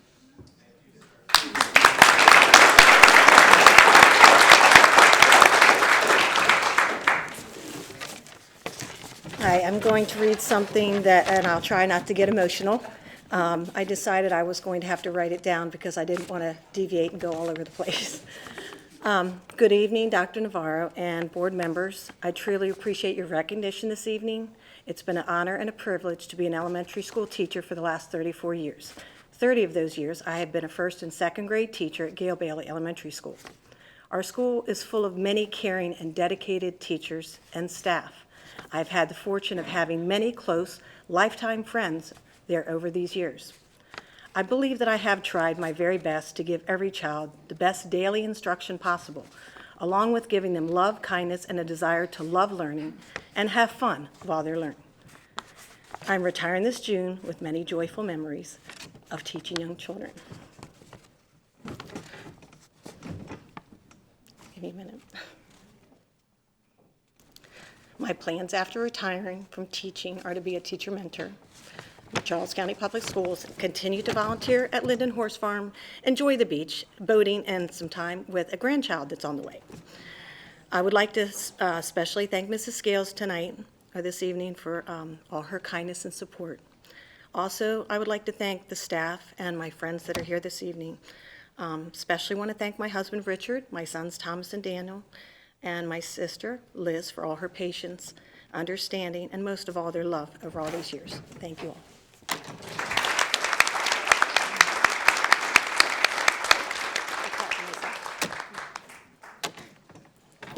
Okay, I also wrote something down. Dr. Navarro and board members, I'd first like to thank you for the opportunity to speak today. Again, this will be my 23rd year working in Charles County Public Schools as a speech-language pathologist. I couldn't be here today without the help of my family, friends, co-workers, and last but not least, my administrators. Being a speech pathologist in the school system is certainly unique. We're the only profession in the building in the area of expertise, so sometimes it can be difficult to know if we're doing the best course of action. So for this, I'm very grateful for our amazing group of fellow speech-language pathologists, our instructional specialist, Roxanne Burlack, our related services coordinator, Veronica Parsons, and our former team lead, Melanie Upright. The group of professionals work together seamlessly, making our jobs easier by providing feedbacks, collaborating on cases, providing ideas to better serve our students, and providing support. I've been given the opportunity to supervise now 2 graduate students from universities, and this in turn has assisted our school system to actually hire one of those individuals for next school year. And I'm not sure if you're aware, but it's very difficult to find speech-language pathologists.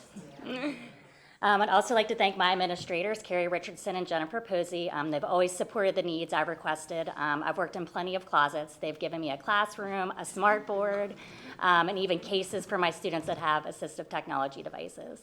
The teachers in my building welcomed me into their classrooms when I came to Matula 5 years ago. They worked with me to find times to service students that don't interfere with them missing instruction. They've embraced the response to intervention approach, and they collaborated with me to find the best solution to meet their students' needs. The parents of my students have also made a big impact on my time at Matula. The families over there are amazing. They're supportive. They communicate what they want for their students in a positive way and show appreciation of the work that I'm doing day in and day out with their children. Last but not least, I'd like to thank the special education team at Matula. Our IEP facilitator, Lisa Moppins, for a speech pathologist, they make or break your school year.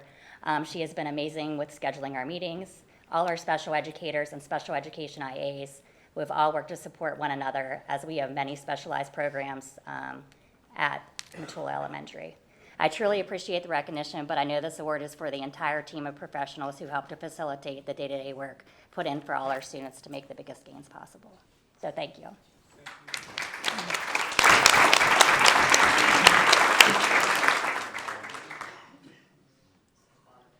Okay, I don't have anything prepared, so I might go all over the place. But thank you, board. Thank you, Dr. Navarro. Dr. Navarro, I'm looking forward to the changes coming to Middleton. Want to thank, first of all, my principal, Nicole Hawkins, and Vice Principal Pat Mooring for their never-ending support of our team and our needs and our concerns, and our whole school, of course. But I came to Charles County 5 years ago after teaching in Catholic schools for 18 years. I don't know why I waited so long. It's the best move I ever made. I feel fortunate to have landed at Middleton. I was in the, it just worked out the way it was supposed to, I feel. But mostly I want to thank my team, most of whom are back here. I couldn't do what I do without them doing what they do. So thank you.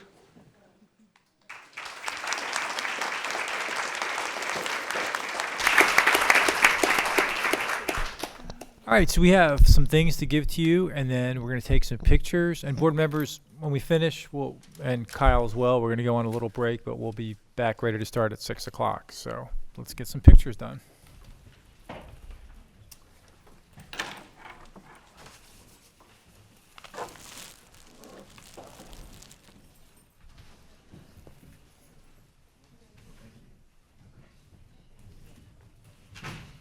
Thank you.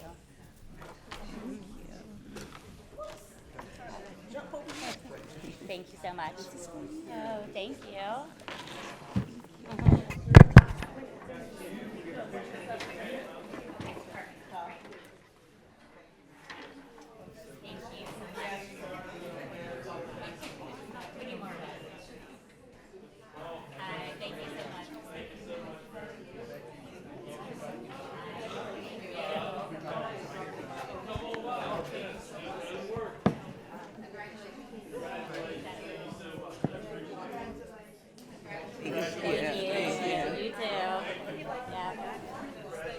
Thank you. Thank you so much.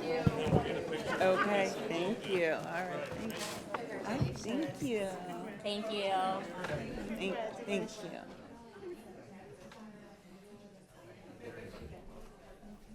Thank you. You know what, you're staying on campus, right? What hall you're in? Okay. Yeah, lucky you. All right. Yeah, full ride, right? Yeah, I saw. You didn't tell me. You said you was waiting. Yes.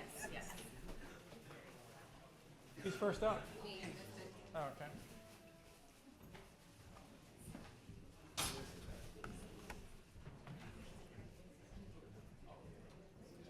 I have it. Got it.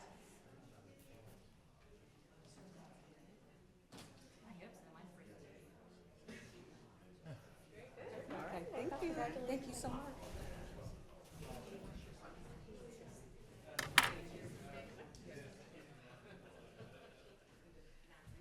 Congratulations. Thank you, sir. For yourself.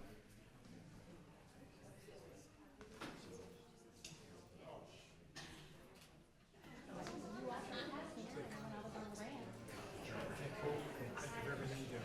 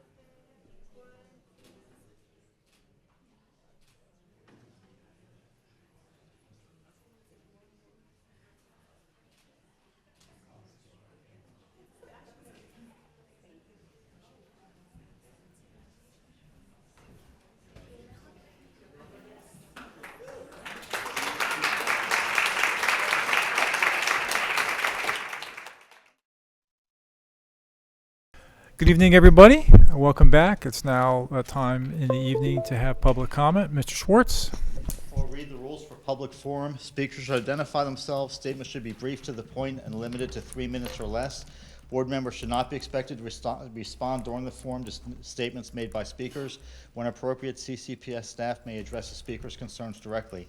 Statements should relate to Charles County Board of Education agenda items or any education-related topic with the following limitations. Personnel matters, pending or potential appeals, or the comments regarding the actions or statements of individual staff or the private lives of any individual are not appropriate topics. Proper language and decorum are required at all times. Our first speaker this evening is Carl Greeby. Don't start my three till I get up there.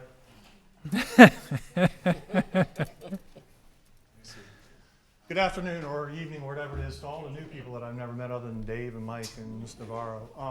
My name's Carl Greeby. My son's an 11th grader at North Point High School, and he rides the bus to North Point, or via commuting, and stops at Martin on the way home. And as of recently, he's not being allowed off the bus during the half-an-hour break that they have to sit there to get some air. He's as tall as me, and it's a little difficult for him being on that bus and cramped. I guess it was behavior of a few kids that is not allowing him to get off the bus because they couldn't trust those other kids. So we're now holding him accountable for other kids' behaviors and kind of teaching him the wrong thing. So I'm hoping, I talked to Mr. Tompkins, the director of transportation, and he assured me it would be corrected. My kid was sitting on the bus this afternoon, so I emailed back that there was no follow-through, and Mr. Tompkins assured me it would happen. When he copied everybody on the email, he kind of backtracked and said to everybody it was recommended that they get off the bus. To me, it's not a recommendation. It could get hot on there. There's no AC on this bus. So I want my kid let off the bus. I don't know who needs to tell these people at the school or whoever or wherever that my kid needs to be let off the bus if he wants to get off the bus to get some fresh air. There's no AC. That's all I'm asking. I just want people to be accountable. I do appreciate Mr. Tompkins and Ms. Navarro forwarding the email to him. I wish I included Mr. Heim earlier. That's all I have for tonight. I appreciate your time. Just go ahead and give these Farm Bureau people a bunch of stuff, and you can go home early if you let them have that day in 2025, and then you won't have to hear all that stuff. Thank you very much. Our next speaker is Glenn Belmore.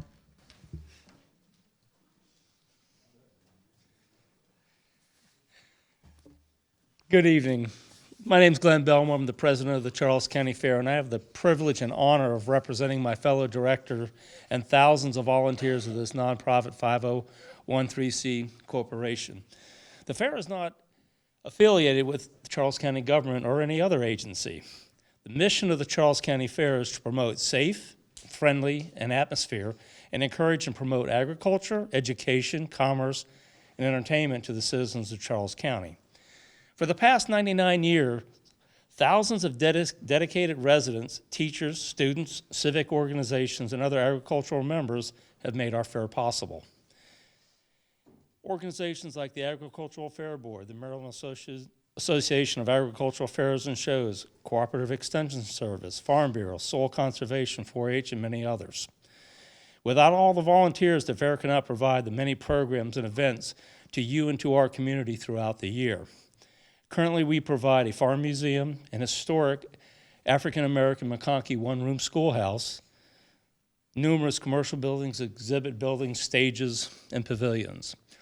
The fair continues to support public schools through various schools and groups by partnering with them to earn funds to promote school senior events, club programs, JROTC, summer programs, and much more. The fairgrounds is used for project graduation, the annual crab feast, and the school system's reunification site, and much more. During the fair, the school exhibit building is your students' showcase and the opportunities for staff to have interactions with over 50,000 patrons, students, and parents. Fair board members and volunteers include many Charles County Public School staff, including past elected officials from the Board of Education, teachers, and support staff. Many public school groups such as high school JROTCs, bands, theaters, choirs, sheriff's explorers posts, and clubs work and perform at the fair over the 4-day event. Numerous county groups such as dance companies, scouts, church groups, Melwood, special education groups, senior citizen groups, and local campers partner, work, and perform at the fair. Many of our livestock exhibitors are students, with the most being members of the FFA, or the Future Farmers of America, and 4-H, who transport their livestock and animals to the fair starting on Wednesday, prior to the fair opening. Most recently, the school system has reestablished the FFA in our high schools with a proliferation of middle school submissions. In all the southern Maryland counties, thousands of our county youth, being students, have for almost a century have had Friday Fair Day to participate and be a young, active community member at the fair. The fair opens its gates on Friday, admitting students free of charge, giving them an opportunity to absorb and experience the county's rich cultural history. Please give our students the opportunity to continue a full fair day to participate and provide community service for the betterment of Charles County. Next year marks our 100th anniversary. As we prepare for our centennial, 100 years of community service and education, we ask you to please consider adding a full fair day into the calendar options. Thank you. If you should have any questions, please feel free to contact me. And again, thank you for your consideration and all you do to support education in our community. Our next speaker is Douglas Paul.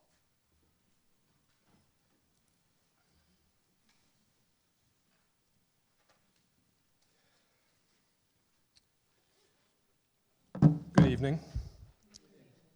The first time I came before this board in January after y'all were seated, I said I unequivocally want to eliminate racial bias from schools, and I think several of y'all agreed. I got some nods to that, right? Since that point, the behavior I've observed from most of you indicates you don't actually share that vision. The bulk of your equity task force is comprised of individuals who think they reside in the dark corners of the internet, that are comfortable saying, quote, that all white people are racist, there needs to be a white flight from Charles County, so this place looks more like Wakanda, end quote. That means currently, this body is endorsing and collaborating with individuals that openly push racial hatred. I still have to believe that that's out of alignment with the wonderfully diverse nature of the county we live in. Now you have a binary choice. Eliminate the task force and continue to advance equality that already exists, or leave the county with the message that you align more with those that push racial hatred more than you seek to protect the average child, teacher, and staff member in CCPS. If you choose the latter, you send the message that personal responsibility is no longer a thing. You've diluted consequences so far that they're almost non-existent. And I've told this board over and over again, your policies equal the pathway to the Parkland shooting, and it's likely that the 16-year-old who allegedly tried to murder somebody in the mall recently is a student under your purview. This body clings to, teaches, and endorses a false sense of victimhood based on abstraction, but you are creating victims like my daughter. You insist that you know better than us since you brag about actively hiding certain types of behavior from parents. Across the nation, we see more and more school leadership hiding violent acts from parents as well. There is still a lot we don't know about the apparent mall shooter, but I would encourage you to break from your pattern of hiding information from parents and cooperate with CCSO as they investigate. Even if the public can't have any information you might have to share, a generic statement of your cooperation would be helpful. And if you won't act on these requests, I'm still on the record making them. Thank you. Our next speaker is Charles Gardner, Sr.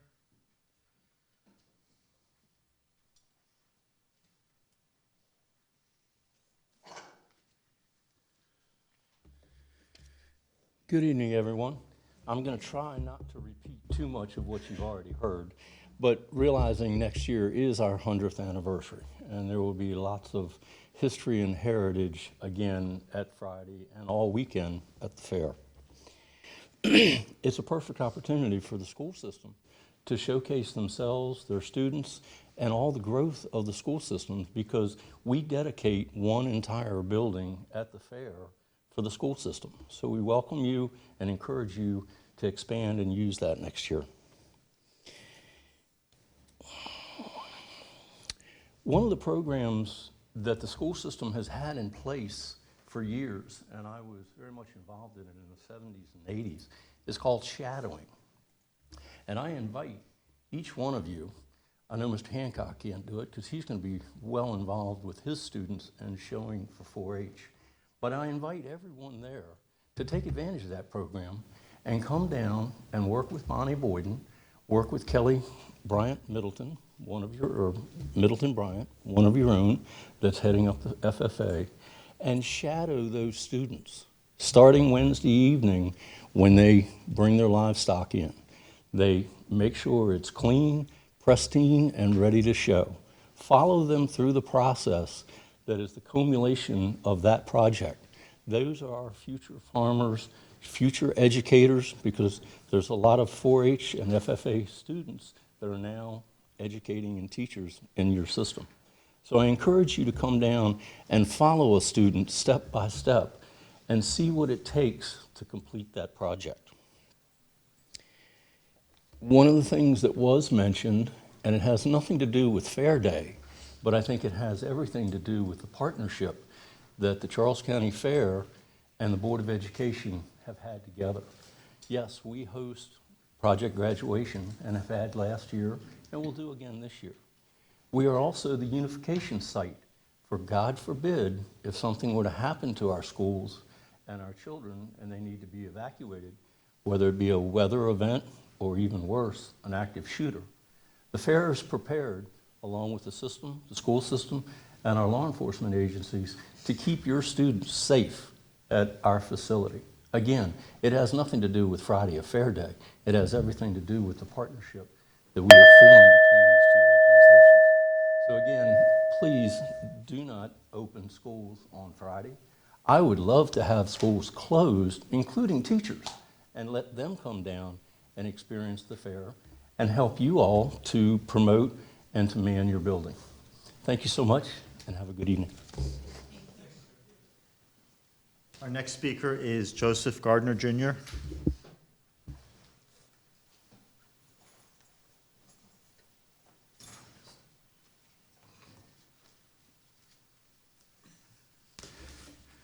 Good evening, everyone. Dr. Navarro, good to see you again.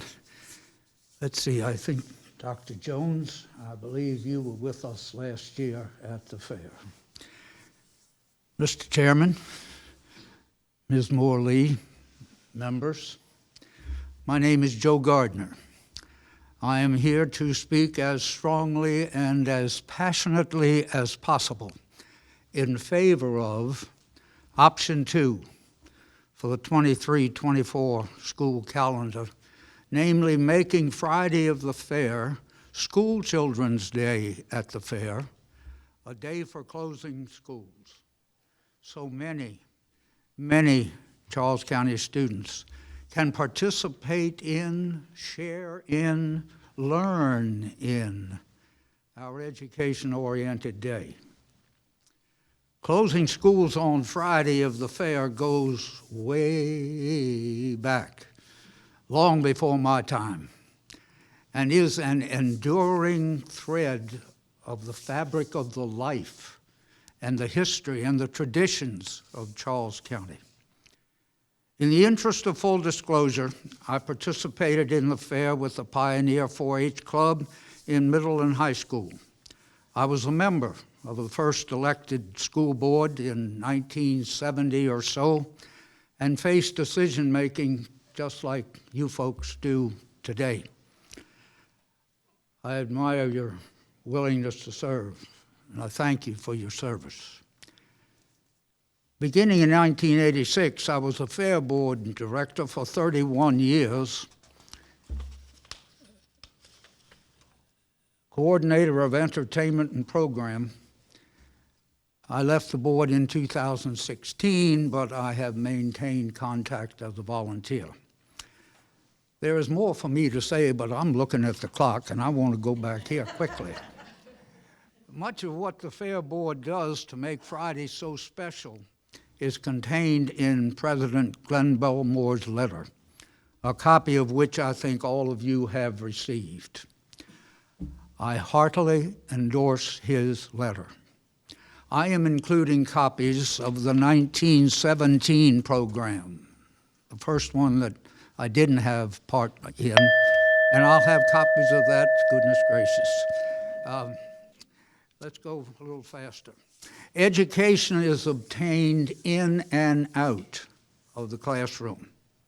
I present our school Children's Day at the fair as a one-day alternative classroom where nuggets of knowledge are obtained in small and tasty bites, forming lasting memories and expanding the children's education horizon.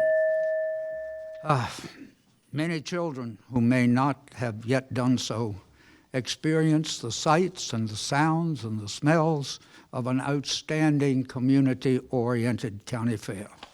I'll skip through a few there. You are hearing the recollections of an old man.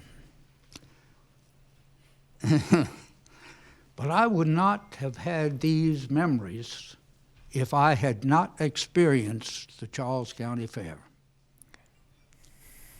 And I want the generations that follow me to have the same happy, pleasant, lasting memories that I do when they reach my age. You are the Board of Education.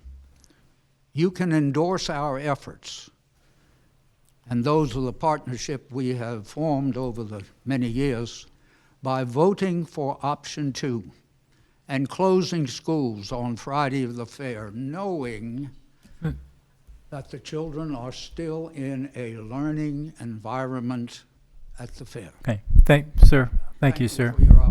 For this opportunity, on behalf of option 2, continued best wishes. God bless. Thank you, Mr. Gardner. Our next speaker is Pascal Small.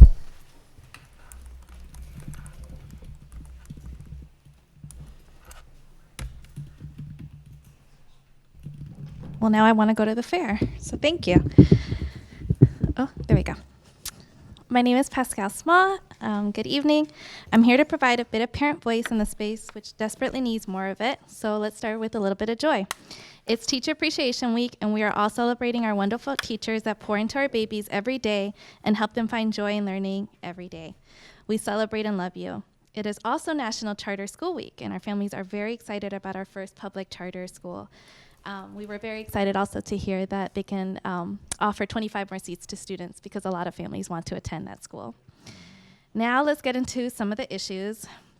The first one is we have a rodent infestation at a couple of schools in CCPS. And this may be new information to parents, but educators, students in our district has been well aware of this. Board Member Creamer, you also actually went to one of those schools just last month.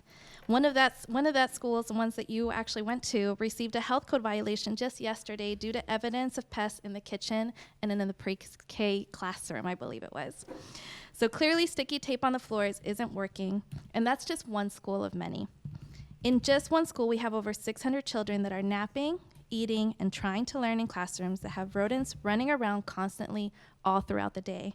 I can't imagine being in class and having a mouse just run across my teacher's shoe. All of our schools should be clean and free of anything that takes away from positive learning environments, and anything less is unacceptable. I heard Mr. Himes' portion of the board meeting today, and honestly, for some of the parents that are having this issue, it was a little insulting to think that we can get a magic wand and make it all go away. We know of many schools that have already put in request orders and are asking for help, but clearly what we're doing is putting sticky tape on the floor and trying to see if that makes it go away. The second is promotion ceremonies. Now, promotion ceremonies should have been part of the joy, and it definitely is, but I'm including this as an issue because unfortunately this year's planning and lack of communication to celebrate this huge milestone was a little disappointing. Dr. Navarro, I know that you said at the last meeting that you expected your principals to principal, but not every one of your school leaders answered that call, unfortunately. And this is why the Equity Task Force recommended consistent approaches to family and community engagement. Every school should definitely have the flexibility to meet the needs of their community, but to altogether not engage in community and to use this body as an scapegoat is unacceptable and ultimately negatively impacts our school communities. So we must do better for next year and bring families in meaningful and timely ways. I'll hurry it up. From our District 1 families, we are also hearing that we are concerned and that they are concerned in terms of the application process to make sure that we fill in that vacant seat for District 1. So we did see the statement coming out from the board, but I think we can do a little bit better. And I encourage us to look at the ways that we can involve District 1 families in that process, as well as not calling any parents that are reaching out special interest groups. I thank you for your time and have a great day. Speaker is Trudy Bedell.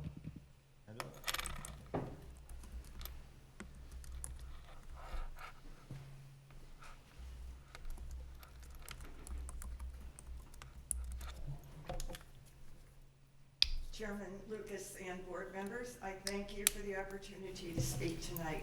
I am Trudy Bedell from La Plata, and I'm here to raise awareness of a situation that exists at La Plata High School. My grandson, who is a sophomore there, is consistently confounded by the fact that he cannot access the bathrooms. Sometimes this is because teachers say they don't have a pass, but why is that? Because smoking and fights in the bathroom. So, even worse, if he can get a pass, he frequently finds that the doors are locked. Which means that he has to run to another floor and another corner of the building to find an open door. Frequently, he can't find one. And if he does find one, he is then confronted with a smoke-filled bathroom because kids are openly vaping in the stalls.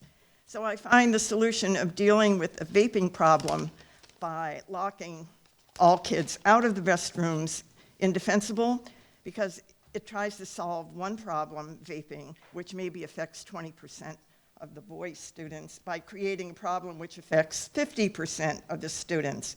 My grandson is an athlete, and he has decided that he can no longer comfortably hydrate during the day, which is concerning to me. I know that the 9th grade health curriculum emphasizes the dangers of vaping, and they are scary. I don't know what the board's vaping control policies are, if any, at present. I apologize, but I know I'm preaching to the choir, but the CDC website, I recommend to anyone not up to date on vaping, especially when students are using the Juul delivery system. And finally, I would like to suggest that if the board's policy continues to be expedient rather than organic, that sorry about that. Skip that one. That perhaps at least a few more $1,000s can be expended in purchasing a Halo vape sensor or Halo vape sensors to be placed in the bathrooms. I know Charles County is installing weapons sensors on the exterior of school buildings. And since gunshot detection is one of Halo's capabilities, perhaps there is a hybrid delivery system on the market which can combine weapons and vaping paraphernalia outside of the building, thus mooting the problem which I am bringing up this evening. Thank you.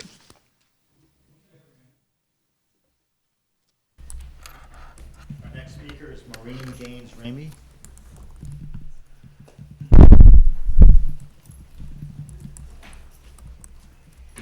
Good evening. I'd first like to start off by saying thank you for your service. I was born in La Plata and raised in Waldorf, and I'm back home now in my later years of teaching, so I appreciate everything you do. I know it's a big time commitment.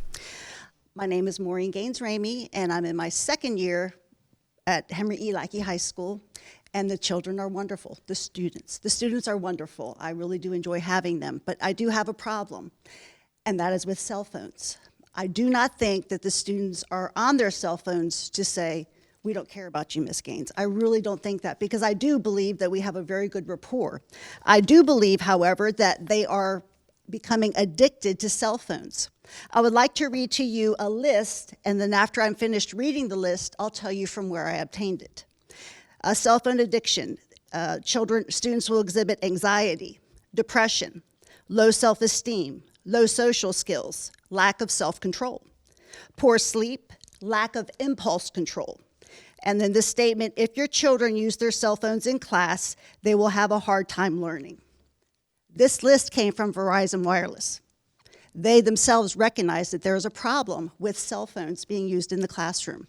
So once again, I will ask a student, put your cell phone away. So I'm not a math teacher, I'm an English teacher. So if I ask 4 or 5 students in one class period, that's quite a few times I'm saying, please put your cell phone away.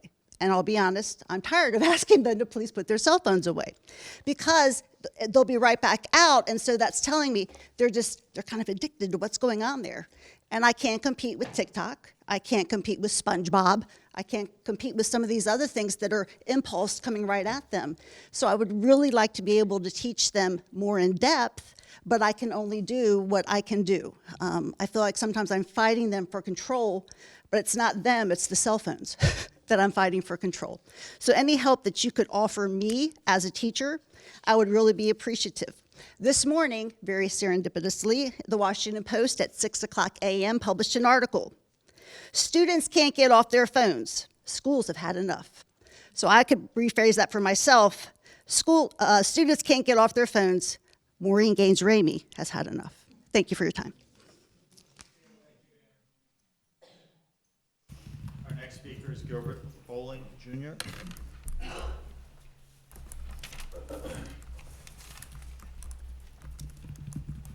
Mr. Chair, members of the board, thank you very much for giving Charles County Farm Bureau this opportunity to speak. I am the spokesperson for Stephen H. Walter, who you should have a copy of his letter of testimony, and he asked me to speak on his behalf this evening. A lot of the things that have been said, I'm not going to repeat, but the most important thing that I think that has been brought up is education, and education is repetitive. It's got to be repeated. And I think the fair is a great place for youth, especially as Charles County grows, for them to learn about these youth organizations, 4-H, FFA. You know what FFA stands for? Future Farmers of America. And we're not just talking about crops. We're talking about other types of alternative agricultural practices, greenhouse production, nursery, hydroponics, et cetera, et cetera, et cetera. Charles County Farm Bureau is in favor of option 2, which says opening the fair August 19th and for 2025 and beyond. And Mr. Gardner brought up the point that's in the letter from Mr. Walter about Friday being designated as Education Day, not only for the teachers, but for the students, the parents, youth, so they can know what all the youth organizations in the county are available for them to choose from to give them time to constructively develop the skills that they need as they move on into their life. And I am not going to repeat, like I said before, the things that have already been said. And one of the most important things I've learned throughout my career, because I am a farmer myself, and I've got my degree in agriculture agronomy. One of the things that I have learned, I work for USDA, the Maryland Department of Ag, and I work for the Charles County government. Change is great, but make sure that change is for the betterment of the people that it's going to benefit. I thank you very much for your time. I hope everyone has a safe trip home. Thank you, sir. Our next speaker is Melissa Carpenter.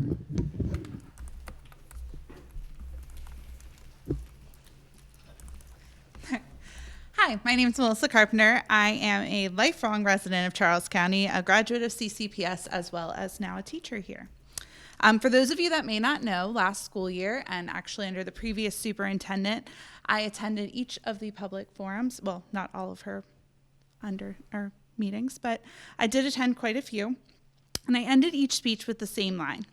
I hope that this starts the conversation with teachers and all of the educators in the school building and not about us. Dr. Navarro, thank you. This year, I've seen more educator voices actively participating in the conversations in rooms where decisions are being made. That is not to say that our school system is perfect. You've heard a couple things that we got to work on here tonight, but I do see a shift. and it is going to help.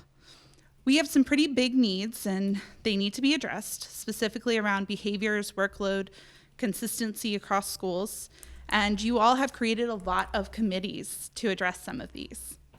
I ask you to take the time this summer to organize the opportunities for involvement. I understand a lot of the committees unfold naturally as the year does, but as you will soon find, August quickly turns into May. I ask that you take the time this summer to plan ahead and think of what work might need to take place. Not solidify names, but plan when this involvement is going to happen and when it might be released. I would also like to ask for a more consistent way of signing up. I have seen the social media posts and the newsletter links, but colleagues who avoid social media or are overwhelmed with all of the emails aren't seeing them until after decisions are being made. Maybe one location on the CCPS website that everyone can go to, including our community, to apply to be on these committees can help streamline this process, and thinking ahead to get this info out earlier might help us get a more diverse group of voices in the room.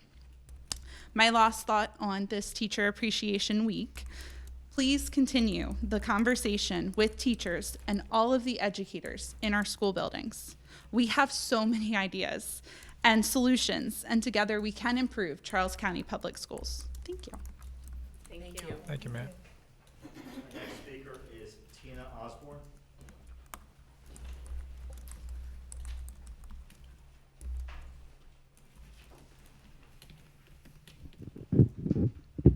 Good evening. Good evening.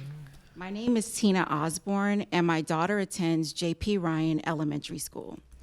I have reached out to Dr. Jones, Mr. Louds, and Dr. Navarro about my concerns with no response. So I am now taking the time to reach out to the school board in hopes that you will show that you care about my daughter and her experience as a student at J.P. Ryan. This school year, my daughter has had 1 substitute and 4 teachers. When the substitute quit, Mrs. Barnett made an excellent decision by having the reading and math coaches step in as teachers. Unfortunately, for my daughter, a few months later, they were both replaced with the current math teacher. This year, my daughter has experienced the following from her math teacher: refusal to help with classwork, becoming angry when she does not understand a specific concept or skill, calling the class liars, telling the entire class they need therapy, snatching objects and paper out of the students' hands, constantly yelling and arguing with students, which makes it hard to learn. And as if that wasn't enough, telling my child with dyslexia that also has an IEP, "I don't know why you don't get it, because it's so easy. I get it just like that." Well, when you have a learning difference, you don't always understand certain concepts and skills just like that. This teacher has also been unprofessional towards myself and the current principal. She told my daughter several times that she doesn't like Mrs. Barnett, and if Mrs. Barnett leaves the school, she will continue to teach at J.P. Ryan. Her comments deeply affected my daughter and made her extremely sad. Students should never be aware of a contentious relationship that may exist between teachers and administrators. My daughter's job is to go to school and learn, not take on the battles between adults, which is why I am here to be the advocate she needs. I am concerned with the unprofessional behavior of my child's teacher, but even more so concerned by the lack of response by senior leadership within Charles County to address various matters within the school. Looking the part of a leader is one thing. Being an effective leader that believes in community, respect of students, and parents is a different path altogether. And it is my hope that I get some type of resolve through my district board members, Daughtery Butler Washington and Nicole Kramer. Thank you. Thank you. Our next speaker is Marla Posey Moss.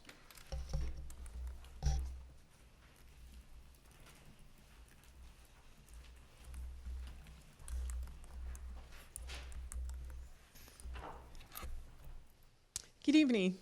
Evening. I'm Marla Posey Moss, the president of Free State PTA. the official state PTA Congress representing National PTA here in Maryland. I appreciate your welcome, President or Chair Lucas, and Superintendent Dr. Navarro, and the remaining Board of Education members here. I just visit with you all today to associate a face with the new Free State PTA Congress and enlighten you on the state PTA perspective. More specifically, the Free State PTA legislative agenda and the Free State PTA convention that's coming up this July. First, I would like to share with you what distinguishes PTA from other parent groups, especially since all PTAs are nonprofits and are membership-based advocacy associations. As the largest child advocacy association in Maryland with over 60,000 members, the Free State PTA values collaboration, commitment, diversity, respect, and accountability.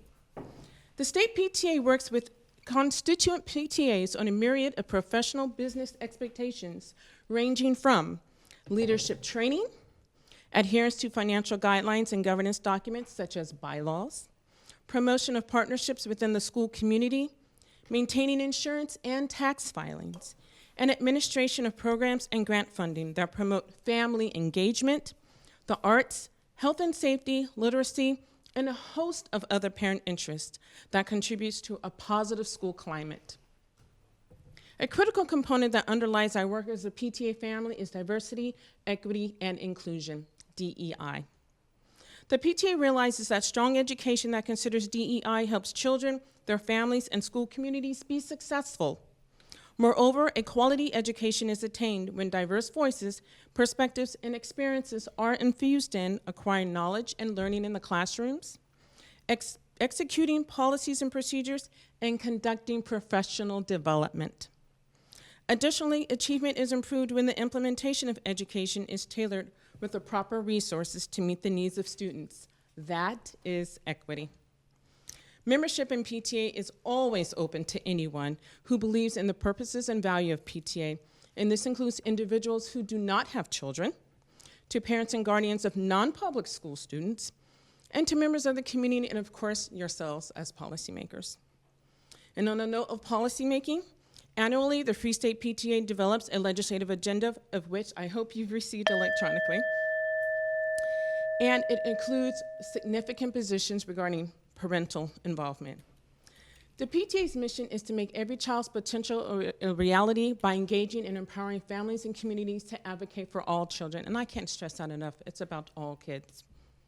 Some of the bills I want to let you know that we supported during this past legislative session is House Bill 185, Non-Public Schools and Child Care Providers on Corporal Punishment Prohibition. I know I'm out of time, but I want to say thank you for your support of public schools, particularly here in Charles County. Thank you, ma'am. That was our last in-person speaker. I believe we have some virtual speakers.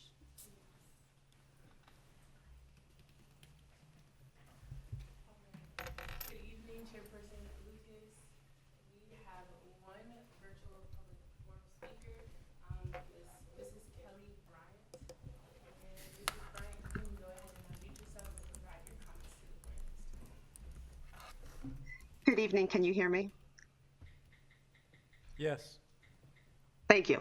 Good evening, board members, Dr. Navarro, and CCPS staff and guests. First, I'd like to extend a happy Teacher Appreciation Week to all of our teachers in the audience. Your commitment and perseverance is commendable, and I absolutely love learning and teaching next to you all each and every day. I come to you all this evening in 3 different capacities.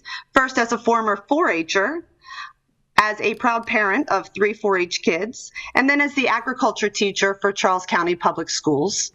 My name is Kelly Bryant, and I am a proud teacher at Maurice J. McDonough High School. I teach the CASE CTE pathway. CASE stands for Curriculum for Agricultural Science Education. This is the 4th year of the program, and it has grown each and every year. And just to give you an idea, we have 66 applicants for next school year. As a former 4-H student and Charles County Public School System graduate, I can tell you firsthand the impact the Charles County Fair had on me each year. As a 10-year-old, I began raising broilers, which if you're not sure what that is, that's chickens, and sheep, which I proudly showed at our local fair each year. I completed a record book along with this, which it was my responsibility to track the feed cost, vet bills, and any additional incidentals like new show halters, feed containers, medication. It takes hard work, dedication, and a serious understanding of math to ensure my records demonstrated an understanding of my expenditures versus my income.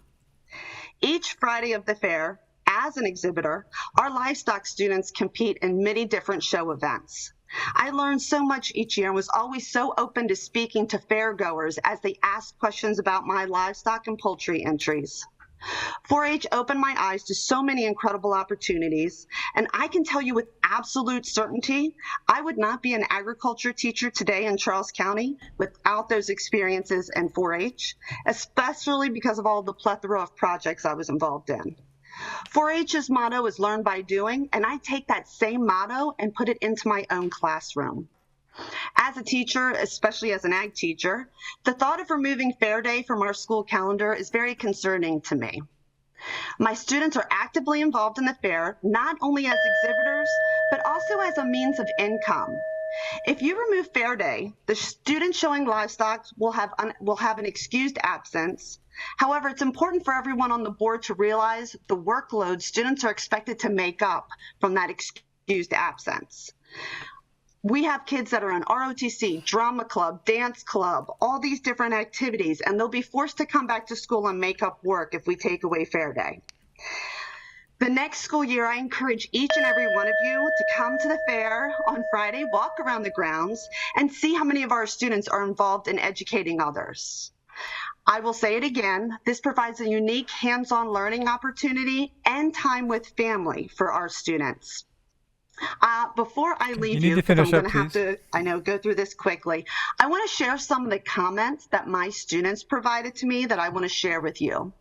Here are 4 of my juniors. River Pageant said, having Fair Day allows me to make money, which helps my future in the business area I enjoy. If I don't work, I not only lose money, but I also lose valuable time to learn on the job, which will help with my future career. Elliot McKay said, please don't take away Fair Day because it's a nice day to go to the fair with my family. Hannah Ledensky said, it's a fun place to socialize and I like seeing all the animals and shows.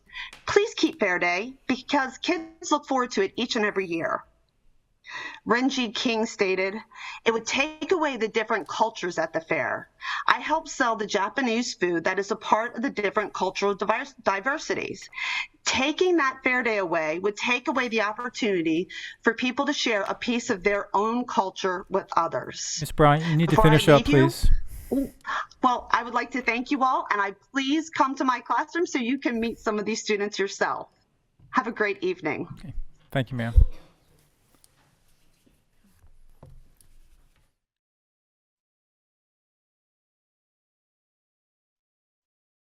If you haven't already, you can provide a copy of your written testimony to staff, and if appropriate, staff will follow up with you.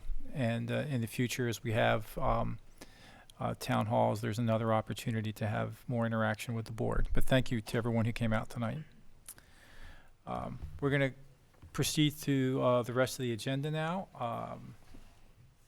Next up is correspondence from board members.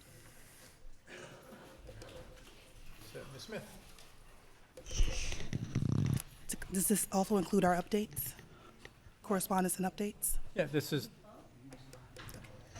Just wanted to be sure I was at the right part of the agenda. So one, I'd like to echo the sentiments already shared in terms of Happy Teacher Appreciation Week.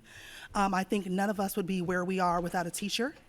So love this week when it comes up. Encourage all of my board members to, if you have children in the school system, please send a note of appreciation to your teachers, your kids' teachers, whether it's a child, a grandchild, a great-grandchild, but just sending them a note of thanks and appreciation.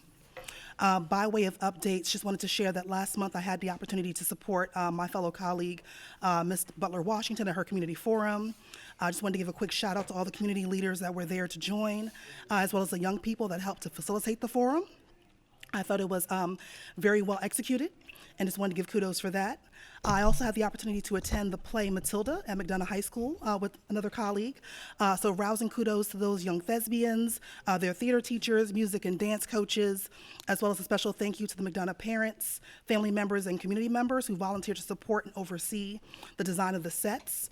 The things that we can do as a community together are just amazing when we all come together to invest in schools. It's just wonderful to see sort of it take place. I want to send a special thank you to Mr. D'Ambrosio from Stedham Educational Center, who provided myself, as well as other board colleagues, the opportunity to tour the campus and view the CTE programs and offerings, from barbering to automotive to physical rehabilitation.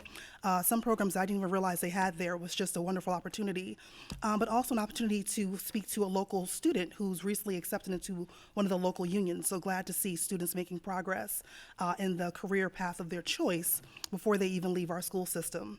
Also had the opportunity to meet with Principal Capel and tour North Point High School and see the various academic as well as CTE opportunities that are provided to students there as well, from cosmetology to welding, culinary to construction.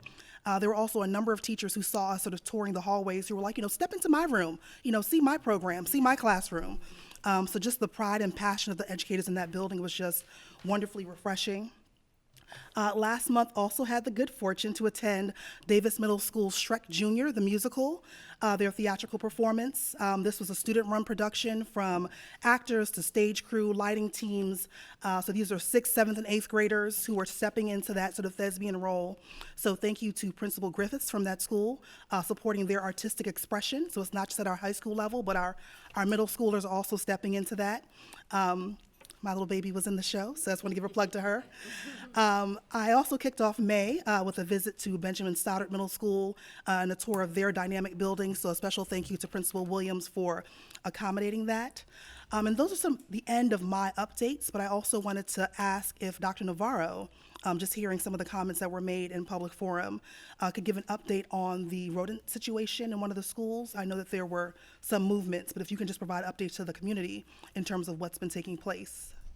Sure. So when we have issues of rodents, I think we do this in a combined approach to tackle those issues. Sometimes it is because there is construction happening nearby and we're taking woods away from schools and we're doing construction and we have some of those issues. The one school community that we're dealing with last week, we took some measures to bring some folks forward. I'm going to ask Mr. Heim just to provide, his supervisor, April, was in the buildings, to provide specifics on who we contracted to come in and tackle the issue. And then one of the things that I will say, when we have rodents or when we have snakes, and so remind you, when this carpet was changed, we had a friend here who was here for about a week, and it was a snake that we eventually caught. And the reason that happened was because as people came to change the carpet, there was propping of doors open. What I want to remind our staff in all of our buildings is that we have to all be diligent to make sure that we do our part, to make sure that these things, that we don't invite creatures in our buildings. However, when that does happen, I just want to talk about the process that we follow to quickly get on top of those issues. But we have had instances where rodents or snakes, and in our annual piece, there's times of the year where we also talk about the procedures that schools have to follow carefully to make sure that we don't invite creatures in our buildings. And it is for the safety, it is for the cleanliness of our staff, and we need the entire staff in every one of our buildings to be conscious about food, cleaning up, and how we store foods and what we do with it. So, Mr. Heim, can you provide the latest on that? So first of all, we have an IPM program, Integrated Pest Management Program. So when we became aware with the social media posting Thursday afternoon, we had staff who went to Jennifer Elementary School to take a look at the situation there. Then they followed up by going in there in the morning. Obviously, rodents will be a little bit more active when there aren't adults or humans around, so they will seek places to hide normally during the course of the day. So we had staff who were there, as mentioned in the comments by one of the parents who spoke this evening. We do typically try to, if we have a few mice that have been identified or spotted in the school, we try to use glue traps. We try to avoid in the first steps using any type of poisons or pesticides with rodent issues, because we don't want a mouse who ends up eating some of the poison that may be put around a building to then go off and of course they're hiding in ceilings or crevices in buildings. We don't let them go in and hide and die, and then we're going to be dealing with a decaying rodent and the smell. So we try to use glue traps to first do that. If that is not effective, then we'll actually bring in an outside pest management company, and we did that with the situation at Jennifer. They were there. Beyond that, trying eradicating, then we want to take steps to prevent them from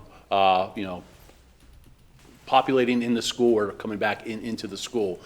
So our maintenance staff will go around the exterior of the buildings to try to identify if we have some stripping that might be missing underneath a door, or if we have an area near a vent where a rodent may come in. So we want to go around the building, identify those areas, and then take steps to block up those areas. And then also we want to work with staff because why do rodents want to come in a building? Because they're looking for food sources. So within the buildings, and that's a step that Mr. Jackson, working with our building service and our operations team, met with his staff to make sure that food and snacks that are kept in classrooms, make sure that they're properly secured in bins, because again, we don't want to have food sources that are available for rodents once they're in the building to continue to to flourish in the building. Then the last steps that we'll take with that again is bringing in, if we need to, a professional company, which we did in this case. But we want to eliminate those food sources. Another issue that attracts, besides if we have construction going on a nearby school, is that all of our schools, we have dumpsters outside, usually within 100 to 150 feet from the building. So imagine 5 times a day or 5 times a week, we have our building service staff and food nutrition staff who are taking over leftover food from that was not eaten and was disposed of in the cafeterias and placing those in the dumpsters. So we try to take steps to try to secure our dumpsters, but they do attract rodents to dumpsters. So one of the things we're doing at Jennifer is in working with the company to put additional traps outside the exterior of that building, but also near the dumpsters to try to prevent them from coming into the building. Thank you, Mr. High, and thank you, Dr. Navarro. If possible, can we work with the principal at Jennifer just to ensure that there's some type of notification that goes out to families just around the information that was shared? Yeah, I believe the principal sent a notification perhaps yesterday, and then I believe, and Mr. Conley is not here, who's the building supervisor, but I believe they're going to have a staff meeting as they intensify, as you heard Mr. Heim go through the intensification of some things that maybe we need to tighten up, as well as on their end provide other means of getting rid of. So Ms. Mackey, our Director of Communications, did work with Mr. Jackson, the principal, to generate a letter that was going out to the parents and staff at that building. Great, thank you. Sure. Thank you. Ms. Warren. Short and sweet. Happy Teacher Appreciation Week to all the teachers. Appreciate you for all your hard work and just being in the trenches, working hard and enduring all the changes and just everything that comes with being a teacher. So thank you for that. Over the last month, I was able to get out a little bit, and I did attend the Outstanding Teachers Award for STEM, Science, and Math, so that was awesome. It was Tri-County, but we had a few teachers from Charles County that was awarded, so congrats again. And I also made it to General Smallwood, and that was really a treat. I got to hear from some students in Ms. Sokol's class, and they had some very valid issues, so something that we maybe be able to discuss later on. But it was just a pleasure to be in the school and to hear from the students. So thank you. Thanks, Ms. Warren. Ms. Butler-Washington and then Ms. Morley. Happy Teacher Appreciation also. And I want to thank Board Member Jamila and Dr. Navarro for attending the Let's Listen and Talk event. And it was so wonderful that all the elected officials came out. And also, we had our very own middle school students, my granddaughter and Board Member Jamila, her daughter, they facilitated the whole thing. So it was so great to have them facilitate it. And the questions was very softened when they said it. It wasn't so harsh when they said it. So it was a great tactic we used for that. I visited the North Point to tour the school, and especially the CTEs. It was great to see it from the students' perspective.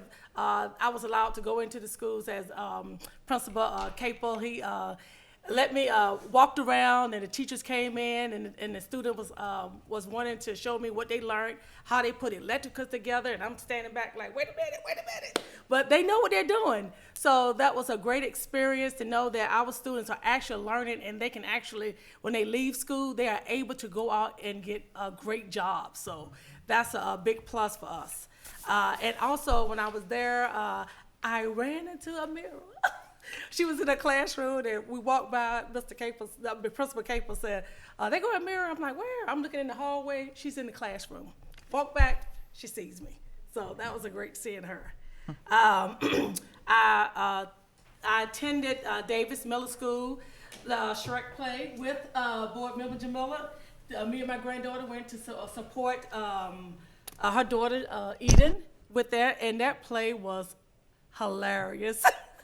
Those kids was great. So I saw the high school. Now they was great, but the middle school, they right there with them. So we got some good actors here in Charles County.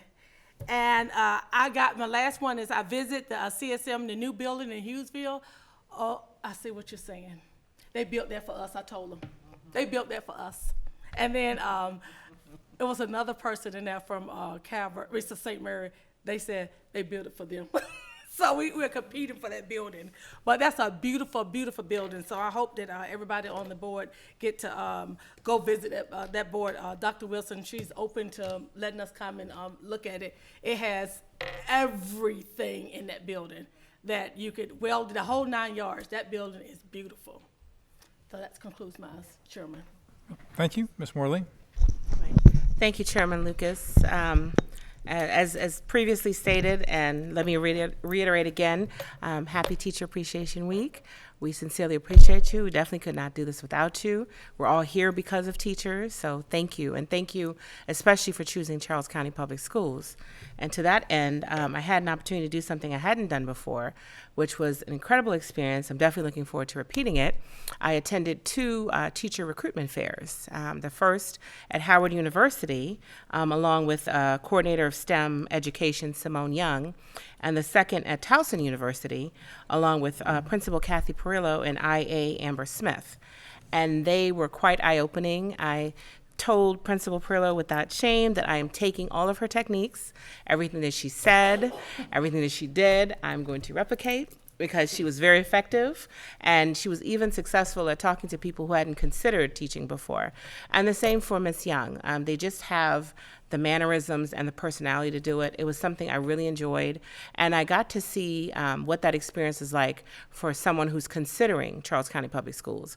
What would bring them here? What would keep them here? So we had some really, really good heart-to-heart conversations, and particularly at Howard University, because school systems nationwide were there.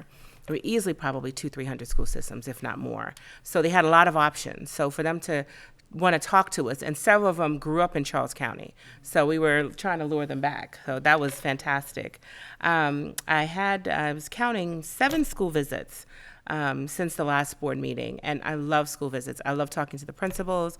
I love speaking with the students. I like talking to the staff, and just seeing the buildings, understanding the culture of each school, what makes them unique, what makes them special, what they love, what they like to see change, because then that gives me a real sense of what's going on in our school systems, and to be able to experience it firsthand.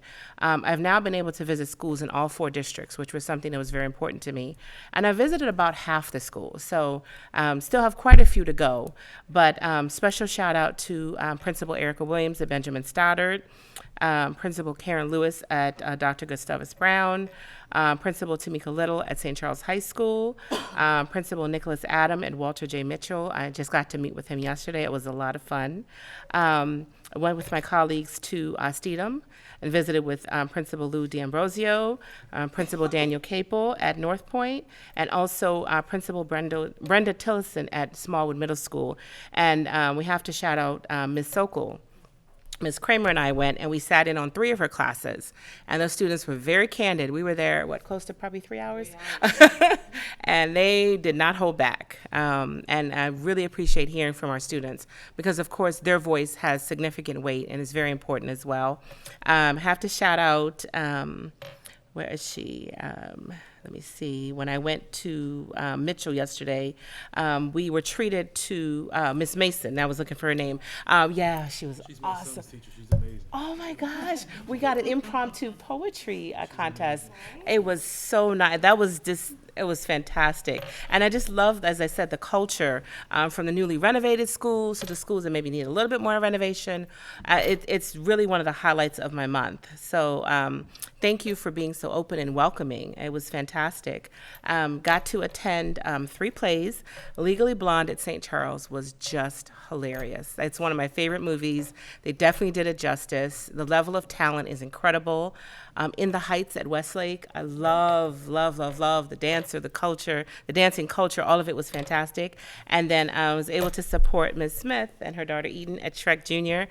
And the middle school talent is really, really something to see. I was so pleasantly surprised. I have to admit, the donkey made the whole show. It was hilarious. But yeah, he was, yeah. So that was great to see. And also, Ms. Kramer and I attended Senior Capstone Night at North Point. And we talked at least, 3 or 4 future teachers. So we're like, please come back. Every chance we get, stay with CCPS, come to CCPS. We're reinforcing that message. We also attended the CSM All-County Jazz Band concert. That was really, really nice. I love some good jazz music, so that doubled as our date night. And finally, thank you to immediate past President Sequoia Tasker for the invitation to attend the Special Education Citizens Advisory Committee meeting.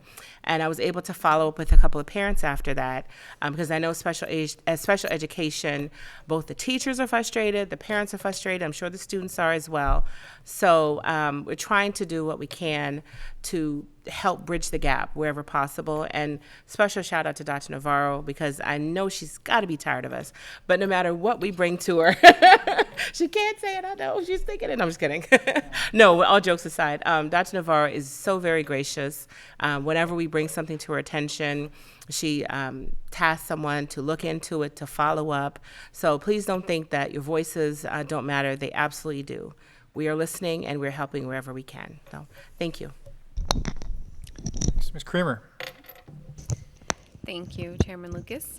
So I think I had quite a busy month as well. I attended some events with my colleagues here, Ms. Smith and Ms. Moore-Lee. We did get to do a few more school visits. And well, before that, I just want to say, as everyone else said, happy Teacher Appreciation Week and Day. I still remember my favorite teacher from high school, and his name is Dr. Christopher King. And he was my health teacher in 9th grade. And I know health, people don't typically think you get a teacher that's really impactful. But I tell this story all the time that he was so passionate about health that it just made you want to be in his class. And so if he's talking about disease or whatever, he's running around the class and he's excited and he's jumping up and down. And he recently was named the inaugural dean of the School of Health at Georgetown University. So, yeah. So clearly he, the passion was something I picked up on, and so did lots of other people. So congrats to him. But I say all that to say just how important teachers really are. No matter what subject that they teach, you can have an impact on your students and on all of us. Mm-hmm. And to what Ms. Smith said, none of us would be here without teachers. So thank you all for that. So I did visit a number of schools again. I'm on the trail trying to visit as many schools as possible before the end of the school year. So just want to thank the principals at Smallwood, Miss Principal Tillotson, Steedham, Mr. D'Ambrosio, at North Point, Principal Capel, Dr. Brown, Principal Lewis, right? Karen Lewis, is that her name? Yeah. And Stoddard, Principal Williams, for welcoming me, and a few of those visits my colleagues and I went together, and just really enjoyed being able to see the buildings and hear about all of the creative and innovative things that are going on in the classrooms, and just how beautiful some of these spaces are. This was my first time seeing the Stoddard renovation, and that is just truly amazing. There's 3 floors there if you haven't seen it. They're the only school that has 3 cafeterias in the state. And I just love the multi-purpose use of the schools. So they have smart boards in the cafeteria so that they can be used as classrooms. So I thought that that was really just a smart use of space and just very innovative and creative. So glad to see some of those things happening here in Charles County. And thank you to those principals for welcoming us and taking the time out of their day to give us a tour of their school. And again, shout out, as Ms. Morley said, to Ms. Sokol for, she came to Town Hall and actually invited the entire board to come to her class. And so Ms. Morley and I had the pleasure of sitting in on like 3 of her classes in the afternoon. And listening to them, and as Ms. Morley said, they were very candid and shared a lot of their thoughts with us, and we took those back with us and hope to discuss those with our colleagues very soon. We did attend the All-County Jazz Band concert at CSM, and I second Ms. Morley's comments that it was amazing. The jazz talent of the students was just incredible. You would have thought you were at a professional concert, for sure. I also attended all-county elementary chorus at North Point. Same thing. I mean, these are elementary kids, and they were singing, like if you had closed your eyes, you would think that they were professionals.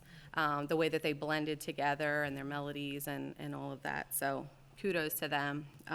Senior capstone night at North Point was great. We got to see biomed students, the TAM program, the Teacher Academy of Maryland program students, and drafting, which is something that I didn't even realize what drafting was. But drafting students built an entire town for their capstone. So, I mean, the buildings were removable from the little, I guess, scale that I don't even know the right terms, but it was just incredible. And the level of detail that these students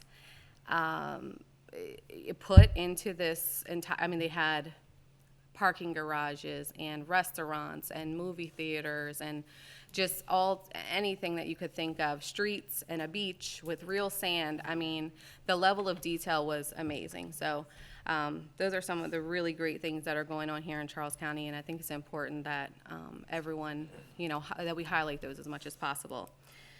Also, as I mentioned last month, I love to attend the plays, so I got to attend 3 more. So I attended Matilda with Miss Smith, which was great. I loved it because I loved the Matilda movie, and it was almost exactly like that.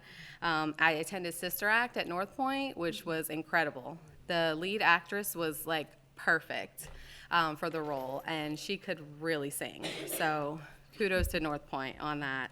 And Legally Blonde at St. Charles, which I agree was totally hilarious. The students are just super talented, and the fact that they can remember all the lines and the choreography and where they need to be and when is just, I couldn't do that. So I just, really applaud them for that, for the talent that they have.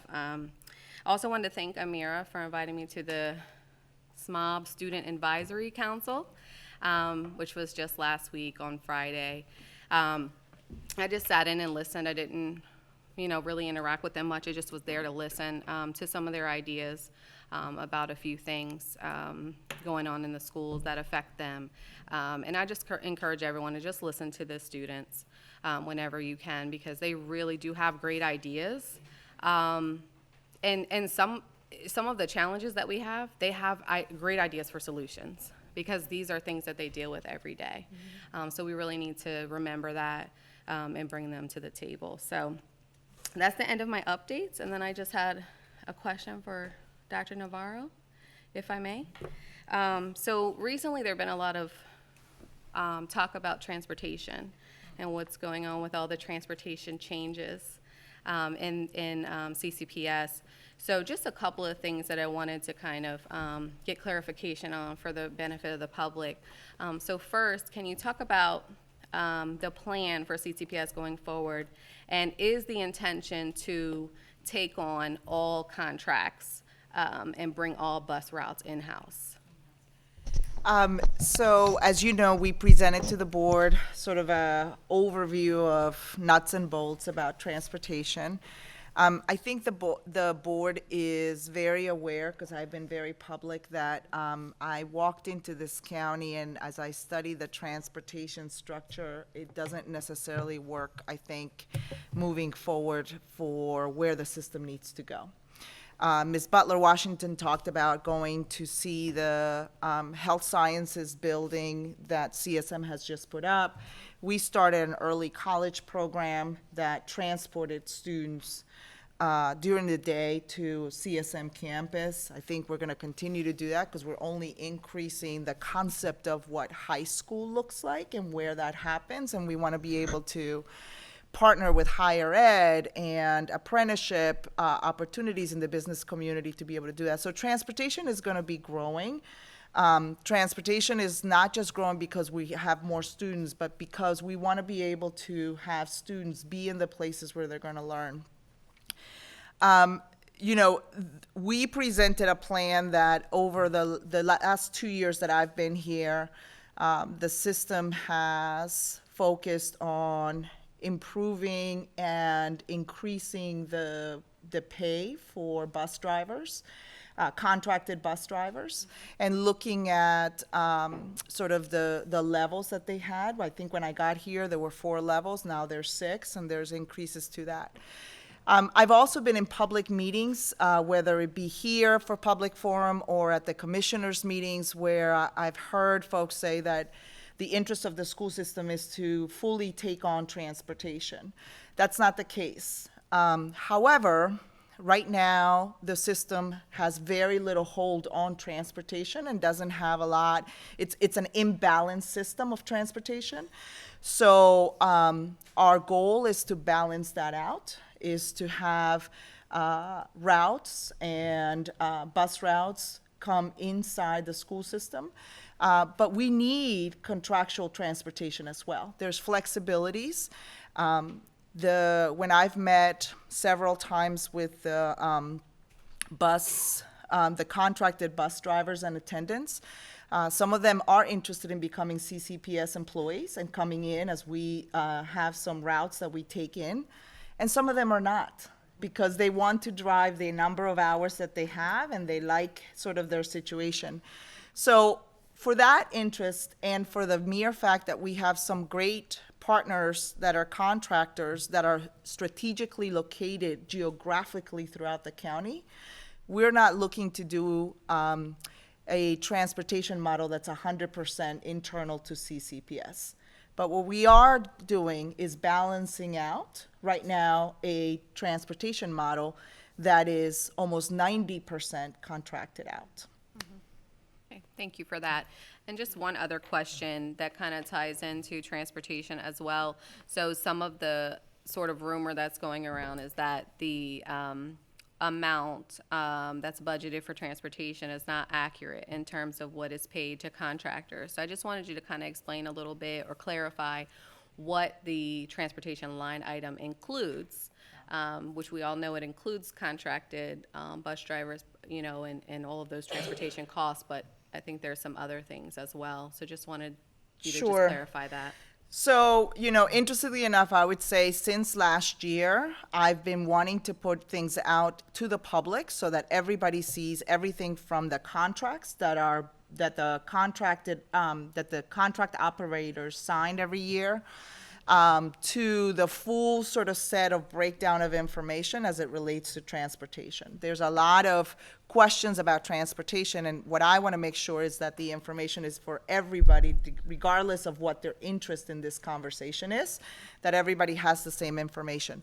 So what I would encourage people to do is if they go to the FY24 budget book that we submitted, which is the proposed budget to the Board of Education, there is a page that is called Student Transportation Expenditure Category. And it is a one page that talks about student transportation. So please remember, we also run transportation in a whole bunch of ways. We have our PPWs, we purchase vehicles for them. We purchase vehicles for our maintenance crew. We have a mechanic. We change tires. I may or may not have snuck over there so that they could pump my tires with air when they deflate because I go out all over the county. And those budget line items are sometimes in operations and maintenance, and then anything that's student transportation is in that page. What I would say is a good way to read that page is there is a lot of line items. You know, I'll give you an example. So in what we have budgeted for FY24, which is the budget that you just moved forward to the county, it's about $38.9 million in transportation. The contractors, where we pay for them a contract with each of the vendors to transport kids, pick them up at home, drop them off at school, take them back home. They, out of the $38.9 million, about 89% of the entire budget goes directly to those contracts. There's a sliver that does not, that is internal, because like I said, we have a little bit of internal transportation, not whole, but we have a little bit, so those are internal to us. But the majority of the budget goes to the contracts that we have with the contractors, because right now they're the ones that are doing daily student transportation. Last year, instead of the budget being, the contracts being 89% of the total budget for student transportation, last year was slightly higher, which was like 90%. So it's about less than a 1% change. And the reason that was because if you recall, we took, when one of the Keller lots closed down, we took on transportation. So our acquiring of transportation, you'll start seeing that shift, that student transportation, the majority of the dollars are clearly with the contractors, but as we acquire some of the routes and take them back internally, that will start to shift slightly. So I would ask also, and I think the concern that I have, and I've had great conversations with the contractors, with the bus contractors, and I have always said to them, if you have submitted an invoice to CCPS that has not been paid to you, please let me know. Or if you have submitted an invoice that is past due, 30 to 60 days late for some reason, please let us know so we can get on top of it, because we try and strive to make sure we don't have any outstanding invoices with any of our vendors. That doesn't look good on us as a school system. And we also make sure that we close expediently and within 30 days any invoices that we get. Thank you so much for that. I think that's really helpful, Dr. Navarro. Thank you. Anyone else? Yes. Yeah, Ms. Abujima. All right. Good evening, everyone. Good evening. So on April 22nd, I attended the Division 5 conference hosted by the Maryland Association of Student Councils, where SGA members from Charles, St. Mary's, and Calvert County got together for workshops, roundtables, and a mental health guest speaker panel. I had the privilege of being a workshop presenter where I was able to hear the perspectives and share ideas with students in our neighboring counties. I also had the honor of serving as a student representative on the Student Code of Conduct Review Committee with Dr. Jones. So far, I have attended one meeting, and I was highly pleased with the conversations we are having and the suggested revisions to the current Code of Conduct. Inspired by this meeting, I hosted a SMOB Advisory Council meeting last Friday where I provided students with a copy of the Student Code of Conduct and allowed them to read through it and discuss among the group what they felt needed revision. I then split them off into groups where they wrote their own language for what they believed the Student Code of Conduct should read. I plan to share the suggestions made by these students with the Code of Conduct Review Committee at the next few meetings. Good for you. Thanks. Working smart. Mr. Hancock. Thank you, Chairman. I'll be very, very brief. I first want to say Happy Teacher Appreciation Day and Happy Teacher Appreciation Week. Without teachers, we wouldn't be sitting here, and there'd be no need for us to be sitting here because none of this would work. So thank you to all the educators out there. You are extremely appreciated. I actually met a couple of my colleagues at the Matilda play. That play was awesome. That was really good. The acting was superb. Sean Hiles' wife, Jana, sent us an invite, and I'm glad I took her up on it. I mean, she did an amazing job directing that play. It was awesome.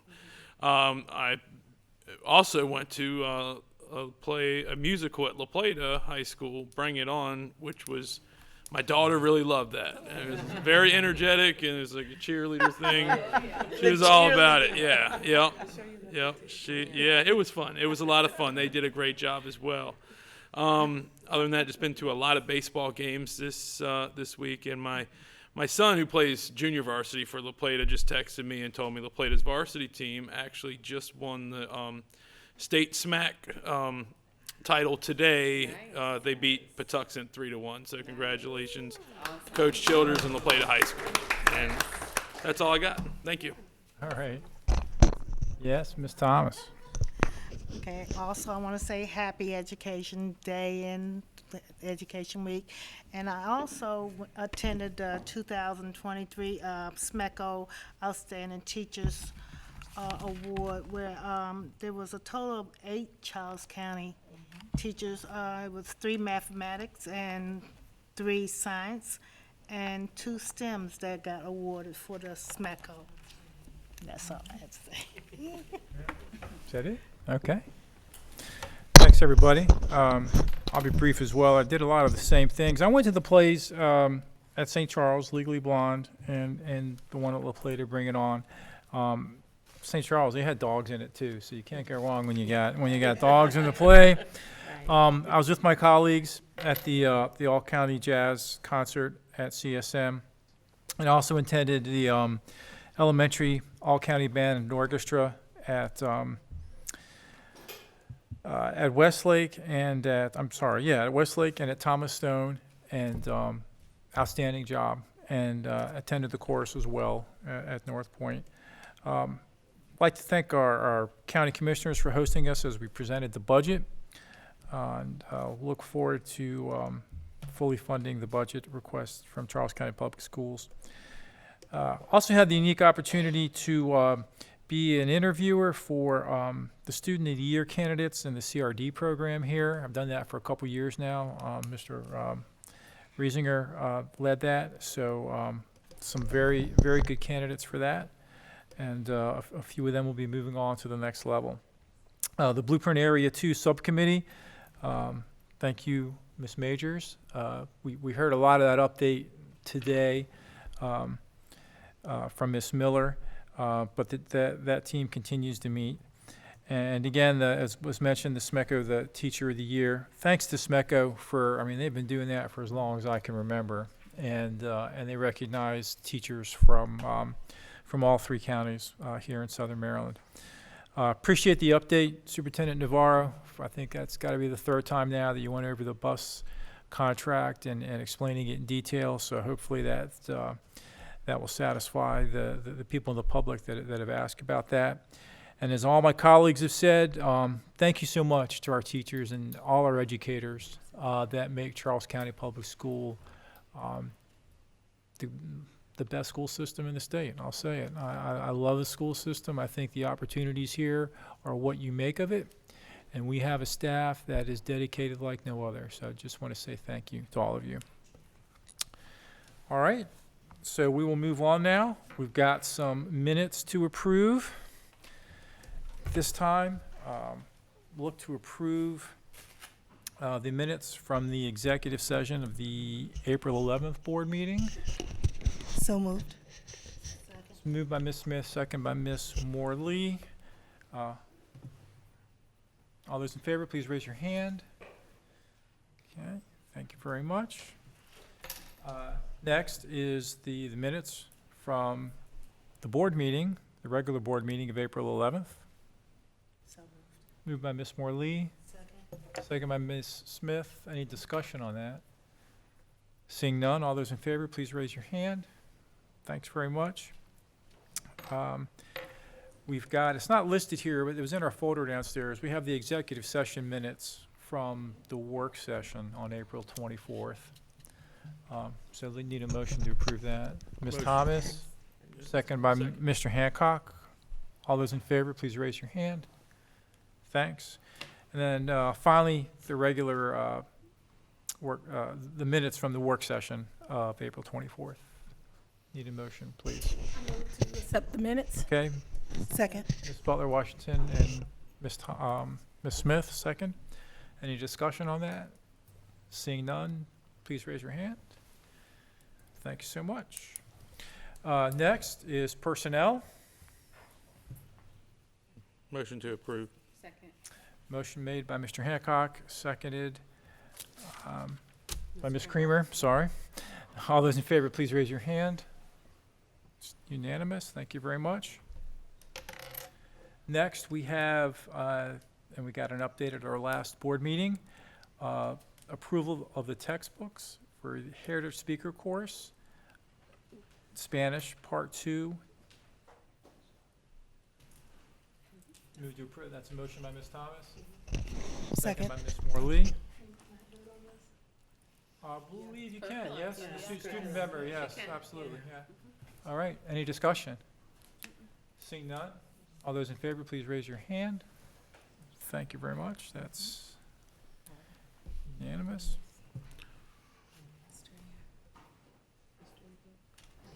Yeah, and then, yeah, I should have said a little more, but a motion to approve the updated history course. I'm sorry, the name's not on here. Could I have you recall the name of the history book, Mr. Tuttle? Savas U.S. History Interactive. Okay, so Savas U.S. History Interactive. Looking for a motion for that? Second Brenda's motion. Made by Ms. Thomas, seconded by Mr. Hancock. Yes. Raising your hand works fine. Okay, any discussion? All right, seeing none, all those in favor, please raise your hand. That is unanimous. Thank you very much, everybody. Okay, and finally, the last item, sorry.